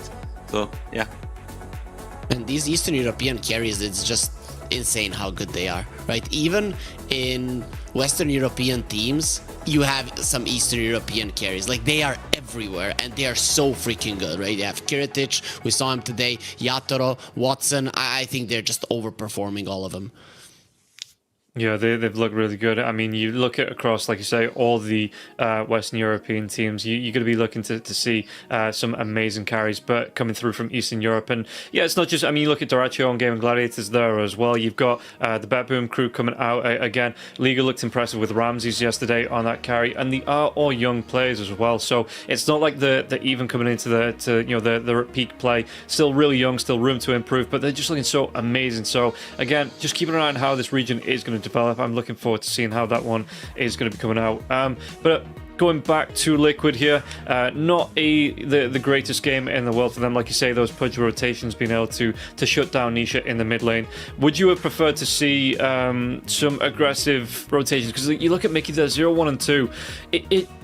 The death did only come in the very end, when they were pushing onto Rax. Would you prefer to see Mickey getting involved early on, or is it just not something that the Luna can do into that draft? it's not something the Luna wants to do. You can do it. I mean, you can get more points in the Lucent Beam and go for early fights. Maybe when he saw what was happening to Nisha, he makes a decision to switch up the idea and go forward, but it's just way too risky, because when you draft this lineup that Liquid has, you have a game plan that you probably discussed before the game even starts. Switching it up mid-game, like completely switching up the plan of what your team is supposed to do because one of your heroes got shut down, it kind of destroys your concept and it can create more confusion. So they stuck with it, but the problem was that Nisha was 0-7-0, which is, I think this is the first time I'm seeing the guy just get completely demolished. To add on it, I don't think Luna getting involved is never an option unless she's like a support. But like, and to just notice with the Harry, like Nisha 0-7-0, like ask me if I ever saw it. I play with against and saw I'm watching this guy for 10 years already, like back into 2013 when he played with his Polish buddies. Like I played against this guy, I played with him for a little bit, and I never saw him have this bad of a game. So I don't think we'll be seeing it twice in a row. Okay. I mean, he's got a little bit of time to recover, and we have a little bit of time here to take a breather and reset coming into what could potentially be the final game of the day. We're going to take a quick 5-minute break, and we'll be back with the second game of Entity Liquid right after this.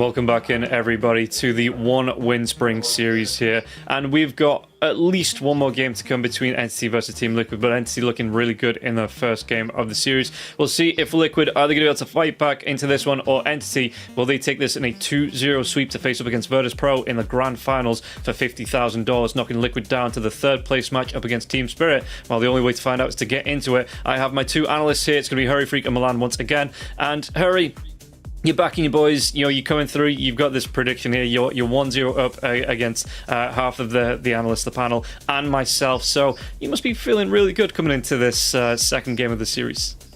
No, Rob, I don't. The thing is, you know, I was the guy in school who lets somebody copy his homework, and I gave Milan my homework. I offered it to him, and he said no. He thought he knew better, and so I feel bad about it. But hopefully, he is gonna be learning throughout this experience and actually understanding what needs to be done.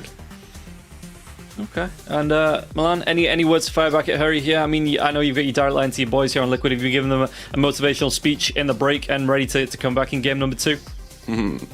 I mean, I think they sort of understand what they need to do, but again, I don't want to take it much against the Liquid. I want to give it back to the Entity and the way they perform in this tournament overall. You know, before this series, they play against some lower tier opponents, let's say, like both One Win and Mouse are basically a tier 2 teams, where Liquid is more into a tier 1. I mean, Liquid is a tier 1 team. These players, like, they just placed very high on the TI, very high in the Dubai LAN, and they struggle in the Dream League, but they are most definitely one of the top tier 1 teams. And now Entity keeps showing that doesn't matter. It's all about them. They're drafting a very unique set of heroes. First some Venom Monsters, now Pudges, and they are executing them. Like, you know, Harry Freak can pick Pudge 1,000 times, but he will not hit these hooks like Watson does. Yeah, that is very true. That is very true. I completely agree. But overall, what is weird to me is that Liquid is the type of team, as Milan said, a tier 1 team, not a one-trick pony where they are going to be good in one meta, bad in the other. They just have wide hero pools. They know how to execute various strategies, and they're just not looking that good. I don't know if maybe 33 didn't gel into the team all that well, but they had good performances with him as well. So I'm not really sure what the issue was. I know that Insania was on a podcast saying that they weren't practicing all that much, but these are the type of heroes type of players that even if they take a month off, they should still be at the top. So I'm very much surprised that they're not performing better. I'm still kind of looking forward to Liquid elevating their game. Yeah, okay. And just touching on that, like I say, maybe they haven't been scrimming as much as they need to, because you're looking at the two teams, NC having that advantage, Virtus Pro going through into the grand finals, that these two teams, they've been playing a lot of qualifiers, you know, they've been doing a lot of other events, they've been right on the ball, whereas Spirit, as well as Team Liquid, maybe some time off between Dream League and coming into the one-win spring series, and maybe that is to their detriment. I mean, how many times did we see it last year, you're going into the majors where these teams in the, coming through these lower bracket runs, you know, coming through, playing more games before even the top teams had a chance to play these first games, that maybe Virtus Pro and Entity, they're still warm, you know, the engine is still running, and it's taken Liquid and Spirit a bit of time to kind of warm up and come into this one, and it's given Entity and Virtus Pro that advantage. Shouldn't be the case. I think it shouldn't be the case, as Milan mentioned it, that they have been playing some tournaments recently, right? So they had time to get the engines running, get the engine hot, as you mentioned, and even a break shouldn't be that big a deal. In a day or two, if you haven't been playing Dota as a team, you should be able to gel back together if you were good before the break. So I don't think we can pinpoint exactly why Liquid aren't playing as well as expected, because they're not playing badly. All of their opponents have been solid here. Yeah, I mean, they're playing okay. Some games they play good. Sometimes they play okay. I mean, this last game, Entity played great, and now they need to play a little bit better on Liquid and hope Entity plays a little bit worse. And they also kind of got tricked in the draft, especially in the first stage. by this Brewmaster steal. I think it caught them off guard. I think Metrum, the entity coach, and the other staff prepared very well for the game. And now Liquid will be making adjustment, switching the Monkey King ban for the Brewmaster, and the entity will pick up the Monkey for sure. Like, you pick your poison. This is the poison you picked, and let's see what Liquid has prepared. I've seen these support monkeys. I've seen these support monkeys sometimes be level 2, minute 15. I just hope I don't see it this game. Kataomi is that type of guy. I played one pub versus him, and all he did the whole game long was hunting couriers. And if it works out, it's really good. But sometimes if you mess up, or if enemy responds correctly, like you can get punished. And also, I don't know. I feel like Liquid is the kind of a team that knows all the tricks in the game. Like, I don't know if many people know. It's like if you just click on the portrait of Monkey and ping his stats, like HP bar, like you will see him on the map. Like, even if he's in the transformation. So you can always constantly like reping in case he's going around instead of trying to look at him, like searching for him on the map. So I think they're one of the teams that know all the little tricks. Because they have 3-3 after all. Even when they were like a huge part of this lineup back in Alliance, and even before that, before they picked up, they were always these Dota nerds. They knew everything, they studied everything and everybody. So yeah, those little things are not going to be a problem for them whatsoever. They're going to be picking up another hero. It should be either 3-3 or a boxy hero. Or I don't like a 3-3. Like his hero pool it seems a little bit limited to pick up like blindly. There's like, what is there? He tried Beast and Slaughter, didn't work. Now Alchemist and Doom are left. I feel like we're gonna be seeing one of these. Okay. If not on this exact pick, then in the next two. But if that's not right now, then we'll see something out of Boxy. What did Boxy play that he had success with? So you don't think there's going to be a Centaur pick coming out here for Team Liquid with that Lifestealer already be taken out? They take away the Venomancer, Bat Rider themselves. So is that not something you think that Liquid want to touch on? I think not Liquid. 3-3 is drafting. I know how he thinks and how he plays, and he didn't play a Centaur in last 8 days. He's gonna not play it basically elimination game, although there's a third place match. And I see a cool hero. DK. Okay, I kind of thinking that's a niche hero, but I'm seeing a cool hero in 33's matches in the last 8 days. I see a Spirit Breaker, and then when I think about a Monkey King hunting careers, Spirit Breaker seems like a pretty decent one to kind of foil his plans and find him and kill him. Yeah, 1-to-1 for sure, but you didn't want Morph. If you pick a Spirit Breaker next phase, you bet Watson Morph is coming for you, and that's just asking for trouble. Mirana for Fishman, and maybe something for DM, just some DM hero. Yep, just a straight up something Centaur that can stay in the lanes. Centaur is great, right? Because the Monkey King will probably leave you all alone, so you need something that's going to be able to CS nicely on its own. Though versus a Crystal Maiden, I think you could get gyroed now, especially if they expect that this Monkey King is going to be hunting careers, but there is still a chance that Watson could pick it up, so I don't know if you can be so confident to go for a gyro. I think they might go for something like a TA, because it's a really good flex. And it's a good against Centaur, Monkey, nonetheless. So, and it's kind of a Liquid signature, so they'll go for TA. Thank you, guys. Does that mean that they're okay with 33 playing the Dragonite? I mean, they'll keep the flags going and just pick up the Rubik. And we all now wait for that Rubik to be picked up. We don't even need to say anything else here. We can just wait for the... I'm actually a bigger fan of the Hoodwink here. Okay. Well, we'll see if Liquid, who they're going to be listening to in this draft.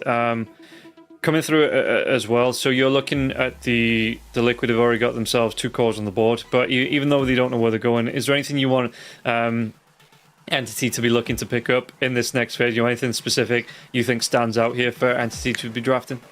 Oh, some classic Watson TA counters, like Morph, Luna, maybe Medusa, maybe even Pudge again.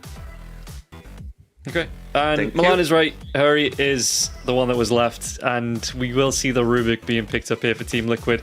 So, Entity, yeah, we'll see what they want to be going for. I mean, they do have a lot of reserve time here. We'll be able to think about what this is going to be. And overall, yeah, maybe coming out in this Watson course so they can leave that last pick for the get themselves that final pick themselves for the mid hero on the side. Production wanted to put Milan in the middle, and I told him no.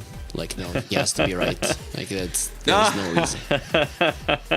So what's left? I mean, Morphling, Luna, Pudge. What do you choose? Like, why would you prefer one or the other? I'm just talking to myself. Sorry. No, it's okay. Yeah, we'll stay silent. You just do the rest of the panel yourself. And that's actually completely normal, Milan. Talking to yourself, it is completely normal. There's no reason to be afraid whatsoever. I mean, it's hard to guess this one because they're all so good. It's probably like how Watson is feeling today. What exactly did he play today? Pub? Maybe he goes for this one. Would you consider running back the Pudge if you've had such a good game on it in game number one? You warmed up, you've got those heat-seeking hooks coming out, so they're going to actually pick up the Kunkka here. And maybe the discussion went like this. They have these 3 heroes. Like, this is how I usually draft, is like, if I have 3 heroes for carry, like, I would give my offlaner or mid a pick. So, because if they ban 2 of these 3, I'll still have the 3rd option, because I'm kind of equally happy with all 3. Yeah. So I'll just leave it like that. And Kunkka, we already spoke about it before. Like, for some teams, this hero is a first pick, and in this game, it's still good. I mean, it's always good. It's just the Disneyland Torrent Storm is just too good. You know what looks good for Watson? A Meepo. I mean, is okay. I think it's pretty okay. It's hard for me to judge when it's a great Meepo game. Like, I don't have the knowledge to say, oh, this is the great Meepo game. I guess when there's a low lockdown and damage, but they kind of have okay lockdown and damage, not too much. I think Meepo mostly hates slows rather than stuns. So Crystal Maiden, out of all of these 4 heroes, is probably your biggest problem. I mean, definitely general. don't care about Rubik. DK, it's a low damage. You don't care much. TA can build into a lot of the damage. Is like kind of okay, but not like you're gonna cry about it. And CM is okay. So I guess it's a 7 out of 10 Meepo game, but it's a blind pick. If you pick it, you might get something in your face. I don't know what counters Meepo. And then we see the waste of a ban here from Team Liquid, taking away that Troll Warlord. It is going to be the Meepo pick here for Entity. So I mean, 3-3 is the Meepo specialist himself, sort of. So he should, if they pick his hero, he should know what's good. Like, I think ET comes to mind as a clear cut. Mid lane, something like Earthshaker maybe. does the Sven still not work against the Meepo? Is that not a good pickup here for Liquid? If you are going to flex, maybe the TA mid, Dragon Knight off. Ooh, too greedy, I think. I think it's too greedy. Yes, especially with like a Rubik as a support. It's kind of another core. So it's a hard choice. Looking at the 3-3 heroes, maybe just a Doom. Yeah. Just a Doom. Just stop the healing. Like, he hates the healing stuff, but I once again, I must emphasize, I don't know how truly Meepo works. Like, sometimes I see him get out of this big disables with the Mega Meepo, like all the kind of shenanigans, and I think Watson is ready for all of them. So I think Entity again got what they want. They got what they want. Can they execute again is the question, but if they can, they're looking good.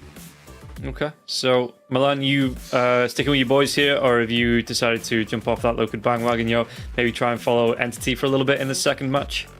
I'm always. It's not even a question. I'm always sticking with my prediction before, but Entity did round up their draft pretty nicely.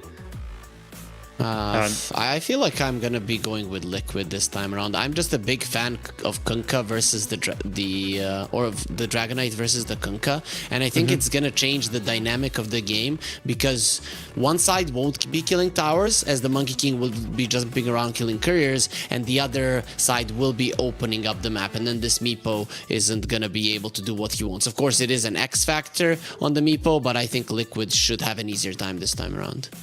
Okay, I think I'm going to back Liquid purely because I want to see that 3-game series coming out. You know, we want to be going the distance here and potentially, well, it is the final series of the day, you know, potentially move it to a game number 3 and just see how both of these teams are going to play. But to see how these teams are going to play, we're going to have to join Outcasters as they're going to be able to take us through game number 2 of Entity versus Liquid. So Aries and Bowie, take it away, boys. Yep, thank you, Rob. Let's see what we have in store for us in our Game 2 Entity. An incredible Game 1 performance from them. They're going to pull a Meepo out of the hat as well. So Watson, you know, we saw the Pudge previously. Now a Meepo, a bit more of an unconventional carry as well. Of course, we've seen it have a lot of success recently before those nerfs of, importantly, you know, with the Scepter, with the Disperser, and I want to give you a credit as well. Like, Bo, you predicted this. You sent a message in, even you know, before it was even brought up on the panel. So why did you think about the Meepo here for Entity? I feel like it's lack of disable in general. Even though the DK has a stun, the way the Mega Meepo works is unless. Yeah, I'm a professional at this. Clearly. But yeah, I really like the Meepo because there's just a lack of disable on the side of Liquid. The way Mega Meepo works is that unless you hit the main Meepo, you can always just gather all of the Meepos correctly. So Doom, Dragon Tail, everything has to be used on the main Meepo, and this is why these really good Meepo players are so incredible. They know how to always posture the wrong Meepo. Obviously, 33, really good player, and I expect him to always be looking, but it's so tough, man, especially once you get those extra Meepos. We'll see how this game is going to pan out, but I'm backing Entity here. I feel like this is a great Meepo pick, even though it's 23. And this Monkey King, this hero is so annoying. I've seen some Kataomi games that are clowny as hell, so I think we're going to have a lot of fun as well. So I'm yet to cast one of these Monkey King games too, because I've seen Shinkyu do his Monkey King shenanigans, and now I get to see it from Kataomi. So yeah, we'll see. The big question is like, yeah, how much you're going to sacrifice his DM lane. I feel this is something the panel was mentioning as well. Like this could be a little bit of a vulnerability here for the Centaur. You know, if they went for like an aggressive carry. And definitely the Templar Assassin is someone who can put a lot of pressure on inside the lane. It's a little bit more different if you have some extra levels. I also want to add, I'm very intrigued on what item build Mickey is going to go for. Of course, he kind of was criticized a little bit for his pretty much only Mjolnir Templar Assassin, which he was running recently. His top lane, Fishman, will also give up First Blood. So that is a incredible start from Liquid, already much better than the previous game. Very true. They did really well, right? I think this 33 Boxy's lanes, they have been alongside Nisha in some games, the high points of Liquid. I feel like they are always winning their lanes, but it's kind of the 10 to 20 minute mark where Liquid starts to struggle. So it's very nice to see them picking First Blood, and we'll see if they are able to snowball off of that. Hopping back into the TA build, I think Shard is so good this game. That silence onto the Meepos could be a way for them to get initiation with the DK, with the Doom. That AoE silence is clutch. We'll see what he's gonna go for. As you said, Miki, Linsanya here should be dead. Yep, should be dead indeed. So Entity going to be able to strike back, team rewarded with a kill. So we're not seeing any attempts in the Kori snipes just yet. Kataomi looking to try and at least secure some of the early waves here from DM. Yeah, I think once you have boots, maybe phase boots on DM, he might feel more comfortable staying alone. So I really like this because I've seen games where the Monkey King starts in the enemy base and like he just doesn't let any courier out. But you pay a lot for that sometimes with your lane struggling. So overall, also I cast one game where the Monkey King was like level 2 minute 11. because, right, couriers don't give experience, they only give gold when you kill them. So you do struggle quite a bit as he will go for a courier thing. He has a ward, a very deep ward. So might be able to find Mika's courier right now. No more top lane though, Watson. He's getting chased onto the tower, having to try and dance back into the tree lane. Fishman's doing a pretty good job to actually be a nuisance, and looks like Liquid might just turn onto the Mirana instead. They still have the creep wave to be able to tank up, so it's like overall, I mean, this is not a position you want to be in from Entity. The resource is incredibly low. Watson got his Cory sniped as well. Arrow? I look for it. Fishman, no arrow, unfortunately. Starstorm just has enough mana for it now. Boxy with a Fairy Fire. No! Oh, what a read from Boxy. Yeah, really good. And you know, that's not a combination we never think of, right? The Meepo carry Earthbind with arrow, but as you get more levels, this actually becomes kind of annoying to deal with.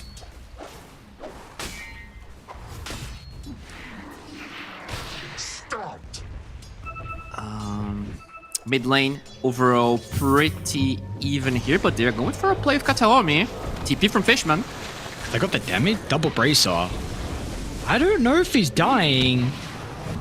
I was a bit. I mean, you force 2 rotations. I guess you have to rotate 2 heroes as well. I don't know. It seems ambitious though. Yeah, they do deny one of the water rooms, but you know, Nisha with the double bracer, 2 pull tangos, is definitely getting a bit more love this time than he had in game number 1. 33. Where's that second Meepo? Doesn't matter. It looks like nice timing actually. Telekinesis from Boxy, lacking some of the mana, but Fishman is able to come into play, swinging down from behind. Another body box from Watson are pretty decent. Boxy will be able to slip on past, but it's not going to matter. The damage has been dealt. Entity find a double kill, and the support's importantly getting involved as well, so it's going to be some much needed experience for the two. Wow. I mean, Watson, I think the way he's able to turn this pressure from Liquid into plays that seem really, really hard, it has to be at least partially due to his high MMR in pubs. He was being pressured so much. He got his level 4 really late into this lane, which is very important for Meepo, and he didn't die a single time. He enabled a lot of those kills, even though the Mirana had to rotate for the mid lane as well. Once again, very impressed with his gameplay here. This is not like a free Meepo game, especially in the laning stage. I think afterwards it gets better, and he's still not really giving Liquid that much. That's one Stein. Just a measly clarity. Actually, it's a mid lane as well. It's a very deep observer ward place from Boxy, one that we don't see all that often. Yeah. But once the sentry that previously got the D ward on the other ward is still going to cover this one as well. Oh, Kataomi. And there's a courier behind him, actually. There's 2 couriers. One. Oh, that's a juicy one. Oh, Senior, micro. Maybe, did you see it? He didn't. I don't think he He sees it did. now. Oh, no, no, it's starting. It's starting. Mid 3 lane, no one's couriers gonna dead. DD, no shot. This should be the damage that they were lacking previously. Level 6, double damage room. Unfortunately, a bit of a miss there from the arrow from Fishman. It was on the mark. Potentially, they could have transitioned that into an extra kill onto Insania, but I mean, no one on his ever so comfortable conquer something that he had a ridiculous amount of success on in the past back on Virtus Pro. And look at that, they're already posturing here for this Wisdom Rune. Kataomi in position, he has that ward. If they were to steal this Wisdom Rune, this could have huge implications for Liquid. Those supports with no levels. Rana. But even Meepo's bringing one of his clothes as well. So it looks like Fishman's going to go down before they will connect. Kataomi, almost a great timing with the stun. But now it's just as soon as they see Watson, 33 is going to try and TP him. But what can the Doom do by himself? Maybe return kill onto Kataomi? Looking for the deny. He's going to get it as well. And now, yeah, Watson perfectly okay. No threat at all from 33, so at least you do get the Wisdom Rune for Liquid, of course, but you give up a couple kills as a result, and importantly, I mean, Kataomi, he gets denied from the neutral, so very happy for that movement. I cannot understate how important this moves from Watson are. Like, he's the lowest CS right now, but but he is the second in net worth, just out of those plays, out of not dying and participating in all the kills. Nicely done, Insane. another Holding one. the frostbite to the last second, and now Kataomi jumped in as well and potentially giving another free kill over to Liquid. Frostbite back up.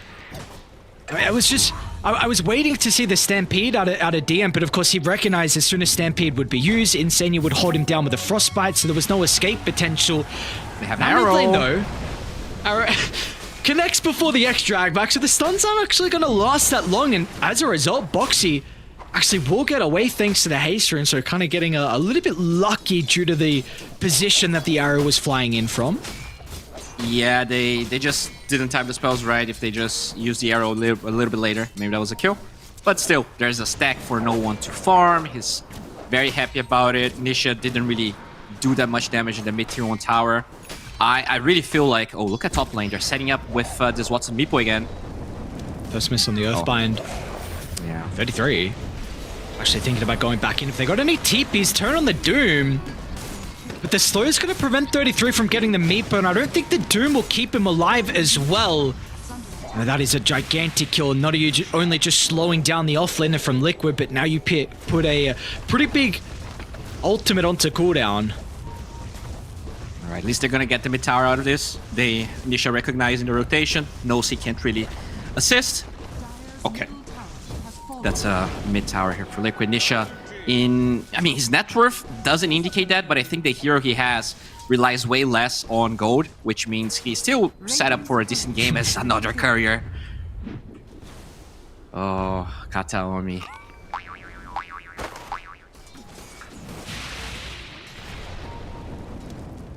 So 7 kills and all the courier snipes as well. It's only 1,000 net worth lead at the moment. They might be able to get another kill though, Nisha. Without the double damage rune, let's see if they're going to have everything required to bring him down. It looks like this time with Watson here, they will not be concerned with the damage output. Now Crystal Maiden, they're going to be able to catch up to her. Are they done just yet as well? Fishman wanting to leap to Boxy with the Boundless Strike still ready to work with. They've got the Stampede as well. They'll easily be able to get Boxy. Triple They're going to be kill. cautious about how deep they go though, because Kataomi under a tier 2 tower, taking a bit of a beating. 33. Is he going to tick him out? Will he stay there? Oh no. What? The balls are still Kataomi. Oh my god, he's going to live. So close. Dude, that's a triple kill from a Meepo that has no diffusal blade. That, I don't know. Watson, I know it's kind of, it feels, just praising someone because he's rank 1. I think a lot of people kind of like, oh yeah, but he has no accomplishments. He didn't really win any big tournaments. But this guy, he is raw talent. Like, he is literally raw talent incarnated, and it's just so beautiful to see him play. Like, he got a terrible laning stage once again, and he's the highest net worth, just finding kills. Like, he's 5-0-4. He participated in 9 out of 10 of the entity's kills. This game, I think, would look much different if this Meepo was just trying to farm the jungle while the rest of the team scrambled to find plays.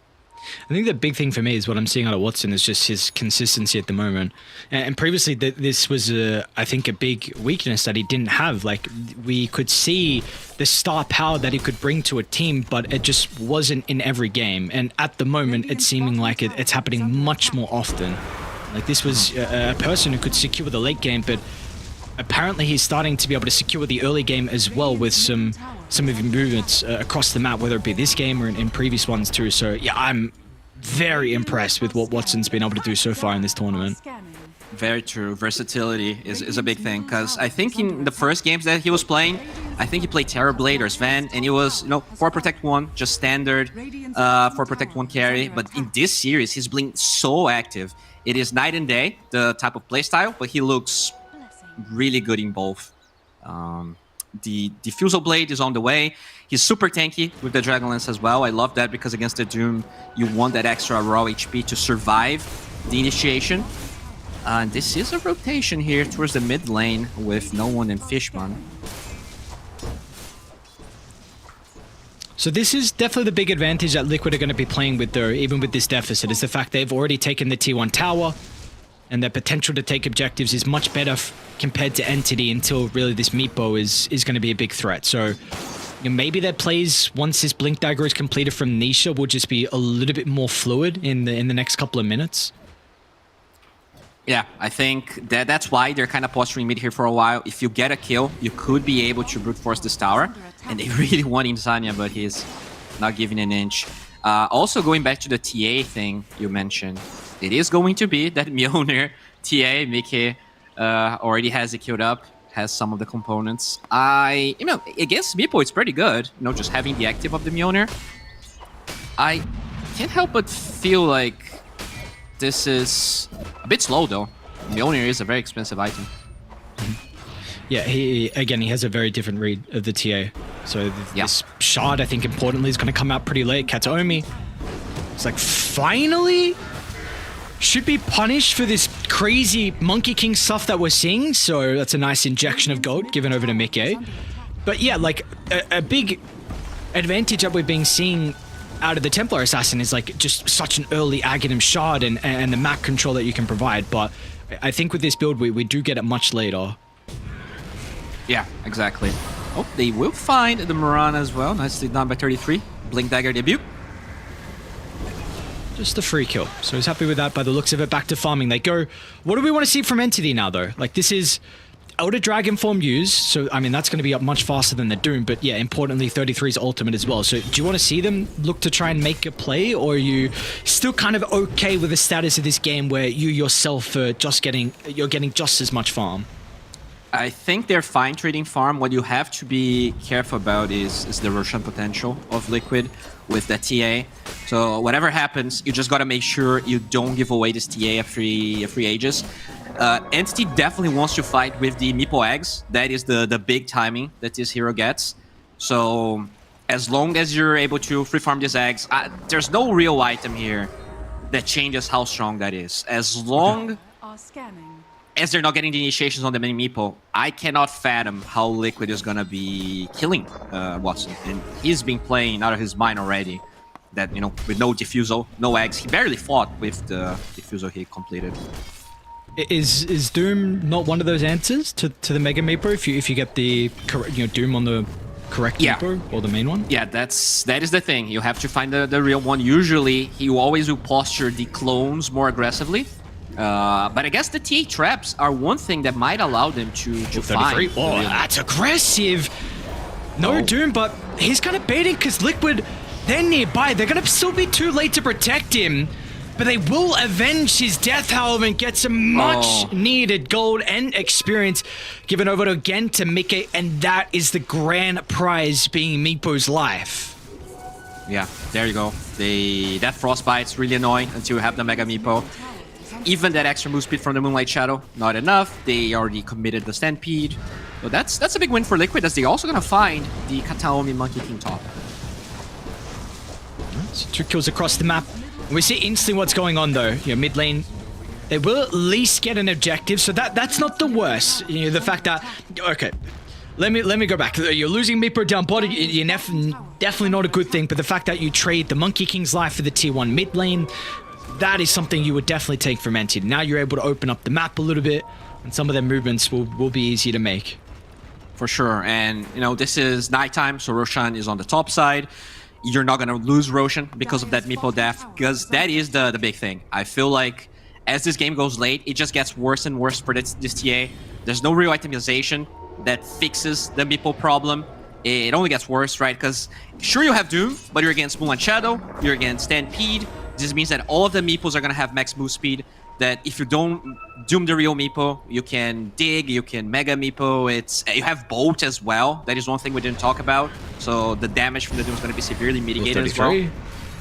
Doom back up. He's going to just catch out the Centaur if they got any stuns. Boxy just gets in range at the buzzer, but the telekinesis has stopped that teleport away. Would have been a devastating escape to be able to waste another Doom, but Liquid making some really good plays across the map, some gigantic kills they've been able to find on the claws just to stabilize this game, because early on we were seeing Entity was starting to pull ahead.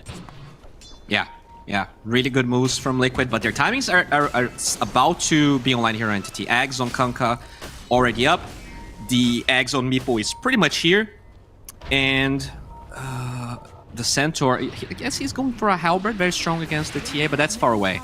Very curious to see if Entity tries to brute force Roshan, because Meepo, very good at that. It's just a question of getting all of the TA vision, also taking the tier 1 top tower, because that is No one. a hurdle. Conqueror's a pretty difficult kill. No one's going to be able to commit the boat as well, just in case it's required with a rump off. They actually want to take the fight. DM jumps in, and here comes Watson with a Mega Meepo as well, but the Torrent Storm going to get layered down. There's no chance Liquid could take the fight, especially when the Templar Assassin gets caught out. They'll try and assist Boxy with a retreat, and they will also get 33 away. Dieback. So nicely done from Boxy. It will be a dieback, I suppose. You get 33 out, but still, regardless, a lot of casualties from Liquid inside that fight. Yeah, just utilizing Doom on cooldown. Very, very big move from Entity. They get their timings on the Mega Meepo. They get the Torrent Storm. This could be a tier 1 tower top into Roshan here. Obviously, it's kind of a low respawn timer on the TA. But I don't know. It does feel like it is possible. But Watson has other plans. He TP's bottom. Oh, maybe even baiting someone in this tower. But Nisha being very patient here. Doesn't try to hit it. Radiant's top tower is under attack. Could be still in trouble though if he shows. Radiant's top tower has fallen. Oh, for a second. And Watson instantly turns away from farming up the wave. Feeling like he needs some extra assistance. No one was thinking about TPing in, but decides otherwise. It will be Roche though. So you've got Torrent Storm back up, and let's see if Liquid do think about contesting it. They're on the opposite side of the map.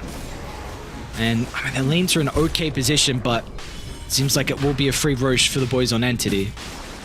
Yeah, that's rough, because TAs are here that relies heavily on that age, especially against Meepo. It's one of those heroes where you don't really want to get BKB early on TA. You still want the blink, you still want the shard. These next fights are going to decide the game, in my opinion. If Liquid lose 1 or 2 fights, it gets extremely hard for Liquid to bounce back. TA is a hero that needs the momentum, needs to play from ahead, and Mickey, he had a pretty decent series, but in general, Entity just got way too many kills this entire game. Dire's bottom Foxy. tower is under attack. Careful if he pokes out. She will, but he's going to run down to the south instead of going back over to the triangle. I will say, I think one thing with this Templar Assassin build is one of the praises with the owner is your scaling into the late game is better than the like Blink Deso Dragonlance kind of try and take over the map in 20 minutes. So the issue is like, is everyone else going to be able to get farm? Because it definitely could get to a stage where your cores are going to start to have some difficulty with keeping up, because we already see the map control that NNT have currently, and that also means the supports aren't really going to be playing with a lot. And this Rubik we've spoken about, like, you know, this is a hero with if you can get gold, you can have a lot of impact in the late game, but unfortunately Boxy will not be playing with items. Yeah, I feel like the Mjolnir really shines 25 once you have the refraction charges. With a normal Desolator build, you don't really get to use that aggressive potential as much, but if you have the attack speed of Mjolnir, you just do so much damage when there's control. The thing is... This is a big one. This is a big one. He's getting greedy, trying to cut that mid wave, and as soon as they saw the illusions pop out of the triangle, no one in DM. It's a bit of a signal for them on where this Dragon Knight was currently positioned, so nice kill for them to find. Meanwhile, you got Watson getting set up, cutting the wave mid lane. So they're going to look for probably this tier 2 tower here, unless Liquid has something to say about it. Alright. One big nerf that Meepo got was the Disperser one, right? In the past, you could have get the move speed on all of your Meepos, especially when you're running away from Doom and other spells like that. Now you only get 2 targets, so it's harder to use and also a bit worse. Very curious to see. I feel like this Disperser, at least from some Meepos... Oh, Mike, you're under vision. Okay, there's some traps. They also see 33 bottom lane, who's also getting set up on... Just TP up before Watson gets there. Okay, good try.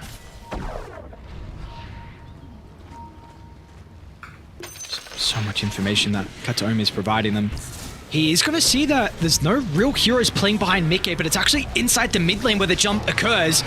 DM's in some trouble, but that's where the Stampede's able to come into play to reset the team fight. Watson, though, looking to hunt the backline. He'll be rewarded with the bow the flying vault. out, connects on Tanisha. Now the Torrent Storm means they've got grave issues, and there's going to be no way to address them. Liquid surrounded under their T2 tower, and a Doom will do nothing to turn it. You'll get the kill into the Centaur, but even then, 33, he'll continue to be chased down. Watson knows no fear. 33 somehow does get the blink away, and still gets the kill into the Centaur nonetheless, but another fight that goes Entity's way. Yeah, I mean, that fight is incredibly hard to take. I'm surprised they even postured for this tier 2. I think when you don't have BKB on TA, it's impossible to really fight this Meepo at all. Like, they don't have a lot of AoE stuns, right? It's only, I guess, this Hoof Stomp, the War Stomp from Doom. It's the only thing. So once you find the opening, it's really hard for Liquid, as they do find Kataomi, but he has backup. Radiant's bottom They're beelining to the area, and as soon as they see Watson, they're just going to have to try and get out and cut their losses, but unfortunately, it's a great tide away from no one. He lives. I mean, this is looking over. I don't know, this Meepo timing. It is so powerful. They still have the Aegis. They get the tier 2 mid. They get the tier 2 bottom. The BKB, like, he's not even close to Mike. He wants to finish his Hurricane Pike, which is nice. I think this is Entity's game to lose. You have to make like 3 big mistakes probably for Liquid to come back. And look at the unrelentless pressure they're keeping up. A smoke from them, 3 into the triangle, and they're going to be rewarded. What a read. Oh, Mickey.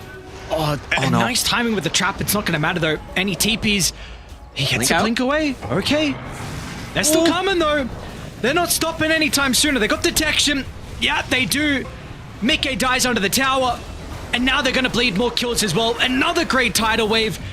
Knee shot. No stuns to hold him inside the Wukongs momentarily. It looks like Box is able to slip out as well. They should be able to chase him down. Kataomi once again with a boundless strike. Soon, he'll have the boys to be able to play with. Boxy will really make him work for it, but it's going to be a double kill in the end for Entity. They see Nisha too down bottom. They're already starting to go down for the DK. Radiant's courier has Yeah, they definitely know he's there. He has no TP. He can use the, but they already pinged top. He wants to use the Twin Gates, but I think the Meep was going that way. And even TP from the Kanka. Oh no. Ooh. Dire are scanning. Scan. Double scan. They really want Nisha. Goddamn. Radiant are scanning. Watson still got Disperser to use and Blink as well. Liquid actually starting to come. He found it. And Watson might not have enough damage to be able to blow him up before the reinforcements show. It's all up to 33 with the Doom. He needs to get on the right member. The Torrent will stall it out. And he got the Mega Meepo before. And now 33 forced the Doom. The Conquer, but the Conquer, he's already used his spells. That Doom is not good enough for Liquid to come back into this game. And now DM jump over the top. A beautiful hoof stomp onto Tube just gives them all the time they need to reevaluate. But no one's really playing with DM at the moment. He is isolated. The Centaur begging for assistance. It'll come a little too late. He'll go down. But Entity, they should be happy with the trade. That will happen afterwards. They might not even stop just yet. Watson, an aggressive jump inside the base. Boxy, nice steal to be able to get some separation. But Mickey, I was going to say, does he have the same fate? He also is okay, but man, where's this Entity team been in some of their other tournaments? They are looking clean. They really are. I don't know. Maybe they've been screaming a lot. They didn't really play that many tournaments recently, but they are looking really sharp. I think Kataomi as well with this Monkey King. His item build, this U-Scepter to deal with the slow of the traps, to deal with the frostbite, and just that shard. He did so much with the shard boundless strike. He buys time. It always allows Watson to connect with that disperser move speed. And just getting the vision as well. I thought that the traps of Mike were going to be a way for Liquid to find the Meepo, but it feels like the scouting of this Monkey King has also allowed Watson to not only get kills, but protect himself as Boxy. Finally dies. And he will. Now maybe more? Maybe more kills, DM? It's just the Watson show. I mean, that being said, he's falling very, very low under the base. Oh, Mega Meepo. It's just not going to matter. Torrent Storm is out. Welcome to the water park. As they will continue to chase them down. Entity, this is their home now. You might lose the Monkey King, but Watson, there is nothing he needs to fear with his spells put on cooldown. They might be able to catch up to no one. Going to be able to drag Nisha out of the base. Arrow will fly past, but all they need is a torrent. And Watson's damage output, they're going to be able to get boxy as well. It might be the territory, because there does not seem like a way back in. This Meepo is far too ahead. Yeah, at least they have backdoor protection here. Mid lane still being a problem. They have traps here if they want to try and deal with the bottom lane creeps. But yeah, I mean, even if they do all that, it does feel like Entity is just way too far ahead. This was, as you said, I mean, where were they? I don't know, but they are here now, and it looks like they're going to the finals in a 2-0 against Liquid. Even myself, that kind of trusted them to take the series, didn't think it was going to be a 2-0 in this fashion.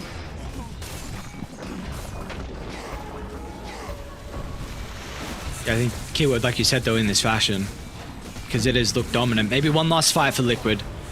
Edging forward with the Doom from 33. And he's going to be able to get it on after the Mega Meepo, but now once again, how do you take a team fight after the Torrent Storm? Just gives him a ridiculous amount of AoE control, which makes it impossible for Liquid to have any hopes of turning around. And the Gs are going to be dropped, and congratulations to Entity. They will move forward and face Virtus Pro in a best of 5 in the grand finals. Damn, just incredible performance here from Entity. You know, in hindsight, I was a bit self-conscious about the Meepo 23 because obviously, you know, Meepo Last Pick always feels a bit better, but there are not a lot of offlane answers that were available. I think maybe if they tried to play this TA mid and got themselves a Sven or something that had more AoE damage, had more control, there is a chance that they could have taken those early fights. But yeah, you know, hindsight 50-50. I feel like Liquid, again, played the lanes well. This time Nisha had a good time. The Doom plus Rubik also pressured Watson a lot. But Watson's like 5-minute rotations, which is crazy to say of a carry, just looked really, really dominant. I don't know how to stop that. Like, how do you stop the carry 5-minute rotations? I don't know. I don't know what you're going to be able to do. But regardless, it'll be a very exciting, at least carry battle as well in the grand finals. We've been seeing a lot of praises to Kiritich on Virtus Pro, and Watson as well deserves those praises. And how are you going to go up against this guy when he can play your standard carries and play them to such great effect, and then he can pull out a Pudge and randomly next game pull out a Meepo as well. Really feels like he has many tricks up his sleeve, so it's going to be an incredible battle between those two. Of course, Liquid, they still will be playing for that third place match against Team Spirit, so regardless is going to be a nice practice series and a little bit of extra money for them, because keep in mind they even have to play in Dream League qualifiers shortly. They didn't get directly invited there with some of those results for in the EPT qualifiers, or with the ranking points I should say. So hopefully these games are going to be enough of a warm-up for them, but we'll see what they're going to be able to do coming up. But importantly, Virtus Pro versus Entity, such an exciting grand finals it's going to be. These two teams look incredibly close. Of course, that is going to be a series that goes on tomorrow, but first, of course, let's see what the panel has to say about this Entity victory. Yeah, absolutely amazing here for Entity, being able to take it down 2-0. Looking incredibly convincing coming into this series, and Liquid just could not keep up. And Bowie asked the question here, Harry, how do you stop the carry rotating at 5 minutes into the game? It's not easy, but you know what the deal is? When they're gonna be playing versus Virtus Pro, Kiritich is kinda active as well. I think in this series, what we saw is just Entity twice in a row having a losing matchup in the mid lane, and twice in a row literally having 3 roamers that are coming over to make sure that Nisha has a bad time. And for me, that is kind of the highlight of this series, that they made sure that Nisha doesn't have a game both times in a row when he was set up for success in the draft. Yeah, and you were looking through these highlights here as well. Katawomi on the Monkey King was an absolute, he was just a massive pain everywhere on the map, looking for those courier kills, looking for just to get the rotations out to the side lanes, get other kills, and just making life hard here for the side of Liquid all over the map. You can see Boxy here being picked out again. So, Milan, when you are coming up against these Roman Monkey Kings as well, how do you stop them? What is the foolproof plan that you're going to be able to tell us here so we can deal with it in our pubs as well as the pros in their matches too? You just need to be a little bit more experienced than the Liquid is. Understand where he's going to place the vision. Use the ping abuse that I already mentioned to know his position when he's transformed, and try to predict what he wants to do. It seems like it caught him off guard, and as Harry was mentioning, about gank, it just, I would say that putting it a little bit more simpler for the viewers, the entity is just playing on another speed. They're playing way too fast for the Liquid. Seems like Liquid is sort of still sleeping, while entity is in their final form, doing 10 things at the same time and doing them perfectly. Yeah, do you think, Harry, this TA pick coming out here for Liquid, because we talked about how fast Entity were in game number 1, it was something that they were set up to do, just to try and take this victory away from Liquid, that they've been able to do it in game number 2. So do you think that TA pick was a little bit too greedy coming out for Liquid, thinking they might be given that time to farm it up? Not at the time. Once the Doom came out, maybe, but I think Liquid... I wouldn't put it on the draft. I think their draft was fine. It could have won in both game 1 and 2. It's just that Entity were as a unit faster, because you always bring in extra hero, maybe even 2. And in each and every one, Entity are starting each, and Liquid are not ready for any of them.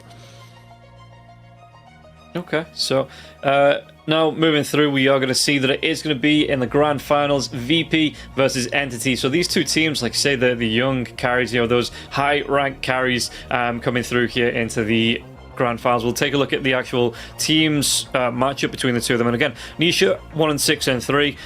You've got 3, 3, 5, 6 and 5 had an all Doom, and 4th, 5 and 3. So the cores here on the side of Liquid able to get kills on the board this time. But you look over the other side, Entity 18, 1, 15 on the Watson Meepo. It looked like the Watson show today. He's just been so good in these two matches. Yeah, definitely. He truly shined. And that's what gets me excited for tomorrow. Like Watson versus Kiritich.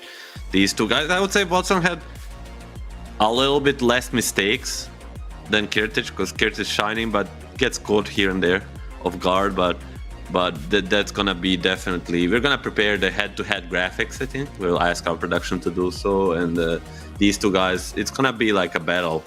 It's like a rank 1 versus rank 5 guys, like 200-300 MMR up and down, 13k MMR players, whatnot.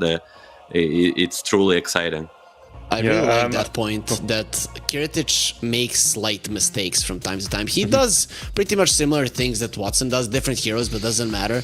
He's everywhere on the map. He goes for plays that you wouldn't naturally expect, but then he blunders and dies. We haven't seen that from Watson, at least not until now in this tournament. Yeah, and looking through, just to clarify, it is Watson sitting on the top spot, and I'm sure he's going to get himself right back into the pubs to make sure he's sitting there coming into the game tomorrow. And Kiritich 6th place there on the leaderboard, so maybe both carries going to be coming through, trying to make that leaderboard score as high as possible before we get into the series tomorrow. And we know they like to play those pubs before they get into the pro games. Going to have plenty of time to do that. And looking to the other side as well, we see Team Spirit and Team Liquid. Well, I think a lot of people, if you'd have looked at the team lineups coming into the 1-win spring series, you would have thought Team Spirit, Team Liquid would have been the grand finalists coming into it, but it's not to be. It is going to be them in the 3rd place match. So do you think it was a case of them both just not being quite up to speed coming into the 1-win spring series? Milan, you want to take this one? I don't understand. Like, they were not... Can you repeat the question? Sorry, I didn't understand fully.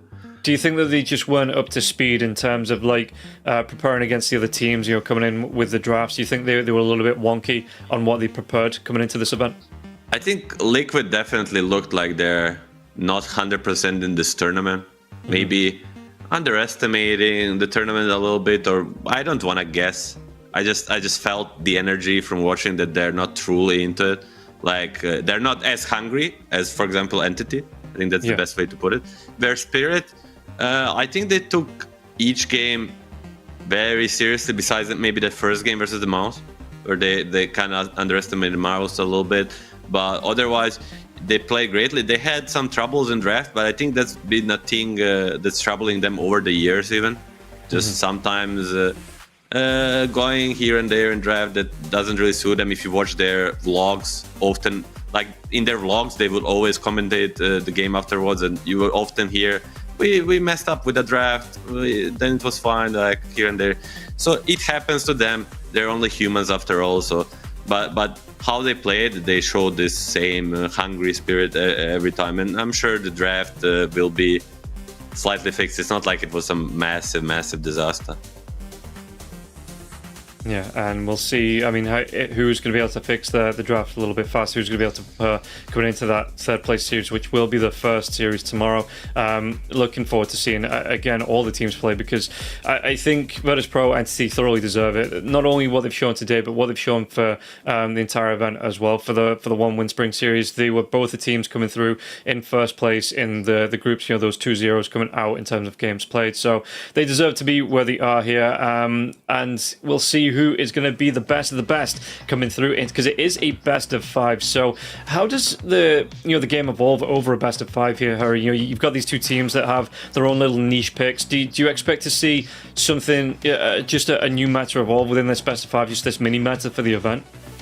I hoped that this game, the one that we watch right now between Liquid and Entity, would go full 3 games, because these are the two teams that would evolve their drafts quite a lot. I think Virtus.pro, they usually play a certain type of gameplay. It is fast, but there's nothing too out of the ordinary. So I think if somebody is going to be evolving in the draft, it's probably going to be Entity, and that's going to be if their games are not going well. So that's probably what I'm looking for. I think Virtus.pro are probably going to be sticking with more of the same from what we've seen from them in this tournament. Yeah, both teams, whatever they're doing so far worked for them. So if it's not broke, don't fix it. I think they'll come. The ideas will clash, and whoever is losing will. Someone has to lose. Dota is like that. There's no draws.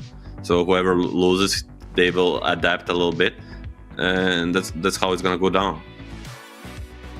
Okay, and looking at these predictions that we've been having over the course of the event, we're going to be able to see who is coming out a little bit more on top today, and who is going to be, let's just ignore that last one. Who's going to be a little bit down on their predictions. So DK Truman as well as Bowie Hurry Freak taking Entity for the win. And again, both teams today, Virtus.pro and Entity, thoroughly deserve their victories. Obviously we see from the predictions we were a little bit split. We were a little bit more linear, apart from Bowie in the first game. You're thinking Spirit were going to take it, but you can see that both teams, how they've played, they thoroughly deserve their victories. And I'm sure that's going to be reflected in our scores coming up in the next couple of minutes, as we should be able to see the full event scores after the 3 days as well. So let's bring it on. What am I on? Am I on about 5 points? We are. And everybody else looking fairly even here, apart from Milan. Not Milan, last. Yes. I don't count Milan. How don't you count, Rob? You're here. You are here. You count. What's with DK Troom? I thought Bowie is gonna be in the lead, because he got 2 out of 2 today. He got everything. He got everything correct yesterday. DK Troom, and that's on the fair. most important day. Yeah. Exactly.